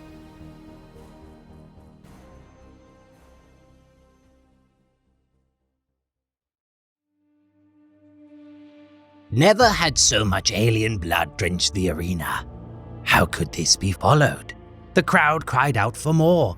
There could be no end to the spectacle now. Then, Lelith herself strode into the arena. The crowd hushed at the sight of her beauty and elegance. Her flesh bared as if to taunt the blade to draw her blood. Her hair loose as if to tempt her adversary to grip it and strike the death blow. This was the way she liked to perform, so calm, so confident, so cold. The crowd gasped as she brandished her chosen weapons, a flashing of ice-cold silver, the kiss of death. Then the aliens were released into the ring. Not one, not two, but 10 assailants at once. Lelith danced with them, gifting each a single choice wound. The crowd roared their approval. The entertainment would last long, into the bloody evening. Lelith Hesperax is the Drukhari Grand Succubus of the Cult of Strife. The most revered combatant to ever grace the gladiatorial arena of Commorragh, none can match her genius for combat, combined with her incredibly fast reflexes. Her revealing panoply preying on the vices of her foes, while simultaneously unimpeding her agility. Her spellbinding dances with blades, not only wielded in her hands, but also concealed within her hair, have slain untold foes.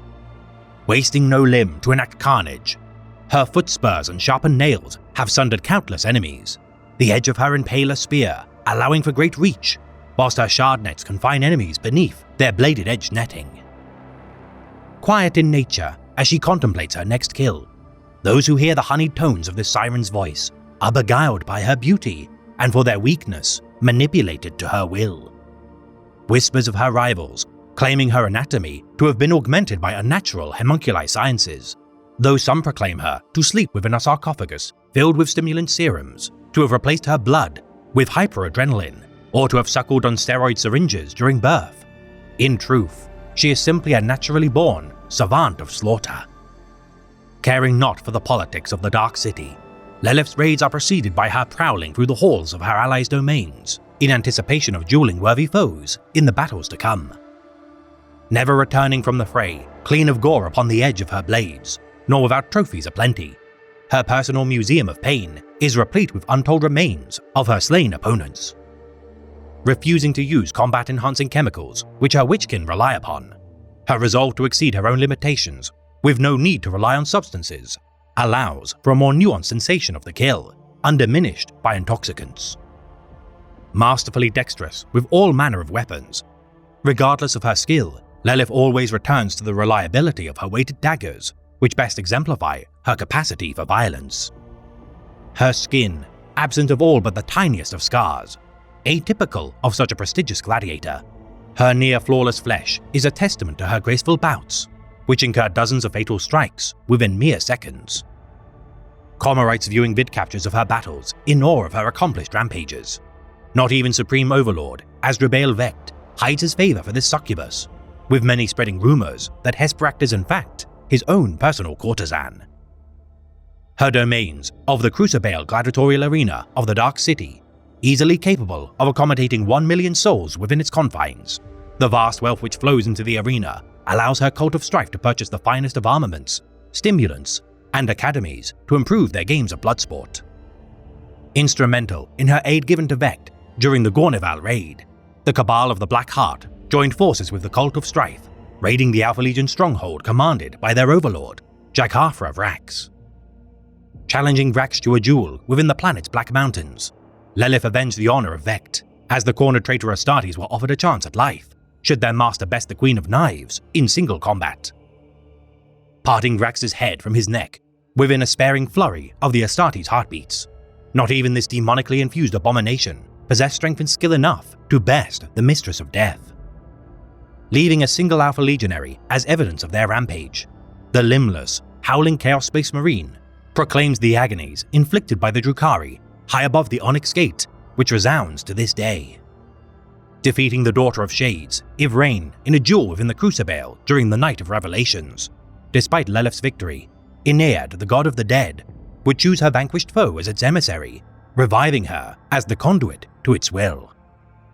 The disjunction caused by Yvraine's rebirth, rupturing the subrealms of Comora, though Hesperax would mourn the imminent loss of cheers of the arena, which now fell silent, a new opportunity to hone her skills would present itself. Allying with Yvraine to serve as her protector alongside Jane Zar, the Vizarch, and the avatar of Aenead, the Incarn, Lelith pledged the majority of her Cult of Strife to aid their endeavor in attempts to enact the Seventh Path in exchange for potent foes to face and a chance at resurrection should she fall in battle. Fighting beside Inari, Harlequins, and Exodite allies against the forces of Chaos within Imperium Nihilus, this alliance of Eldari attempts to destroy She Who Firsts, Slaanesh. Battling the greater demon, Shalaxi Hellbane during the Battle of Earthglass, alongside Yvraine, the Vizarch, Jane Zar, and the Troop of Midnight Sorrow, Hesperax tested her mettle against a true champion of Slaanesh, which gloated at their insignificance as it was banished once more into the warp. Betraying the trust of Asdrubael Vect by virtue of her fealty to the Daughter of Shades and damage to his realm, a reckoning loomed on the horizon as the spurned Dark Muse dispatched assassins to slay Yvraine and the Queen of Knives. Returning to Comora to put an end to the assassination attempts, a frosty reception missing the usual fanfare would herald Lelith's arrival. The power vacuum created by her absence, spreading rumors that her own witch cult would be replaced by the Cult of the 13th Night. Attending a grand spectacle within the Palace of Crows, her once friend, Grand Succubus Morgana Nafrax, would demand a duel against Lelith in order to put to rest the power struggle between who would serve at Vect's behest. Though initially hesitant to spill the blood to which she once showed affections, within the auditorium of one of Vect's many palaces, the two fought within its marble edifice. Allowing Morgana a chance at the killing blow, which proved to show her an ability to sunder the Queen of Knives despite vying for her glory, the succubi turned their blades upon Asdrubael, killing 5 of his bodyguard incubus of the Shrine of Cursed Night. Bargaining for her freedom, as Vect smiled at the gesture of a knife to his throat, the Supreme Overlord of Comora acceded to Lelith's demands and allowed the Cult of Strife to be reinstated as his favored allies. Permitting Lelith and Morgana to flee from his domains, Asdrubael Vect promised that should they ever attempt to seize the Dark City, their lives would be forfeit. Hesperax returning to the Inari henceforth to continue her alliance with Yvraine, promising the Daughter of Shades another duel should she fail in her mission to destroy Slaanesh. Until such time, Lelith thirsts for a chance to cross blades with a foe worthy of her skill. Obsessed with her ultimate goal of capturing Slaanesh's champion, Lucius the Eternal, should he be taken to the Dark City of Comora and pried from his armor of shrieking souls, Lelith shall conduct the greatest duel which shall ever grace the Crucible. For the Drukhari are fractured as their domains are imperiled, and for Lelith Hesperax, the only method of achieving salvation will as ever be wrought by the slaughter of her prey.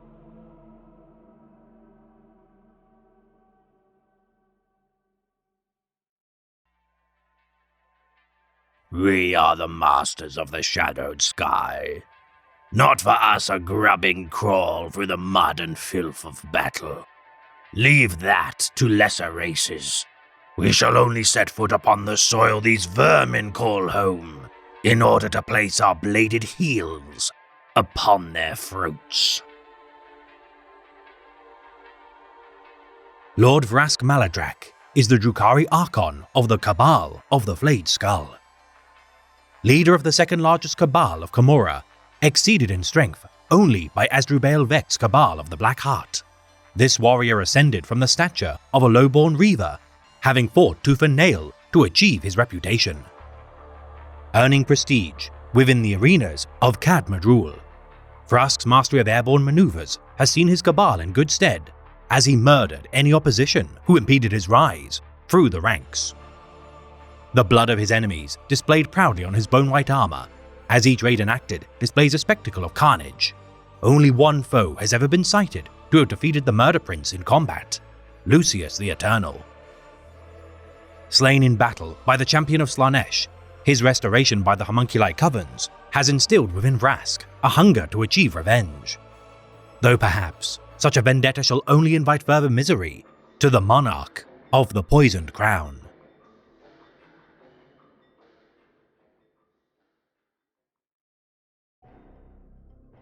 I have often taken an interest in humans and their crude dabbling in fleshcraft. The Adeptus Astartes are powerful warriors, but their creations have always been too restricted in their vision. This Primarch, Robute Gilliman, occludes his mind to so many possibilities, and as such will never achieve the perfection he seeks. The perfection that I define through the practice of my craft. If he wishes to learn from the master, let him come to me. I will gladly make room for him in my grandest oubliette. Urien Rekath is the Drukhari master of the Prophets of Flesh Coven. A homunculus of incredible skill at fleshcraft, this depraved manipulator of anatomy delights in his fell experimentations. Witness to the fall of the Eldari, as among the oldest living souls to have lived before the Great Calamity, Urien has perished many times, only to reanimate into an ever more emaciated figure. Not beyond the ravages of time, Rekath has died by blade, bolter, poison, and worse. His cold remains achieving reanimation by his surgically altered bones, which toil to regenerate his body. The creator of the methods to which the Drukhari transcend the pale, Urien saves the pain of death alike to a rare vintage of wine. Yet with the passing of millennia, Rekath's newest rebirths have caused surplus limbs and organs to be regrown. Hideous in stature, as his bent spine forces him to hunch forward, the skin of his face is made taut with unnatural age, as atrophied limbs protrude from his back. His artificially bolstered metabolism, allowing Rekath's flesh to reknit at incredible speeds. This homunculus welcomes injury during battle as a means to force his body into new, twisted adaptations. Long jaded with the political maneuvering of lesser Commorrites, Rekath's stature as an immortal, demigod-like being promises an eternity of torment to any fools who wish to attempt to usurp his power. Spawning mutated horrors from within his flesh pens, racks and grotesques aplenty stagger into battle as pawns to Urien's will. These sculptors of gore and viscera supplementing the forces of covens, cabals, and witch cults allied to Rekath's cause. Armed with strange weapons such as ichor-injecting gauntlets and chirurgeon blades, Urien projects artificial abstractions of his form using a clonefield hololith in order to obscure his true location. Busying himself with harvesting components from the slain, rather than unleashing devastation, his casket of flensing, carried on his person, unleashes swarms of malign entities, which rip the souls from his enemies using needle-like fangs. Returning the still-conscious brains of their victims to Rekath, torn from the necks of their victims housed within their skulls, Worm-like Xenos herbivores writhe underneath Urion's tread as he claims spoils of battle aplenty, capturing victims to act as canvases for creations anew, to satiate his endless hunger for innovation. Urion's alliance with Asdrubael Vect during 999.M41 allowed for their creation of a pocket dimension with which to safely store resources for the citizens of the Dark City to prey upon in the event of a demonic invasion. Announcing a grand display of his Sculptor of Torment during the Great Wake of Asdrubael Vect following his assassination during the Night of Revelations, Archons of the Dark City, both opposed and allied to Vect, gathered en masse, only to be massacred by Harlequins of the Mask of the Veiled Path, resurrecting Vect and every slain Archon with aid from his prophets of flesh. Rakaf's efforts imbued Vect as the Dark Muse, whilst restoring those faithful to his cause back to the living. The foes of Vect, reborn as abominable monstrosities, enslaved to Asdrubael's will. These shambling puppets of the Lord of Comora were a powerful gift of Urion to emphasize the fate of those who would oppose the Lord of the Cabal of the Black Heart. Unleashing his carnivals of pain, comprised of his assemblage of deformed creations, Urion's forces always strike at night, amplifying his need for grim spectacle, as invited onlookers to the raids, aboard pleasure skiffs, delight in the agonies inflicted. Such gestures reserved only for the most privileged Comorites. It is said that Archons too weary to rejuvenate their long-ravaged forms leave the carnivals of pain restored by a century's vigor. Paid favors in exchange for such miraculous feats of restoration. At the behest of Rakath, many a venerated Archon will pay their due, for should they not, small parasitic slitworms laying dormant within their bodies shall mete out recompense, bursting from each and every pore of their skin.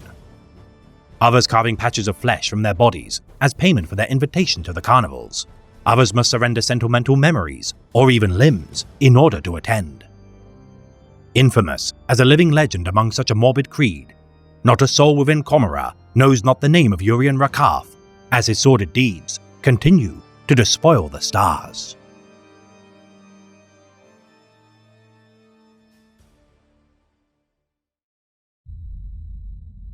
Stay back, Mor warned Motley. Raise no weapon if you value your life. Although the incubus barring Mor's path stood perfectly motionless, there was a poised readiness to his attitude that spoke of explosive action less than a heartbeat away. "What's happening here?" Motley whispered. "Who's that?" He has no name, for he never speaks. We call him Drazar, the Living Sword. Mor said with something like reverence. He is the deadliest of our brotherhood, the undefeated, the true master of blades. "Not a hierarch, then?" Motley asked, a little hopefully. No, Drazar has slain hierarchs, but he does not claim their place. Some say he is Ara reborn, and yet he slays those who attempt to venerate him. Drazar exists only to kill. Motley made a silent "oh" of dismay. Mor addressed the silent warrior directly. Drazar! You bar my path, but you do not attack. Have the hierarchs sent you to keep me from their door? A minuscule tilt of the horned head of the incubus affirmed that he had been sent for precisely that purpose. "Mor, don't take the bait," Motley hissed urgently. "They want you to destroy yourself. It'd make a tidy solution to a problem they don't want." Mor hesitated. The Harlequin was right.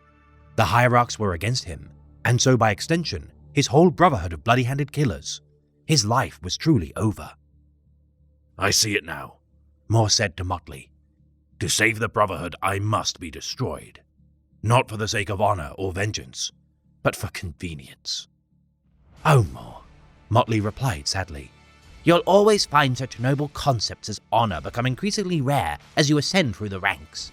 The pursuit of power virtually requires the abandonment of resolution for pragmatism, cooperation for coercion, and principle for convenience. Sadly, it's the way of these things. Mor tore his gaze away from the figure of Drazar, still patiently waiting, to regard the slight figure in Motley beside him. After a moment, Mor turned back to face the Master of Blades. Survival alone is not enough, Mor said slowly. I learned this on Ushant before I ever saw the wider universe. Life without purpose has no intrinsic value. You have a purpose. You can save Comora from the disjunction. No, Mor intoned, as his blank-faced helm swiveled back to Motley. The bloodstone tusks of Mor's helm suddenly flared with ruby energy that burst upon the unsuspecting Harlequin in a tsunami of red-edged pain. Caught completely unawares by the treacherous strike, Motley fell to the flagstones, twisting in agony. Every nerve was jangling, as if fire raced along it. Paralyzed, Motley could only look on with anguished horror as the towering incubus bent over him. My path is clear to me now. Farewell, Motley. Mor turned his back on the collapsed Harlequin and took a step towards the colossal statue of Ara looming at the end of the hall.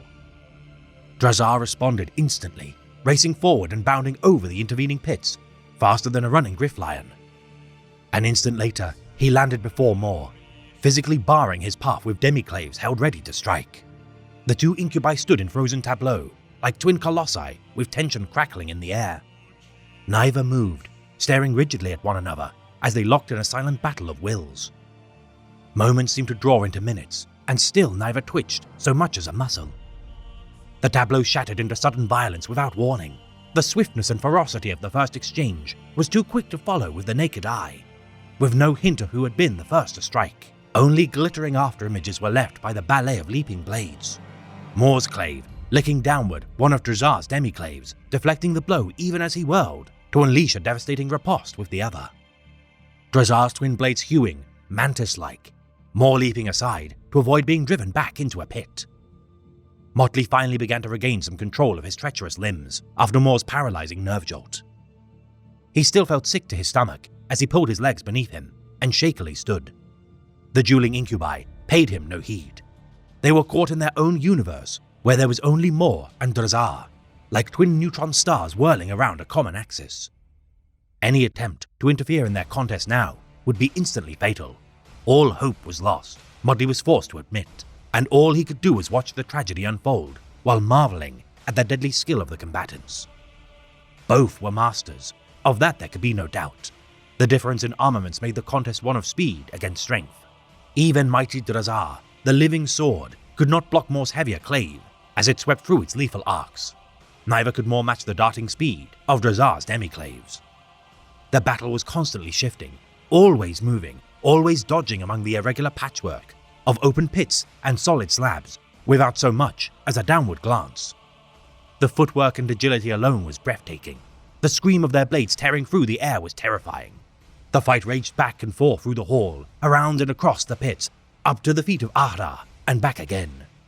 Grotesque shadows cast by the duelists capered and leapt around the walls, as if an army of demons fought through the hall. All eerily silent, except for the scuff of armored sabatons against stone, and the soughing clash of blades. The two incubi broke apart after a particularly furious passage of arms, frozen once again in the tableau. Drazar crouched with demiclaves held at the ready, one arced overhead like a scorpion's sting. The other pointed unwaveringly at his opponent's heart. Mor's armor was mauled, and he dripped crimson from a score of small wounds. The towering incubus swayed alarmingly for a moment, and Drazar rushed forward to deliver the coup de grace against his weakened opponent, and almost lost his own head in the attempt. Mor's clave hissed forward faster than a striking snake. With an unbelievable twist, Drazar caught the hurtling clave on both of his blades, and was physically driven back, heels scraping across the stones. But that was the last of Mor's strength, a last gasp. His recovery was slow and sloppy as Drazar, relentless as ever, came bounding straight back onto the attack. The demiclaves rained down like a hammer on an anvil, sparks flying as Mor's clave swept aside each attack in turn. But each defense was a little slower, a little weaker as Mor's lifeblood drained from him, and with it, his prodigious strength.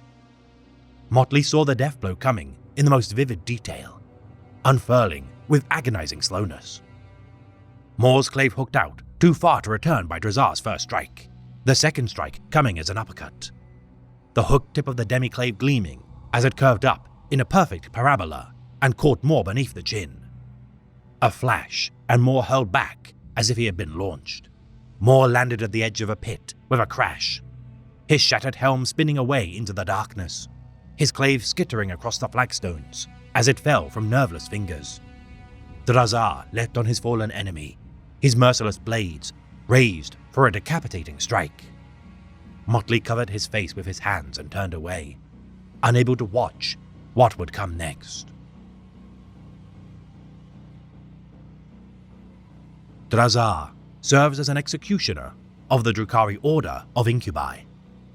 A champion of the Dark Eldar's grim reputation, such is the pedigree of this silent warrior that those among the Craftworld Eldari and Drukhari speculate Drazar in truth to be the first of the Phoenix Lords of the Striking Scorpions, Ara. Walking the path of damnation as a mystery even within the clandestine fold of the Drukhari Incubi, all that can be asserted with confidence is that this soul carved his way through the inner sanctum of the Great Shrine of the Incubi before saluting the interred hierarch as a gesture of challenge. Dismembering the hierarch within mere minutes of their duel, this unbidden challenger, though now entitled to claim the now vacant throne of the Incubi, merely bowed to his fallen foe before leaving. Clad in ancient war gear, unrecognized by any of the remaining Incubi shrines, this unmatchable combatant is so eerily silent during his bouts that many claim his armor to be filled with nothing more than grains of bone.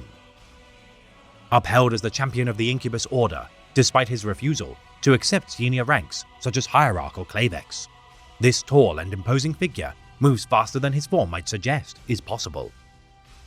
Armed with a pair of demiclaves, which carve his enemies to ribbons within graceful arcs, many have fallen to the Master of Blades, having failed to even unsheathe their own weapons. Once marked as prey by Drazar, none have the option to evade the edge of his claves, none ever witnessing the executioner of the Incubus to remove his helmet, eat, sleep, nor utter a single word. The translation of the title of this mysterious swordsman meaning the living sword, nothing but the slight tilt of his head or curt gestures of courtesy belie a sentient being within his ancient panoply. Caring not for pride, capricious vices, or power, killing alone is prize for this enigmatic warrior, who exemplifies the pure ideals of violent perfection to which the Incubi pursue. Calmly butchering all within his path, as his compatriots set aside their own comparative inadequacies to better study his form, the majority of Comorites venerate the deeds of Drazar as a topic of enduring fascination. His acts of single-handed aggression, such as slaying a trio of custodian guards in combat and slaughtering the entire population of Hive Tarson alone, many a powerful Archon employs Drazar to further their own ambitions. Tasked by Supreme Overlord Asdrubael Vecht to hunt the High Priestess of the Inari, Yvraine, the Master of Blades pursued the Daughter of Shades to the Craftworld of Samehan, attacking from a secret webway portal incursion point. The edge of Drazar's blade, parried by the Phoenix Lord of the Howling Banshees, Jane Zar, moments before separating the High Priestess's head from her neck. Not even the Storm of Silence could sunder the living sword. Cleaving Jane Zar in twain with his demiclaves, though denied his prize, as Yvraine escaped the carnage, Drazar claimed Jane Zar's Phoenix armor, offering it to the Mandrakes of Elendrak in order to prevent her resurrection. Yvraine petitioning Iniad to grant life once more to Jane Zar, the Eldar god of the dead, allowed for the Howling Banshee, Gwitia Yen, to don the Phoenix armor and merge her mind with the combined experience of all who had been clad within its form. Drazar once more facing Jane Zar in single combat following her resurrection. Within the sundered craftworld of Xandros, the Phoenix Lord, now imbued with Iniad's grace, cut down Drazar as the only known being to achieve such a feat. The Drukhari Clavex, Darakinia Fremens, discovering the discarded armor and mask of Drazar following the battle. Upon donning the fell panoply, Fremens' mind was subsumed by Drazar's own, allowing the Living Sword's rampage to continue. The deeds of this eerie incubus continuing to this day.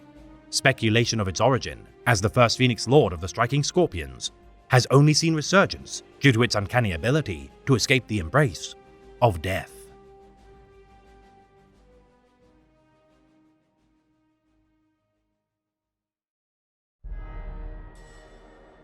As the dance reached a crescendo of frenetic motion, there was a low, deep tolling, as of some great bell.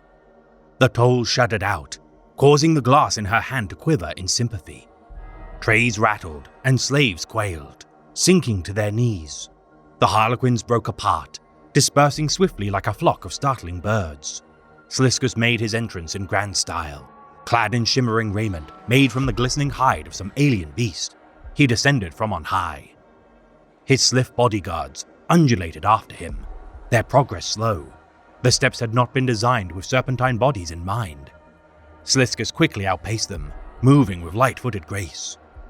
They say the Harlequins taught him to dance, Vindrak murmured, watching him. and that he has done so under a grinning mask for the unknowing entertainment of the highest of the high. She glanced at Malice. Have we seen him, I wonder? Malice studied the Corsair. Sliskus had not changed much since their last encounter.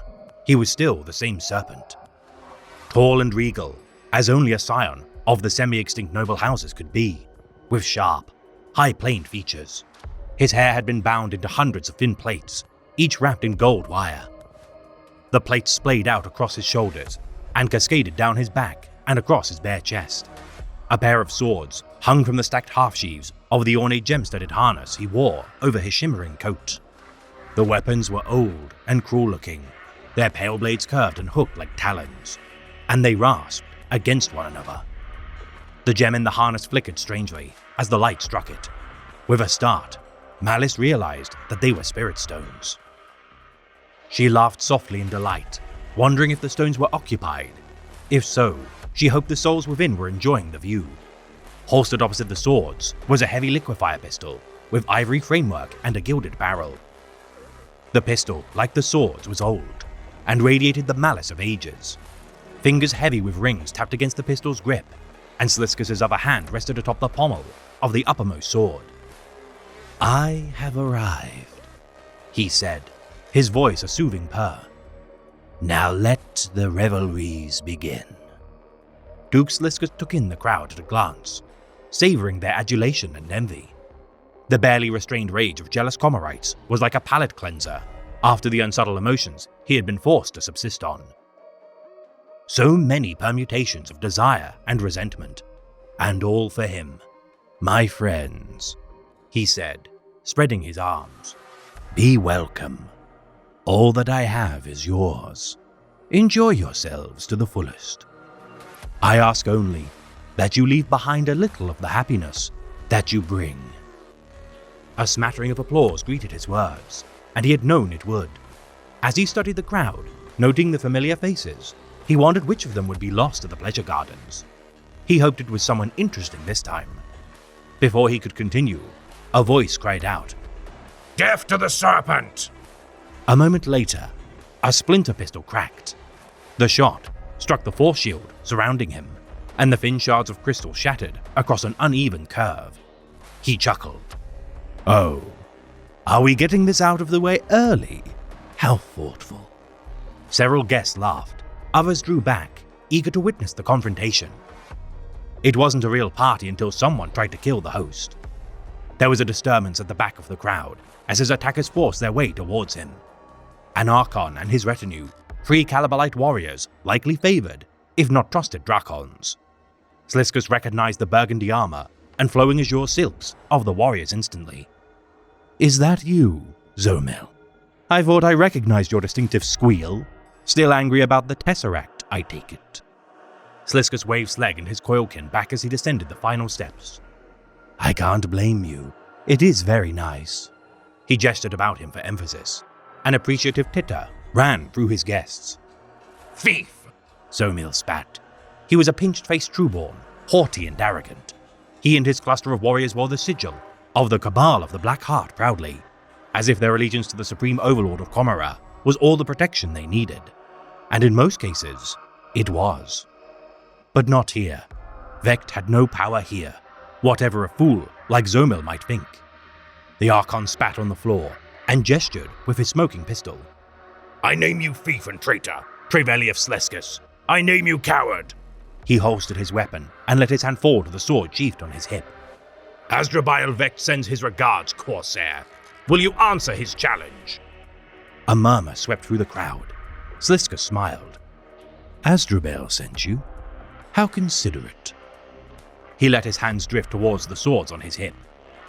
"Come then, let us commence, before the roasted hemivore cutlets grow cold." Zomil snarled an order, and his warriors drew their blades and surged forwards. There was another murmur at this. It was bad form to involve others in a direct challenge, but neither Zomil nor his master were known for caring much about form, and in the end, results were all that really mattered. Sliskus sprang to meet them, drawing his swords. The blades were light in his hand. and the pale steel was lined with thin filaments of red. The psycho-vampiric circuitry woven into the metal could unleash the vitality from anything the blades bit into.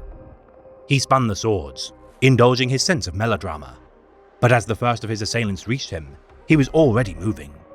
Not to kill, but simply to incapacitate. He twisted away from a lunge and chopped through the back of the warrior's legs. His blade easily bit through armor and flesh, and the crippled warrior collapsed with a gasp of pain. Sliskus tore his blade free, as he used its mate to parry a blow. Without slowing, he dealt his second attacker a deceptively gentle blow on the shoulder. As the second reeled, the third pounced. Sliskus caught her blow on his crossed blades. He jerked his swords apart, chopping through her own. She stumbled back, and he pursued. His blades licked out, knees, elbows, thighs, shoulders, and she fell with a wail. The second warrior cursed and sprang at his back. Sliskus reversed his blades and thrust them to meet him. The weight of the dying fighter crashed against him, and Sliskus shuddered as he drank in his opponent's death agonies. He tore his blades free as Zomel tried to capitalize on the momentary distraction. Invigorated by the pain of the warriors he had wounded, Sliskus easily avoided the thrust. Zomel was not quite the swordsman he fancied himself. He was a better bootlick by far. Sliskus wondered what had given him the courage to attempt so bold a murder. Maybe it wasn't courage, so much as stupidity. "How he must dislike you, Zomel," he said as he stepped around the Archon. His blade licked out lazily, and Zomel parried it with desperate speed. "Sending you here, like this? I did wonder, you know. The last time I invited him to a party, he sent mandrakes. They made quite the mess. But this is more in the way of an apology." Zomel bared his teeth and attacked. Sliskus ducked and twisted, evading the darting blade in a swirl of robes. "I wonder, is this punishment, perhaps, for losing the Tesseract in the first place? It was a gift, after all. Bad form to lose a gift from the tyrant." You stole it! Zomel snarled. "Yes, from you. So whose fault is it, truly? Whom does he hold responsible, Sliskus parried a clumsy blow and stepped past Zomel, slicing through his calf. Zomel sank to one knee with a groan. Sliskus turned and swept the tip of a blade across Zomel's wrist, cutting tendons. Zomel dropped his blade. The Archon threw himself forward, clawing for his splinter pistol. Sliskus didn't give him a chance to fire. He leapt and pinned Zomel's hand to the floor. He kicked the pistol away and smiled down at his would-be assassin. "I think we both know the answer to that." Zomel gaped up at him. Sliskus waited for him to curse, to protest, something. Instead, Zomel whimpered as the psycho-vampiric circuitry did its work. Sliskus frowned, suddenly bored of the whole affair. He sighed and thrust his other blade through the wounded Archon's eye, ending the game abruptly. Well, that was disappointing. Still, no reason to let it ruin the party. He nudged the body out of the way with his foot and looked around. "Eat, drink, my friends, drink, make merry. For tomorrow, you might wind up like poor Zomel there." Laughter swept the gardens as his guests set to enjoying themselves. Treveliev Sliskus is the Drukhari Corsair Lord of the Sky Serpents. Known as the Serpent by his fellow raiders, this vainglorious marauder allows for the destruction of any and all allies as collateral damage should they achieve his ambitions. Debased, amoral, and dressed to impress, despite the bloodshed wrought by his actions, this self-styled Duke fled the political intrigue of Commorragh with 3 cabals stolen from its domains in order to pillage the galaxy for great spoils. Eking out an existence of power-hungry pillaging for millennia, his reputation for slaughtering an entire hive city due to the nobility's mispronunciation of his gaudy titles belies his narcissistic psychopathy. Stealing a Tesseract pleasure garden from a pawn of Supreme Overlord Asdrubal Vecht before departing the Dark City, leaving much of Low Commorragh in flames, this preening vagabond cares not for rulership beyond the hedonistic delights it might bequeath. Never wearing the same attire twice, and demanding his tailors to incorporate remains from his recent kills to be added to his panoplies. His gorging on poisoned foods bolsters his immunity to toxins, whilst he delights in writing sonnets upon the flesh of his captives. Regaled by the Comoran nobility as a true exemplar of exiled Drukhari, his known exploits would reach their zenith during their tale of the Serpent and the Jackal Wolf. The only foe of the anarchic space wolf, Lucas, to ever outwit the guile of this jokester Astartes. Only thanks to the genetic pedigree of the Wolf King did the Space Marines survive their duel within Sliscus's flagship, the Incessant Agony, as Trevelyan claimed one of his hearts as a trophy from their duel. Remembering Lucas as a worthy foe, as scars on his face served as a reminder of the acidic spit wrought from the grin of the trickster, both adversaries in their own way reveled in their recollection of their battle, which is regaled to this day by Astartes and Drukhari alike.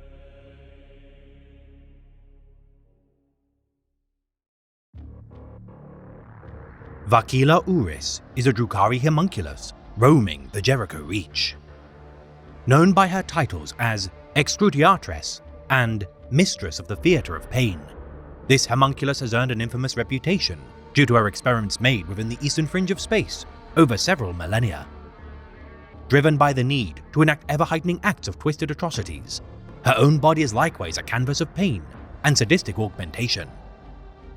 Revered by Comorites for her spectacles of debauched artistry, her alliance with the Conclave of Tears within the Jericho Reach is purely made as an act of self-interest. Opposed by the Death Watcher's dead cabal, who believe this band of Eldar to be attempting to align the dead worlds of the region into the alignment known as the Dark Pattern. Calling in favors from Archons of the Dark City to aid her raids within real space, thousands of Comorite thralls are seconded to her campaigns, fought alongside her own Raks and Grotesques to achieve their master's goal. Maintaining an uneasy bond of camaraderie with the Black Prince, Iban Lauma, Farseer Erandel Voidsinger maintains a much colder civility due to their contrasting beliefs. Harvesting myriad specimens, samples and spoils from her endeavors as the Jericho Reach continues to spiral into mayhem. The eyes of her victims stare out from her panoply, encased within gleaming glass microphiles, inspiring new folklores to be spun by the populace of the system.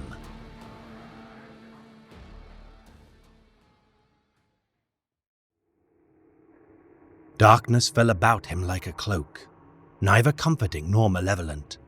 It soon yielded to an eerie hemispherical sanctum, a cavern lined with rank upon rank of flensed skulls. Their empty eye sockets pointed inwards, towards their skulking slayer. He squatted atop a mound of heads, some bare to the bone and stained in blood, others with flesh still attached. Their keeper busied himself, rooting amongst his trophies and dexterously skinning them with an immense curved blade. His hair was long, dark and lank, with two bones impaled crossways for a ragged topknot. Tattered scraps of cloth clung to his frame and wizened limbs, the latter rangy but taut with unnatural strength. Runes marked his skin, glowing dully like sickly emerald. As Vulcan stepped beyond the threshold, Kera Druach glanced up from his labors, a second pair of arms revealed as his body slowly unfurled. His eyes were hollow pits of fathomless black, promising an eternity of agony. The wretched creature smiled, a repugnant expression, then pointed with a long taloned finger to a gap in his legion of skulls. He clutched a head still, its pallid flesh clinging to the bone, but swiftly rolled it between his four upper limbs like a spider fashioning silk. Rather than spinning, however, his intent was quite the opposite. In a few short moments, a gleaming skull sat in Kera Druach's hands. "A place for me, Shade," said Vulcan calmly. "I am honored, but shall have to decline. Instead, I will need passage through the gate. I know it is here. You've hidden it behind this shadow. You will reveal it now." A harsh choking sound haunted the chamber. It took Vulcan a moment to realize it was laughter. All the while, Kera Druach moved neither his lips nor his limbs. But the air around him crackled, and suddenly, he was gone. Vulcan moved fast, raising Urdrakul as a long curved blade raked across its haft. He barely saw the Shadestalker. Kera Druach had vanished, almost as he had appeared. Vulcan turned and intercepted a beheading blow that fell so hard his ears rang. Again, Kera Druach vanished. A third attack jarred the hammer haft once more. A fourth grazed Vulcan's arm as he raised it in defense. Every blow was a killing strike, aimed at the neck. Caradruach did not wound his prey. He slew them outright. A hunter of heads, a decapitator of rare and gruesome talent. And he did not yield to frustration. Patiently, relentlessly, he wore at the Primarch, vanishing and reappearing, flitting from shadow to shadow. From above, from below, no direction of attack was barred to him. Slowly, Vulcan began to tire. Fatigue gnawed at him, but whatever evil lurked in this place was draining him too. Souls, he realized. The eyeless sockets of the staring skulls had some anima left. Every one had turned to regard him. Ice coated the Primarch's armor, reaching beyond ceramite and adamantium. The laughter returned, dripping with ancient malice. Caradruach sensed the end. "None defy me," he said, a half-heard echo. "You could not escape my blade forever." You should know, Shadestalker, Vulcan said, slightly breathless. that I cannot die, not by your hand. He had no idea if that was true anymore, but he felt reassuringly bold. Vulcan remembered. He remembered the hunters following him into the lair. He remembered an arachnid thing scuttling across the ceiling on 6 rangy limbs. He remembered Krail's head falling from his shoulders, the tribesman's face cold and dumbstruck. 8 had made it this far. Many more had entered the rift. None of them got any farther. Every warrior of Nocturne died, beheaded. Belgorad had been the last. He had wrapped a cloth around his hunter's spear and doused it with drakespit. The volatile substance gave off a noisome reek that had stung the nostrils. The blade had severed Belgorad's neck, just as he had lit the rag, and fire and light flared ferociously. Belgorad, uttered Vulcan, provoking a moment's hesitation from Caradruach. Does he remember that name? Wondered Vulcan. The one who hurt him. The Primarch's fingers traced the ancient sigils, wrought into the haft of the hammer. He shut his eyes as he found the one engraved into the icon of a blazing sun. His last glimpse, that of a spider descending. You never did like the light. The blind flare, fashioned into Ardrikul's head, exploded into searing magnesium brightness. Caradruach shrieked in agony.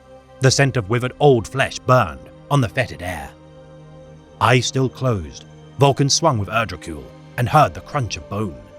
Daring to look, half blind, he saw the hunter of heads scurrying back into the shadows, 2 of his limbs hanging loose by his sides and leaving a trail of dark blood in his wake. Stung, Caradruach folded his other limbs protectively against his body. As the light died, the chamber faded with it. First it thinned to gossamer, then a dry mist. The skulls disappeared, the chamber disappeared. Caradruach lingered longest, the hollows of his eyes pitiless and already yearning for revenge. And then he was gone, and only a black cube remained. It levitated above the ground, slowly turning in the air, sparks of dark lightning cascading off its iridescent surface. The shadow field, or at least its cause. Vulcan destroyed it.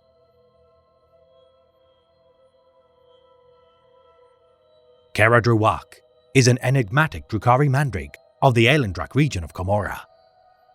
Known by his peers as He Who Hunts Heads, this legendary mandrake is believed by many to be the primogenitor of such peculiar beings. Viewing all as prey, regardless of their stature, this quiet hunter has sustained a killing spree 8 millennia in the making, striking at seemingly random targets and regions of space. Demanding souls aplenty as payment for his services, whether his toil shall take days, weeks, years, or even decades, his blade shall never waver for a chance to inflict the killing blow. Stripping the flesh of the severed heads of his victims within his lair, the walls of his den are lined with worthy trophies, whilst those who offend his gaze are shattered into pieces. Retaining a fragment of their souls within their craniums, the victims of the Decapitator watch in horror as new spoils accompany their eternal torment with each passing cycle. The disjunction of Shaddam, endangering Caradruach's collection, the Decapitator slew the Mandrake King Azarawak as reprisal for his involvement, followed by his brother Zakorawak, with now both cleansed of skin, gazing at one another within his macabre sanctum. The following disjunction, caused by the awakening of Iniad, plunging the Dark City into mayhem. Caradruach slew Archon Cyphrak as his final trophy, allowing the domains of his shadow realm to burgeon from his throne, which now consumes both mortals and demons alike. Pursuing goals known only to himself, if such tawdry thoughts such as intent can in truth be applied to this being. Many speculate who next shall become the latest offering to the Decapitator's blade, which bears his own morbid title.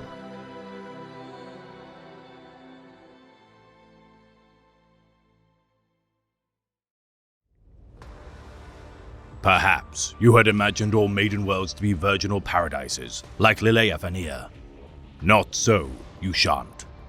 My elders told me that the world was once covered by mighty oceans, but in my time, they had become little more than deserts. The Exodite clans were hardy and endured. Some even thrived. They remained numerous, if not prosperous, through the slow draining of the seas. 14 centuries before my birth, the clans gathered to fight off an invasion, entering Ushant through the gate that we just used. Moore nodded across the greenly glowing pool and lapsed into silence. The clans were victorious, but they became cursed in the process. In the conflict, they learned new ways of making war from their enemies. Crude, indiscriminate, effective ways. Once the immediate threat was overcome, the clans turned their war machines on each other. What? Motley was incredulous. Why would they do that? Honor, pride, and stupidity in equal measure. The dispute began over which clan should control the gate and guard against future incursions. The strongest clans, the Firelight and the Many Islands, each opposed the other, gaining the prestige of controlling the gate. The two sides' bloodkin and allies aligned with them, in pressing their claims. Many had become so invested in making war during the conflict with the invaders, so my elders said, that they were loath to give it up when peace was won. Tragic. Motley frowned unhappily. I'm ashamed no one came to intercede and make peace between the clans. Moore laughed, a mordant cough of humor soaked in bile and bitterness. Oh, they came. Many times. Finely dressed aesthetics came from those drifting cradles we called craft worlds to tell us how to improve our lot. They hid behind their masks and shed crocodile tears at our misfortunes, while discomforting themselves not one iota to help us. In my own time, they came once again and sat in judgment of us like celestial beings that had reluctantly descended into the common muck. They had finally tired of the dispute and announced their intention to give their support to the survivors of the Firelight clan. Motley pursed his lips but did not speak, as he wondered which craft world it was that had so thoroughly bungled their guardianship of Ushant. Each craft world accepted nominal responsibility for a number of the Maiden Worlds scattered across the Great Wheel. Some viewed the Maiden Worlds as the hope for the future of the Eldar race, the seeds from which the Eldar might once more grow to prominence on the galactic stage. Other craft worlds viewed Maiden Worlds as no more than a burden, mere primitive backwaters, the resource-sucking wreckage left behind by a failed survival plan. Instead of quelling the conflict, the decision lent it renewed vigor. The Many Islands clan attacked the Firelight and their craftworld patrons that very night. They appeared to be surprised by the turn of events. They defended themselves poorly. Moore's helm tilted up at the memory, its bloodstone tusk catching the light and creating the illusion that they were slicked with fresh gore. Ara. Moore spoke the name with conviction. Make no mistake, it was Ara himself that came to me then. He told me without words that I was worthy to test my strength at his shrine. He challenged me to do so. The legends say that Ara was destroyed. Nothing ever truly dies. Perhaps the legends meant that he was changed beyond recognition. Tread carefully, little clown. You know nothing about what you speak.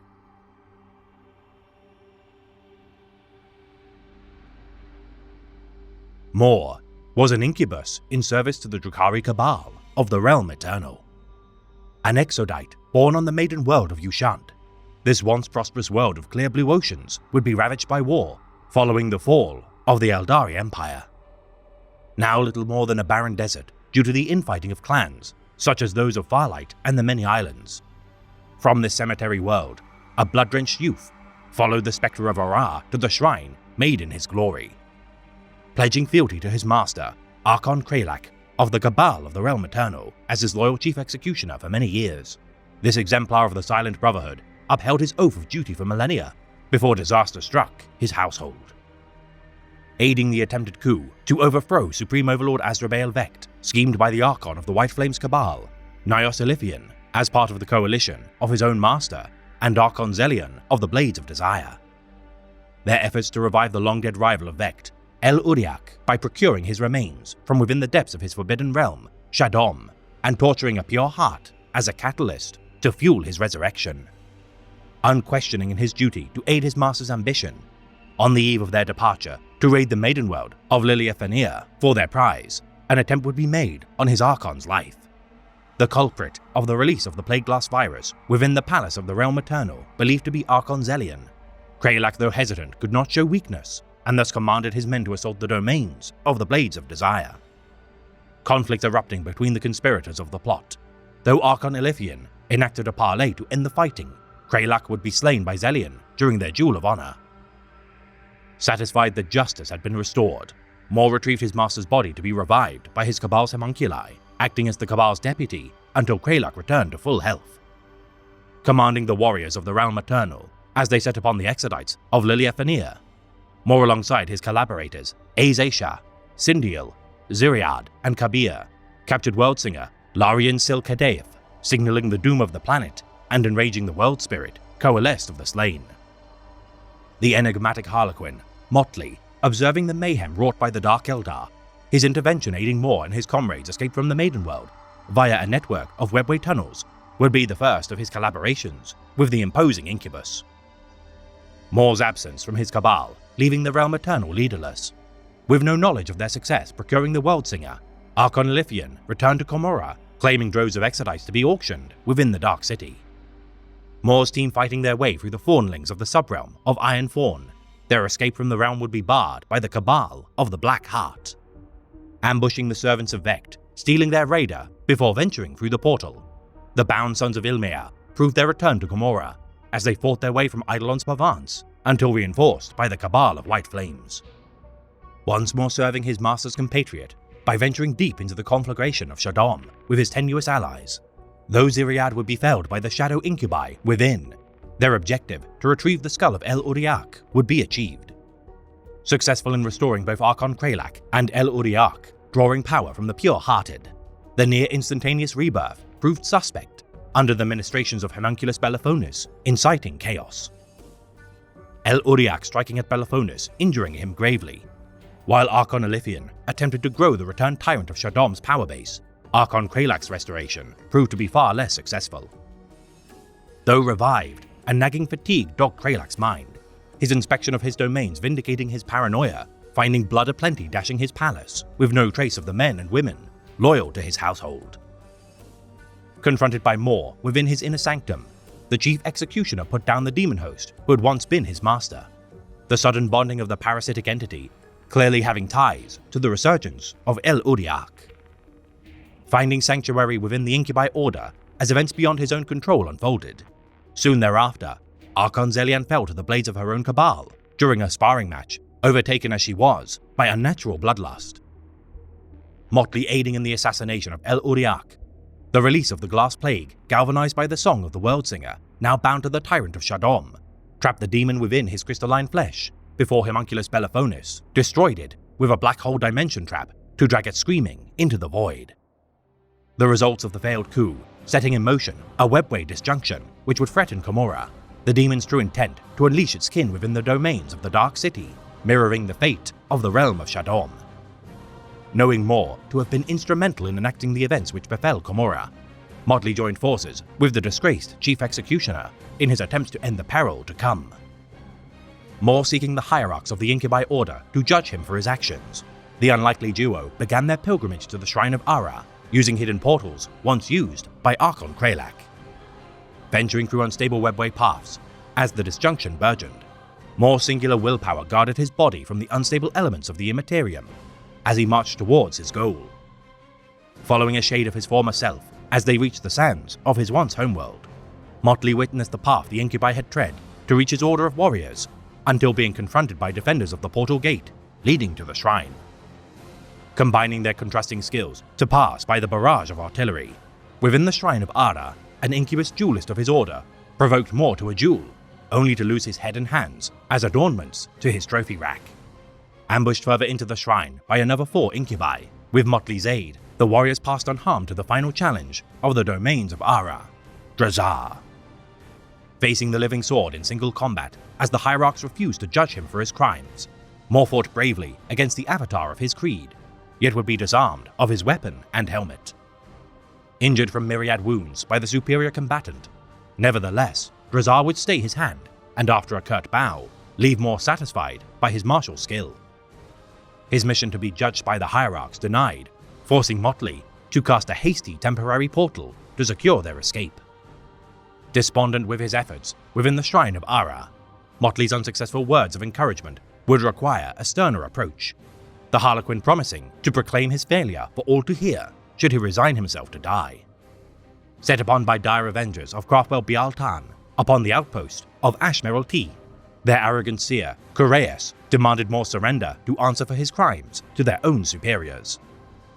Allowing them to seize Moore using a swift kick to his face to ensure his unconscious compliance, Motley accompanied the band of Craftworlders on their journey, leaving a trail for his kin to intervene. Set upon on the world of Cadolith by his masked kinsman, clad and armed with Drukhari equipment, Motley freed Moore from his bindings and fled the battle, unable to conjure another portal, knowing the warlock would track its location. Moore showing signs of the hunger, having not slain an opponent in some time, Motley made all haste to the nearest permanent webway gate to prevent his companion from transforming into one of the so-called Parched. Confiding in Moore that he sought to unite all Eldar under a single banner to combat the terrors of the galaxy. Upon Lilia Fanir, Moore would cement himself as a martyr to such a cause. Confronting the World Spirit, to which he had enraged by capturing its World Singer, Moore donned the bloody helmet of his kill from within the Shrine of Ara and fought the gestalt of the tormented Exodite souls. Warlock Koreas attempting to thwart Moore's battle, Motley allowed the foolhardy seer to intervene, having sighted telltale signs of the Changer of Ways, manipulating his intent. Switching a rune from within the seer's assorted collection when not looking, Motley's actions allowed the seer to cast an unintentional spell, which would empower Moore's form. His terrifying new stature allowing the incubus to unleash his distilled rage, combined with the world serpent of Lilia Fanir.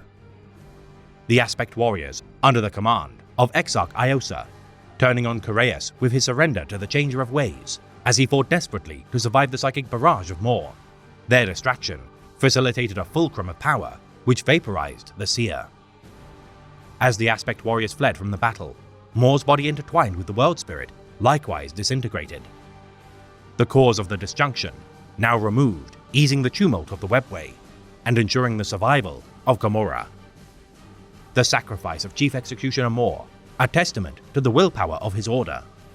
This crestfallen Exodite born of a world of death and destruction would deny further ruin through an act of penance.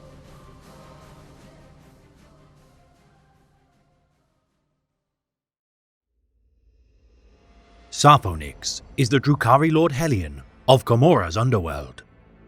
Self-styling himself as the Baron of the Dark City's outcasts, this petty king of the dispossessed oversees every Hellion gang within his airborne court. Formerly a noble of the Cabal of the Slashed Eye, this Dark Eldar pirate has raided Craftworlds for millennia, most noted by his capture of a Farseer of Alatok, to which he proudly boasts of to this day.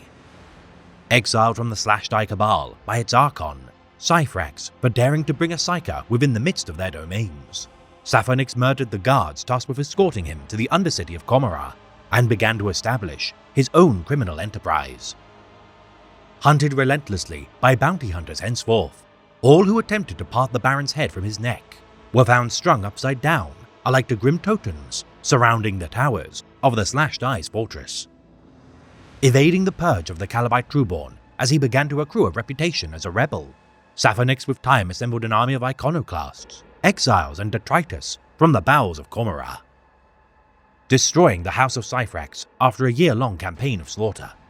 Though none have been able to capture the Hellfather of Outcasts, his panoply still retains fragments of the remains of the Farseer, which had been the cause of his banishment.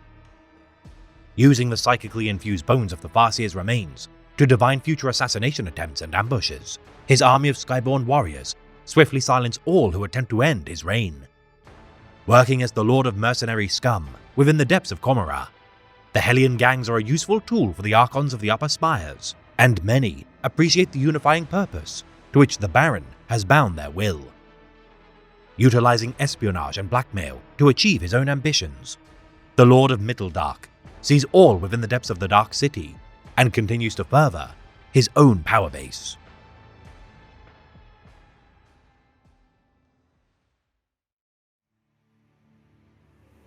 Harden your soul against decadence, but do not despise it, for the soft appearance of the decadent may be deceptive. One need only consider the harlequin dances of the Eldar to see the truth of this proposition. The Eldari species grieves for its losses wrought from the malice of She Who Firsts. Civilizations, families, and even members of the Eldari pantheon lost to the insatiable hunger of the Prince of Pleasure. Though the species would fracture into myriad ways of life to confront extinction, only one is sanctioned by the sole survivor of the gods of the Star Children. For today, we shall elucidate the servants of the Laughing God, a mysterious creed who laugh in the face of death, with rumors speculating that even their patron, Kegarak, inhabits mortal forms to join them in their peculiar performances. The jesters of the First Fool, the Harlequins.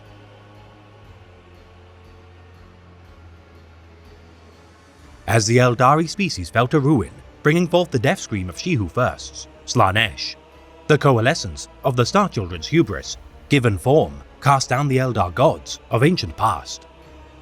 Arrogance, hedonism, and capricious pursuit of fell sensations, giving rise to this monstrous blight upon the stars.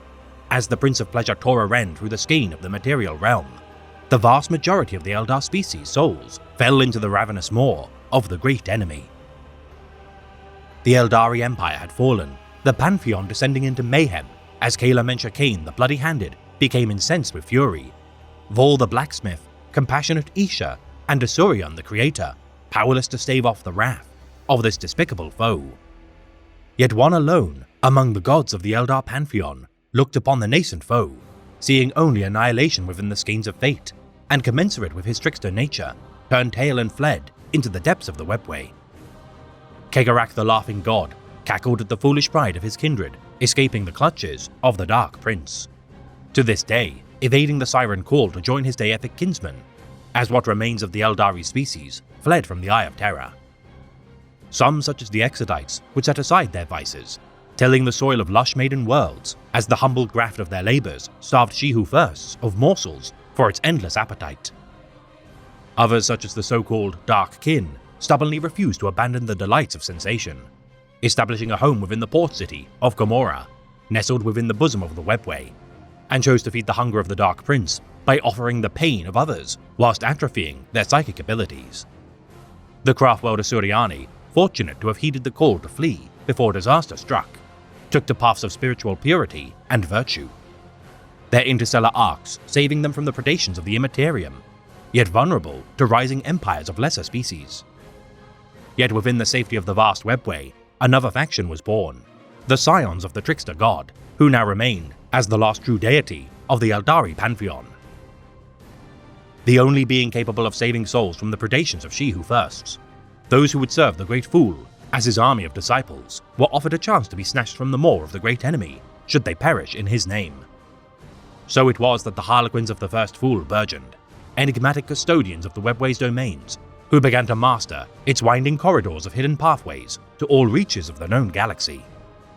Creating a creed of artful warcraft, applying the acrobatics of dance, mercurial trickery, and guile aplenty, the Scions of Kegarak mastered the arts of graceful slaughter, charged as they were to stave off the encroaching presence of chaos.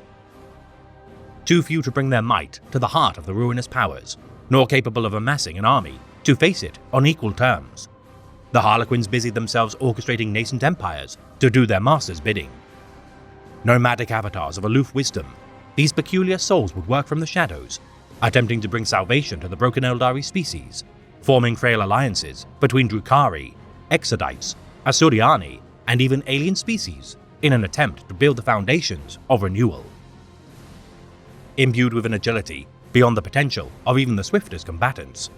The champions of the last living god are not shy to display their favor, as their hurricane of blades and prismatic motion elicits near folklore tales of their deeds. Dressed in flamboyant attire, more in keeping with a carnival than the theatres of war. As the saying, the whole world is a stage, for the Harlequins, the entire galaxy is an amphitheatre. Tasked as the guardians of the priceless Craftworld repository of the Eldar's most prized knowledge, the Black Library, should even a single parchment of lore fall into the wrong hands of enemies such as the Pawns of the Ruinous Powers, great upsets to the balance of galactic power would threaten to further endanger the Eldar species. Secured within the embrace of the Webway, the Black Library is regardless beset by only the most cunning and ambitious foes. The Court of Madness, established to misdirect such aggressors, navigated only a handful of times over the last 10 millennia. Among the armies of Kegarak, varying disciples exist within their ranks. That is, if words such as discipline belong among such a band of peculiar clowns, each specializing in divergent methods of war. Establishing no formal leaders to lead their mask, these collectives of like-minded merrymen rely on their instinctive bonds fostered through battle and performance. Their near-prescient efficiency, honed by their devotion to play a specific part in their combined play. A perfectly coordinated entity comprised of dancers, mimes, and acrobats rally around a caricature of battle of legend known as a Sadaf. These reenactments applied to battles of similar circumstance are relied upon to the exclusion of all other rituals. Taking up specific identities to honor the dramatization of former glories, each part is of equal importance as the Harlequins rely upon time-honored wisdom and traditions. 3 cadres of troops, each in turn led by a troop master, forming the fulcrum to which a mask functions.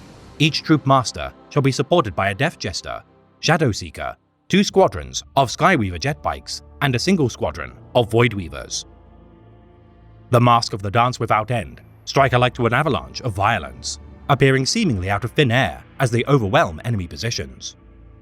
Passionate disciples of the deeds of Kegarak's greatest exploits, these experts of the plays of the Spiral of Mirth and Madness hope to grow closer to their deity by espousing his chronicles at length, even during battle. The tunnels of the Webway said to shift at the mere presence of this favored mask. The Dance Without End wear the rune of the Myriad Path upon their costumes, symbolizing their knowledge of the hidden pathways of the Webway. The Mask of the Dreaming Shadow seek out Necron threats as the self-appointed vanguard against the Eternal Empire. Their members held in high esteem, despite their morose demeanor.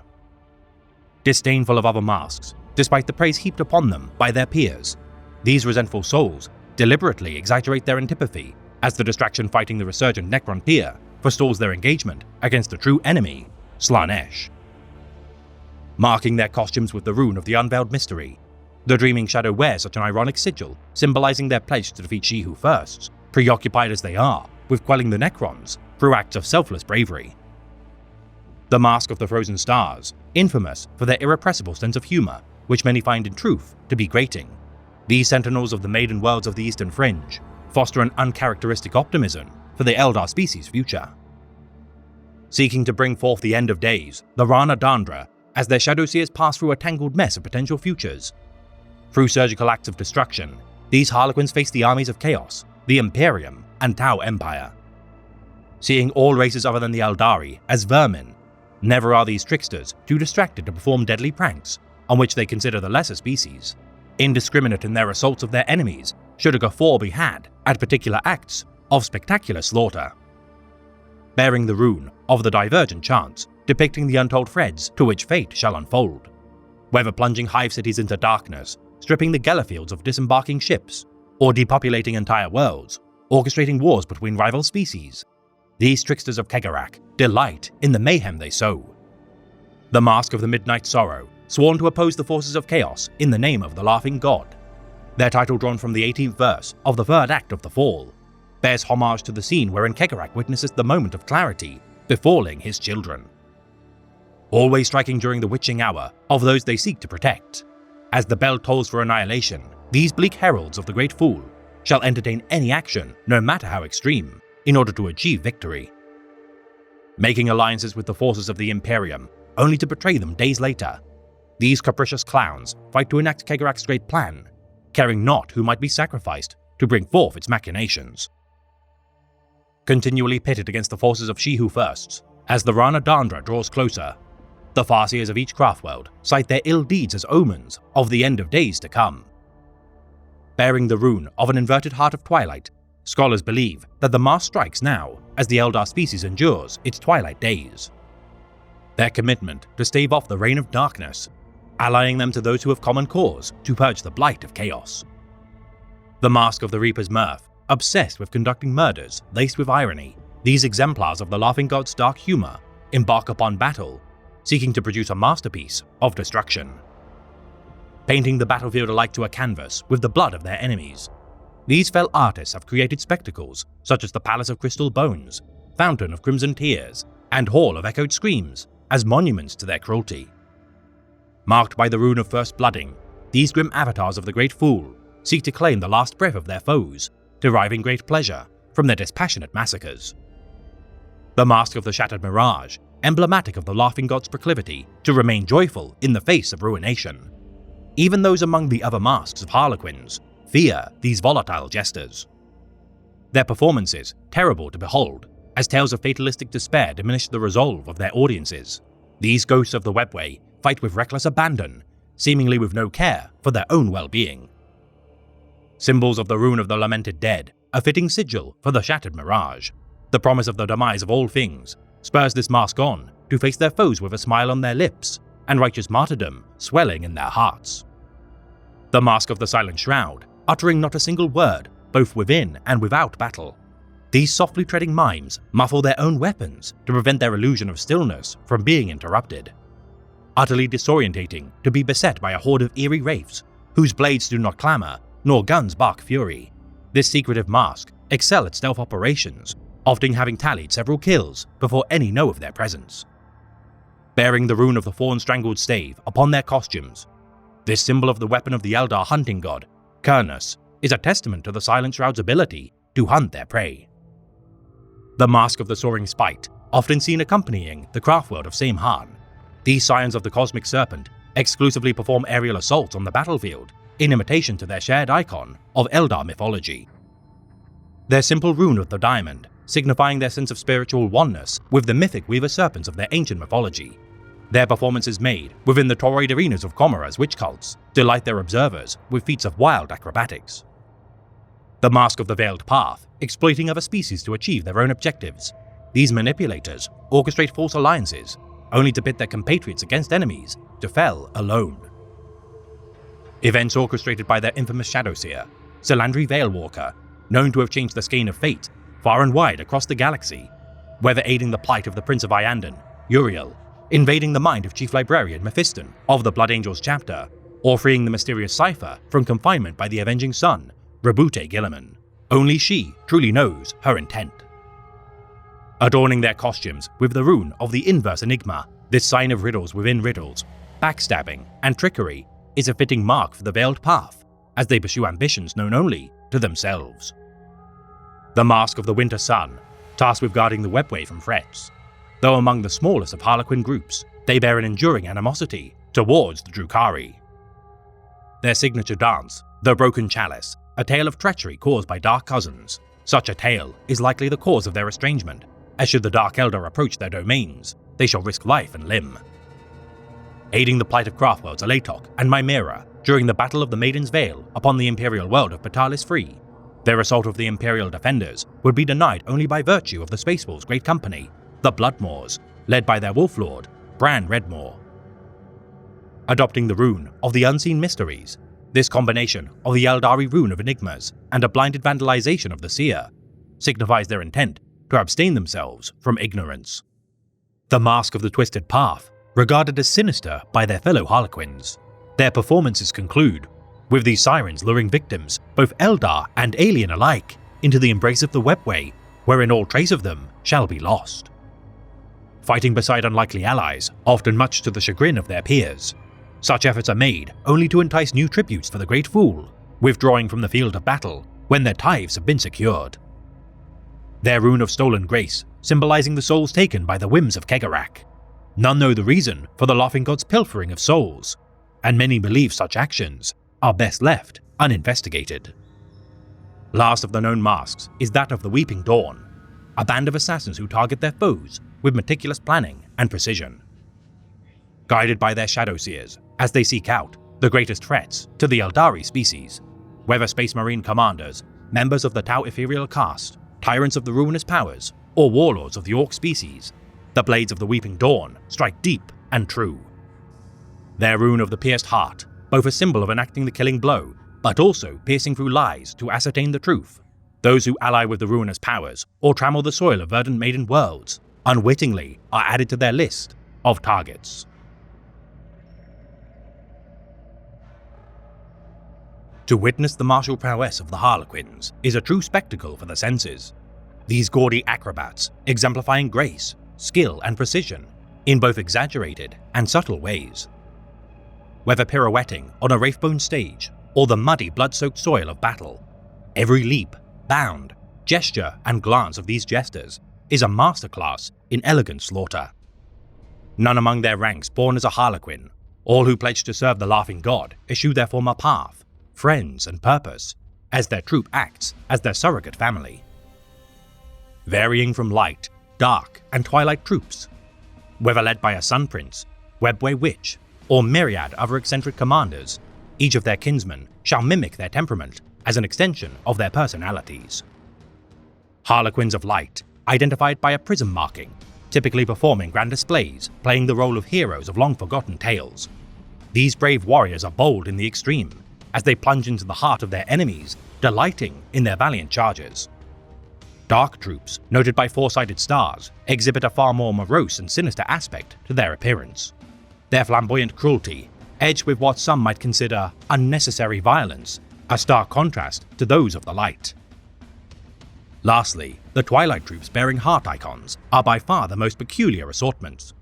Their unknowable motives baffling opponents and allies alike, until their masterstroke reveals the genius of their strategy. Issuing their spirit stones, protected as they are by the efforts of the Laughing God, their exhilaration felt in battle is matched only by the thrill felt by their souls as Kegarak snatches them from the clutches of Slaanesh, before once more retreating into the Webway. Their equivalent of squad markings, defying what other armies might consider the norm. Such strange sigils marked upon their knee, thigh, or shoulder plates are intentionally hard to decipher to aid their confounding nature when deployed for war. Their troop masters, bearing an ornate master rune to mark their pedigree. These avatars are known by the Eldari tongue as Ethea, acting as the officer caste of the Harlequins. Perfecting their troops' theatrics as they weave elaborate battle plans devised to inflict trauma swiftly, it is the burden of a troop master not only to serve as the focal point of their displays, but also answer for each flaw in their deadly dances. Elevated by their brothers and sisters as the most brilliant fighter among their ranks. Unlike typical commanders who lead from behind waves of cannon fodder, the troop masters are the first to launch headfirst into the thick of battle. Troop masters of Light, aggressive in their forward advances, aping the most cherished tales of noble heroes of yore. Troop masters of the Dark, by contrast, seek out gratuitous killing strikes to end their enemies, whilst troop masters of Twilight seek to confound their enemies with cyclical acts of wild maneuvers. Acting as the will of the Laughing God made manifest, the troop masters typically wear long coats as a sign of their rank. Their close combat attacks, unleashed with shuriken pistols, vortex grenades, the infamous Harlequin's Kiss, and on rare occasions, psychic abilities. Leaving their calling cards once battle has waned, their planting of lightweight batons unfurl to present the flag of their mask, a symbol of the Laughing God's wrath among the carnage of war. Troop members, the lieutenants of their master's theatrics, their expertise striking fast before their enemies retaliate, most obvious by their flimsy garb, which seems to most onlookers to be ill-suited to the ravages of battle. Evasion, the champion skill of such dexterous combatants. Their use of holosuit fragments obscures their true form in battle, unleashing storms of colored shards, disorientating mortals and demons alike. Their beautiful arts of blade work, delivering pinpoint stabs, graceful slashes, and deft parries to their foes' attacks. Whether paragons of light, villains of darkness, or renegades of twilight, all play their part to perfection or perish from a misstep of their routine. Players, known as the Reliatan, are the rank and file of the Harlequin Order, their parts to play in the chorus of battle, crucial as they aid the more ambitious acts of pageantry of their superiors. Shadowseers, known as Esdain, acting as psychic carters of the Harlequins.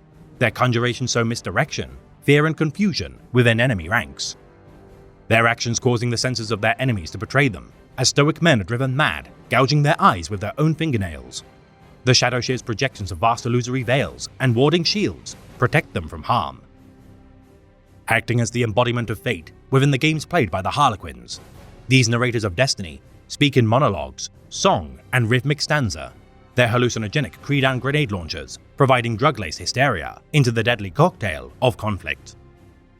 Conjuring white-hot flames and swirling motes of blinding light with superlative skill, these diviners of the skeins of the future diverge from that of the Farseers of Craftworlds due to their lack of care in manipulating events, instead playing the role they are destined to play. Often acting as envoys between the Craftworlds and dark kin of Commorragh, the gleaming masks of their panoplies show portents of the future to those who gaze into their depths, resulting in many believing them to be free agents amongst the scions of Kegarak.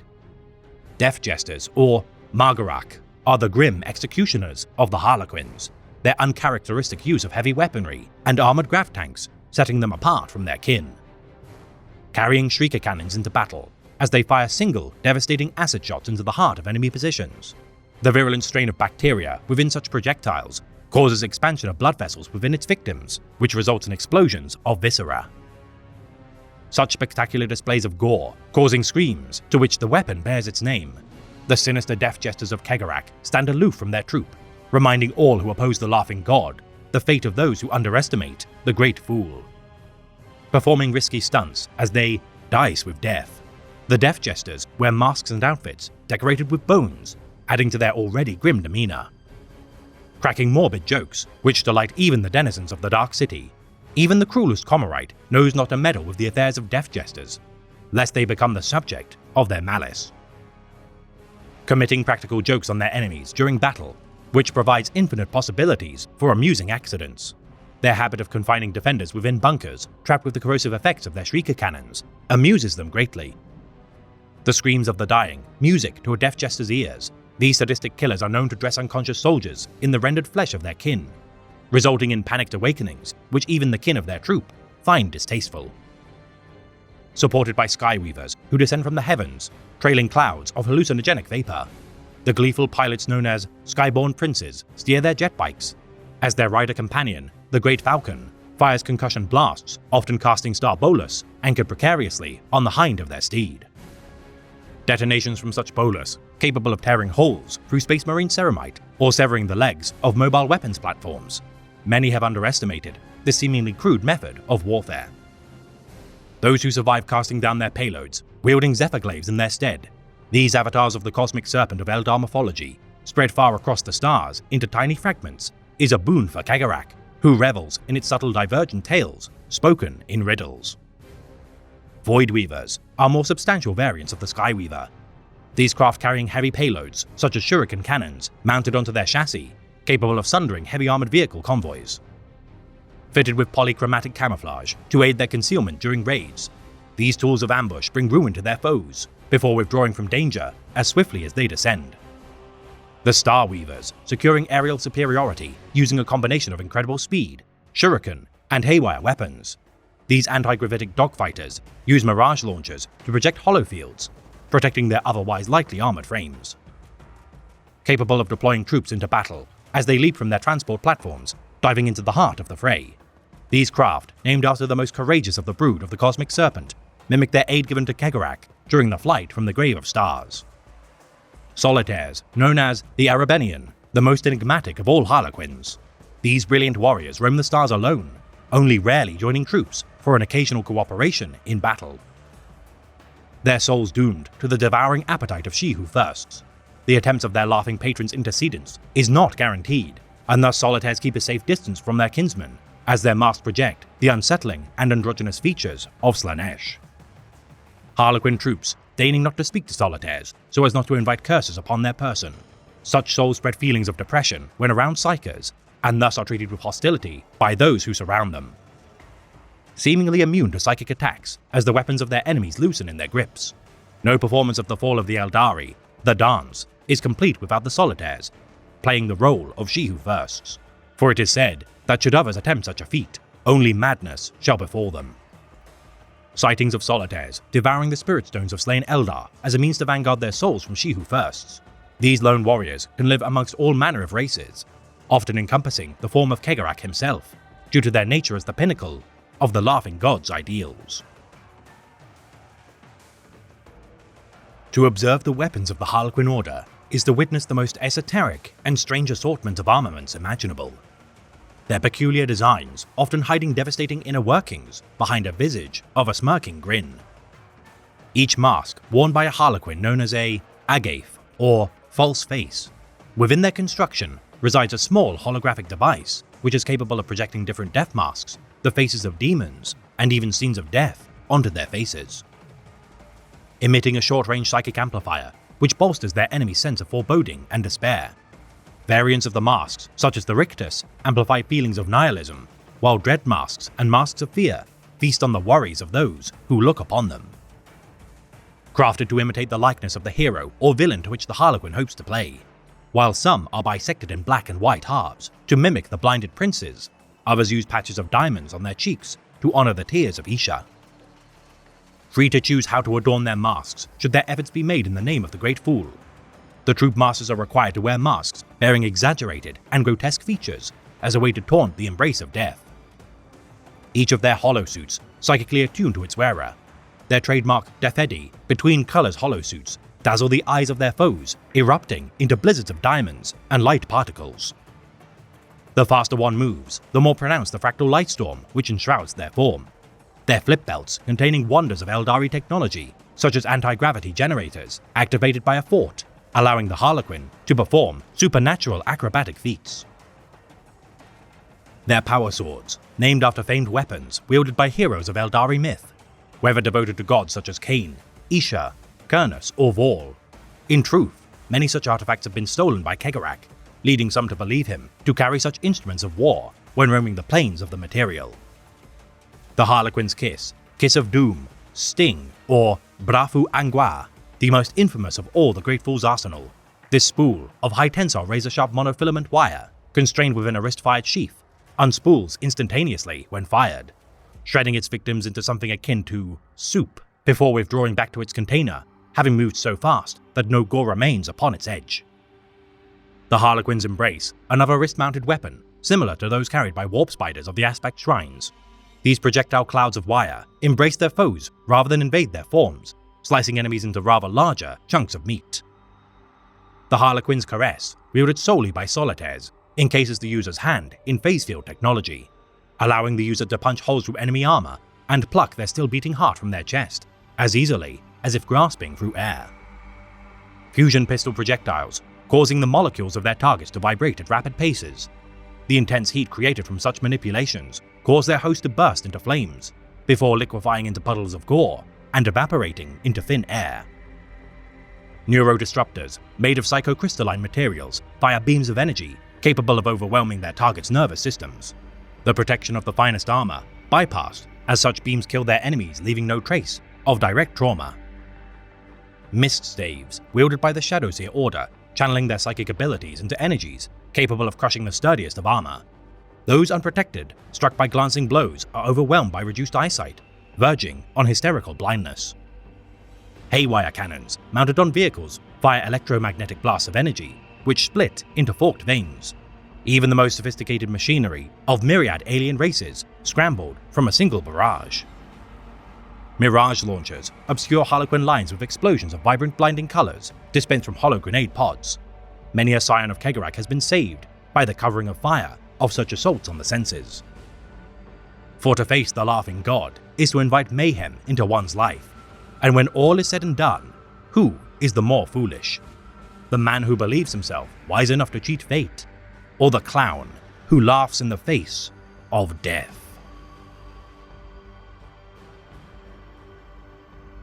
They come masked and clad in motley, performers and acrobats and fools. Yet the true fools are they who judge the Harlequins at face value, who underestimate their murderous malice and utter, ruthless dedication to their cause. Show me one who mocks the Harlequins as clowns, and I shall show you a corpse in the making.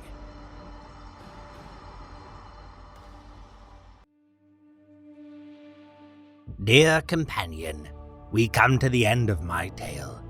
The termination of a journey through 3 stories of the Eternal City, woven around the advent of the disjunction and its aftermath. As a narrator, I stand revealed as the Harlequin, with small parts to play in the first, a starring role for the second, and a stumbling through increasingly reckless improvisations for the third. In the passage of this adventure, the path of the Archon, I learned something from Komura. It was a pearl of wisdom I had often witnessed, but never truly grasped, until I fell under the tutelage of Asdrubal Vecht. Simply put, it is this: to become the leader of many is to become something other, a being both greater and lesser than the ordinary mortals they rule. Like the gods of chaos, our leaders are constrained to fulfill the roles we imagine for them. Our leaders, our tyrants, our overlords, our despots, call them what you will. They impose their will with the force that we grant them in the mortal. Constrained, I hear you cry. What constrains the gods of chaos except one another? The answer are they are defined by their natures and could not change them even if they wanted to, which they couldn't, of course, as those elemental natures are what grant them existence. So it is with mortal leaders. They become what we want them to be, what we desire them to be, and what we allow them to be. Those failing in our expectations are dispensed with and replaced with something more congruent with the popular zeitgeist. In the case of Komura, this demands a being of pure terror. A creature so dark and vengeful that it can hold a gigantic city in thrall through the mere threat of intercession. An entity so malevolent that it will hold the all-destroying power of chaos at bay without regard to the cost. The Komurites, the unrepentant survivors of the Fall, strive endlessly towards anarchy, but deep down in their black hearts, they acknowledge their need for the most autocratically mandated order possible to survive as a species. Perforce all Archons, the leaders and exemplars of Komura, have become lesser reflections of Asdrubal Vecht, violent, brilliant, manipulative, and ambitious. Beneath Vecht's rule, they can be nothing less than absolutes that have burned away all other considerations other than their lust for power. They are dark flames beside the black conflagration of Vecht's wickedness. One day, and all of them might kindle sufficiently to outshine his brilliance, as Ilithian so very nearly did. But that day has not yet dawned. No one has proved to be as ultimately grasping and selfish as Vecht. Not yet. Such is the path of the Archon. Now I would ask you to take a moment and recall the 3 tales I've told you. In the path of the Renegade, we followed several very different renegades, rebelling against very different things. There was the young pathfinder, Sindiel, trying to escape his stifling existence aboard the Craftworlds. There was the homunculus Bellephonis, rebelling against the strictures of his coven. And there was Archon Ilithian, seeking to overthrow the tyranny of Vecht. All 3 reacted violently against the self-rule called for by their respective societies, and all 3 came to know dire consequences of that action as events spiraled beyond their control. To their credit, Sindiel and Bellephonis both acted to try to rectify the situation as best they could. Ilithian escaped only by the intervention of fate and found himself serving an uncertain master. The desire for freedom brings with it great peril for those who would exploit it. Let us call these the Exodites. In the path of the Incubus, we saw those who tread the straight and narrow by obeying the word of their masters, the scions of discipline, convention, honor, duty, and order. The titular Incubus, Mor, stood first and foremost in the tale, but also there was Sirius, the doomed warlock of the Craftworlds, at the head of a squad of dire avengers. This seer and the aspect warriors were trained to be so narrow-minded that they regarded Mor as being ill-disciplined and dishonorable, even when he offered his own soul to save the souls of billions. All of them suffered for their unquestioning loyalty and struggled to find new purpose under the bitter lash of failure. The acceptance of duty calls for self-sacrifice in pursuit of an ever-distant goal. For some, the goal is forgotten, and self-sacrifice becomes an end in its own right. Call these then the Craft Worlds. With the path of the Archon, we have witnessed the machinations of the High Lords of Comora bearing bitter fruit. We have seen their ambitions turn their home into a battleground teetering on the brink of annihilation. We have borne witness to how, after planting the seeds of their own ruin, they made others pay the price for as long as they could. We may think then of these being the Dark Eldar. Three tales interweaving, each representing a facet of our fractured racial psyche. Each bears a warning, but also a kernel of hope. Long have the Eldar dwelled in isolation from themselves and one another, denying parts of their existence in the name of survival. Yet the boundaries are far more impenetrable when they exist only within our own minds. Hence the role of humble players such as myself. It falls to us to tweak the nose of fate by crossing boundaries, defying convention, and mocking the absurdities of existence. Among our divided folk, it's the only way we have to show that in this grim, dark universe, there is always something to be learned from that which you most despise.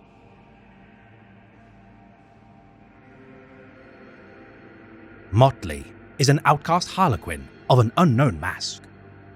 Treated with scorn by seemingly all who deal with this enigmatic jester, Motley's intervention does not seem to discriminate between his righteous or depraved kin, though his dealings often align with that of the Drukhari.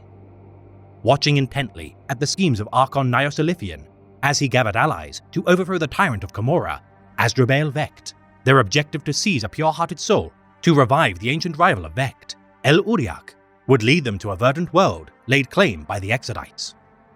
The leader of the Alliance's bespoke kill team, Chief Executioner Moore, of the Cabal of the Realm Eternal, procuring Larian Sil Cadeath, their escape into the realm of the Webway posed a potential end to their plot. Intervening to aid their return to the Dark City, Motley pointed the direction to their salvation whilst manipulating events behind the scenes. His gift of the weapon, the Harlequin's Kiss, to the selfish defector, Sindiel, destined to prove crucial in the trajectory to come. The plot of Ilithian, successful in reviving El Uriak from his long death, on the eve of the conspirators' feast to pledge fealty to the returned Drukhari Emperor, Motley's plans would be fulfilled. Sindiel, attempting to rescue the Exodite Worldsinger from her confinement using the Harlequin's Kiss to end her guardians, the avatar of Moray Heg refused to abandon her role in the events which followed, yet accepted the gift of the Harlequin's Kiss from Sindiel before he departed. El Uriak slain by the effects of the Glass Plague virus, Sindiel freed the Worldsinger from her chains using the Jester's weapon, leaving the amphitheater to be subsumed by a black hole dimension trap unleashed by Homunculus Belophonis, triggering a disjunction. Accompanying the morose incubus, Moore, during his exile from Drukhari society, for killing his own master, Archon Krelak, the Harlequin could not allow the disjunction to threaten Comora as a bastion of the Eldar species. Traveling to the shrine of his begrudging companion, Motley observed the trials of the stoic warrior within the shrine of Ara, preserving his life during an ambush by his peers before being denied intervention during the duel with Drazar, the Living Sword. His true intention to direct Moore as a champion to face the world spirit of Lilia Fenir in order to quell its rage and pacify the disjunction to which the incubus had played a part. With their escape to the world of Ashmirel T, a band of craftworlders would bar their path. Allowing for Moore's capture as he left a trail for his Harlequin kin to intervene. His kin of Kegarak donned Drukhari weapons and armor before ambushing the dire avengers of Baal Tan as they traversed the world of Cadolith. Unbinding Moore before escaping to the Webway portal leading back to Lilia Fenir. As Moore marched to face the world spirit, the arrogant warlock, Kareus, followed their trail. Briefly blocking the Farseer's path as he slipped runes within his pouch of sorceries, Motley smiled, knowing the preening seer would play his part in the tale to come, unknowingly empowering the incubus to merge with the world serpent. Moore sacrificing his life to end the disjunction, Motley breathed a sigh of relief, knowing that a great threat to the Dark Eldar had been quelled, for in his mind, even such depraved souls would be necessary to prevent his species' extinction. Aiding Asdrubael Vect in bringing order back to the domains of the Dark City, in order to bring rise to a united species, Motley would make any and all alliances of convenience to facilitate the schemes of his benefactor.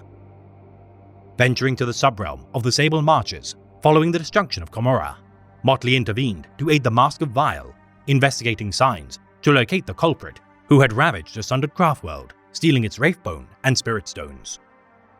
Alongside the Sun King, Ashan-Fordas, Moon Queen Cilia, and the Magroach, Pradhiri Ra, the Harlequins began their hunt for clues within the domains of the Shrike Lord, Vile Menshas, the Windgrave Keep.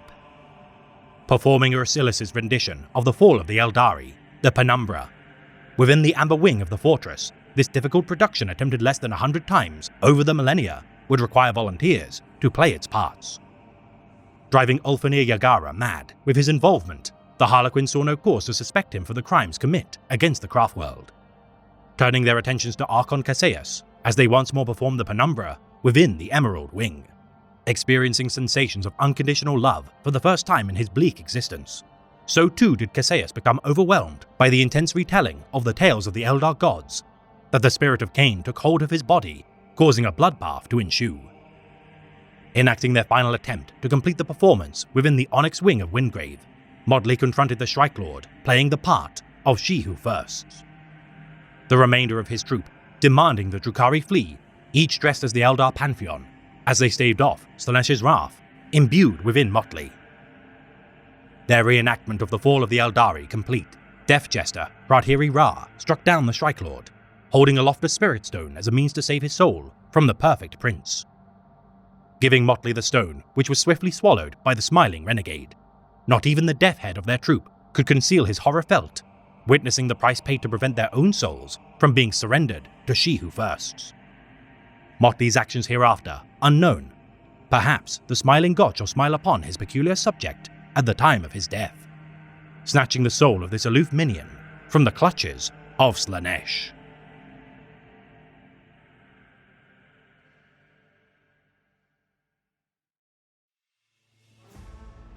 Aelil Nuada is a Harlequin Shadowseer in service to the Conclave of Tears, broaching an alliance between both Asuryani and Drukhari to better defend the Jericho Reach from annihilation.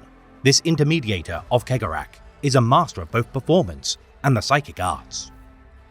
A veteran of countless centuries of travel among the troops of the Laughing God, Nuada has graced every domain of the fractured Eldari Empire, and even danced for Farseer Eldrad Ulfran within Craftworld Ulthway's Dome of Lamentations. Attending court in the presence of Asdrubael Vect, within the throne room of his Dark City's most elaborate palace, such is the peril facing the Jericho Reach, that Aelil has set aside all her former responsibilities. Aided only sparingly by her Harlequin peers since her founding of the Conclave of Tears, none among the Inquisition's dead cabal have ever seen this enigmatic soul with their own eyes, and know only scant reports of her deeds. Tracked only through the portents of the Emperor's Tarot due to her expert maneuvering, the Imperium knows that should this member be removed from the Conclave, its dissolution would be assured.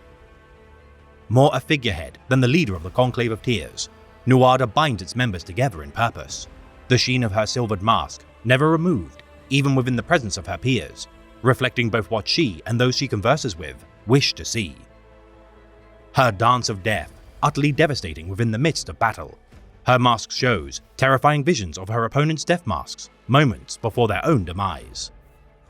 The most active of all members of her conclave, making efforts to uncover the secrets of the dead worlds within the Outer Reach, Nuada shall once again peer upon the dread which slumbers therein, as she did centuries ago.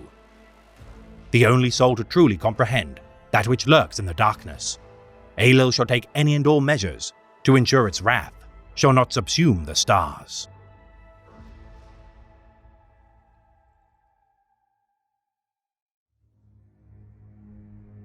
This has been a tale of the Eldari Empire, read by the Antiquarian. Our time as the custodians of the stars is over, for though we held total dominion of the galaxy in our hands, we regardless let our empire slip through our fingers like so many grains of sand. Prideful of our inheritance as the chosen scions of the Old Ones, arrogance blinded us from the path of leadership as we let capricious vices take root within our societies. Now the great wheel is for others to turn, as we witness our folly from afar. Yet we shall not go lightly into the embrace of the void, as we offer assistance in restoring our former dominion to prosperity. For so long as the Eldari live, our last act shall not be that of desecration, but restoration and prosperity. For those who forfeit the future of others are damned to deny themselves their own destiny.